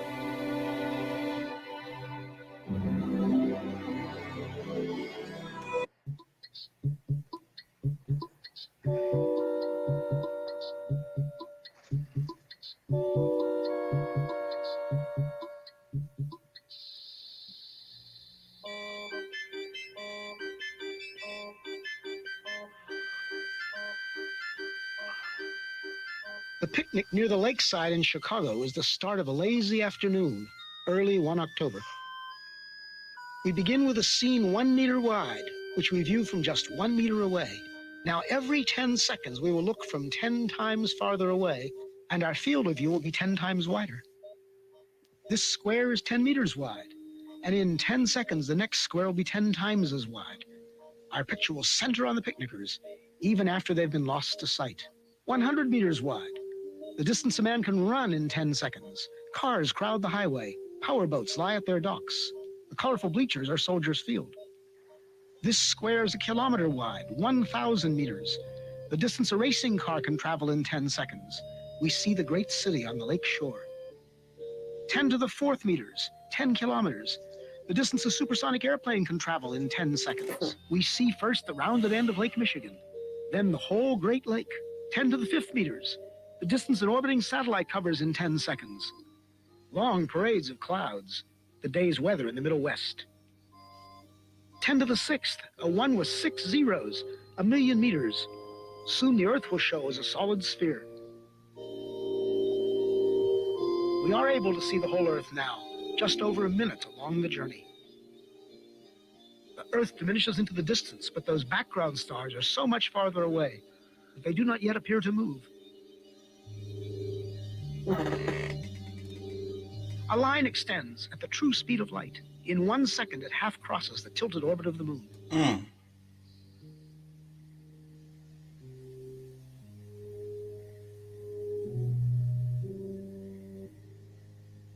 Now we mark a small part of the path in which the Earth moves about the sun. Now the orbital paths of the neighbor planets, Venus and Mars, then Mercury. Entering our field of view is the glowing center of our solar system, the sun, followed by the massive outer planets, swinging wide in their big orbits.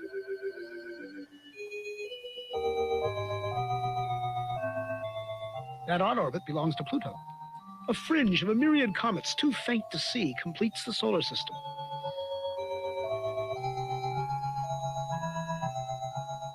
Ten to the 14th. As the solar system shrinks to one bright point in the distance, our sun is People say plainly it's some now weird only shit, ain't one it? among the It's stars. definitely not. Pay attention. Looking back from It's here, got we my note four attention, bro. southern constellations, still much as they appear from the far side of the Earth. This squares 10 to the 16th meters, 1 light year, not yet out to the next star. Our last 10-second step took us 10 light years further. The next will be 100. Our perspective changes so much in each step now that even the background stars will appear to converge. So it's all becomes At the last, we same. pass the bright star Arcturus and some stars of the Dipper. Normal but quite unfamiliar stars and clouds of gas surround us as we traverse the Milky Way galaxy. I don't think they could speculate this far. Giant steps carry us into the outskirts of the galaxy. Oh, we're just in the And galaxy. as we pull still. away, we begin to see the great flat spiral facing us. Okay, yeah. The time and path we chose to leave Chicago has brought us out of the galaxy along a course nearly perpendicular to its disk.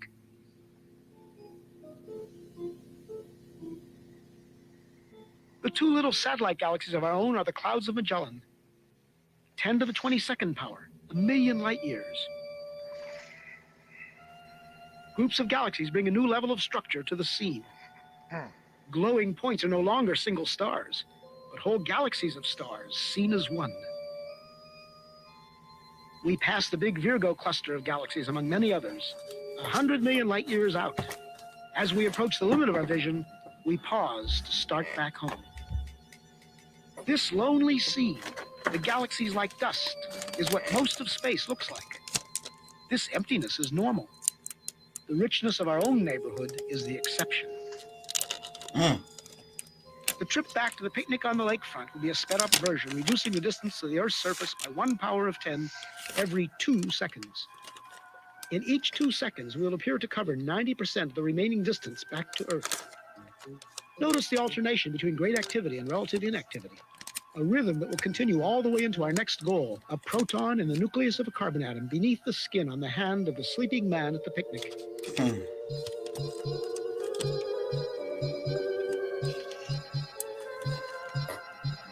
I get it. I get the point. 10 to the 9th meters, 10 to the 8th. I know where they're going now. 7, 6, 5.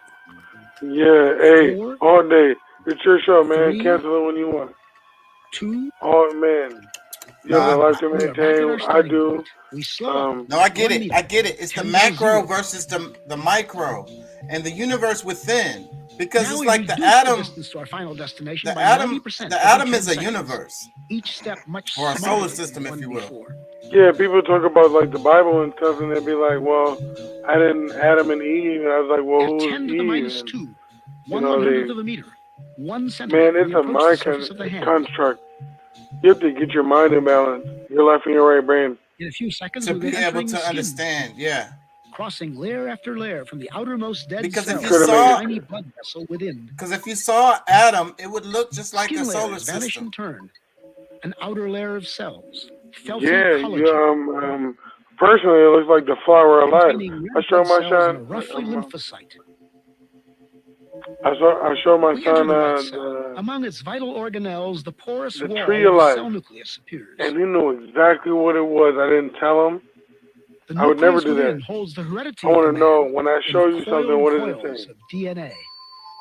Damn, they're going all the way to As we DNA. close in, we come to the double helix itself, a molecule like a long twisted ladder whose rungs of paired bases spell out twice, in an alphabet of 4 letters, words of the powerful Right, they genetic break it message. down to the molecular At the structure. atomic scale, the interplay And this of is form old. and motion becomes more visible. We focus on one commonplace group of 3 hydrogen atoms bonded by electrical forces to a carbon atom. Yes. 4 369. electrons make up the outer shell of the carbon itself. They appear in quantum motion as a swarm of shimmering points. At 10 to the minus 10 meters, 1 angstrom, we find ourselves right among those outer electrons. Now we come upon the 2 inner electrons held in a tighter swarm. Now it's starting to look like space. As we draw toward the atom's attracting center, we enter upon a vast inner space. At last, the carbon nucleus. So massive and so small. This carbon nucleus is made up of 6 protons. It and could 6 be neutrons. pinpointed in a box. We are in the domain of Let me universal shut up, molecules. man. I'm going. There are protons and neutrons in every nucleus, electrons in every atom, atoms bonded into every molecule out to the farthest galaxy. As a single proton fills our scene, we reach the edge of present understanding. Are these some quarks in intense interaction? Our journey has taken us through 40 powers of 10. If now the field is 1 unit, then when we saw many clusters of galaxies together, it was 10 to the 40th, or 1 and 40 zeros. It's like density. So what I get when I watch that, I think about the density that of okay, like the Big Bang, because they talk about the singularity, and then they talk about how like everything that exists in the universe already existed, but it was in like one little bitty small ass space, you know, and then there was the Big Bang, which was the expansion of this stuff, but this stuff was already there. So that's like the macro versus the micro, and then the also the idea of the universe creating and then like expanding and contracting, because some people feel like it's a cycle where it goes out and then it comes back all back into that singularity again, and then it explodes again, and it just kind of like does that in a cycle. But then you got other people who think that it's like a steady state or whatever, like now is forever. So like the Big Bang happened, but the time frame is so big that it's like incomprehensible, like it doesn't even matter. I believe, no, not believe, just my thought process on the whole situation is that life created itself. So you have a bunch of, different organisms that sprout, just like if you grow a seed or any plant. We have to keep it simple because we didn't evolve from something else. Something evolved us. Look at the technology right now. Like somebody was able to think greater than somebody else, and then they demonetized to create a monetized situation. They're like, I'm 100 years above myself. So I got to capitalize on it some way. I'm going to die broke or completely rich and leave it at that. Like, but don't get complacent. Like, Chakra, this show is amazing. Thank you. The seed. I want people to think for themselves, not be taught what to think. Right, and that's all I'm doing here. That's the reason I'm here. This is a mental exercise. This show is a mental, like we are doing mental exercises while we're on this show, and it's really good for your mind too. It's good for you. But wait, I wanted to mention the explosion, and you mentioned the seed because the seed does that when it sprouts. And you know one thing that's crazy about that? I was reading about how much pressure is put out when they do that, and it's like amazing amount of pressure. Like that's how they can push through asphalt and shit, bro. Like it's amazing when you think about it that a little seed could have enough power, energy to push its way through some asphalt. And that's like that explosion that you're talking about, like that, you know, that when we're still talking about the Big Bang. Anyways, I gotta wrap it. I'm finna play the game, and I'm gonna be Hey, back tomorrow. Shaq. Hey, you got my I'm connected with you on the social media Facebook platform. Man, shoot me your number, bro. Well, You know what I mean? text it to me. Please hit me with it, because if you know my I'll, thing. I'll hit you definitely. I'll Yeah, hit you. I please, got because you. I do a lot, and I'll forget who. I send a lot of messages. I'll get lost, bro. If you send it to me, I'll definitely have it, and I'll hit you back. Man, peace and love, King. Ashe. Peace and love. Y'all have a good night. Peace and love. You too.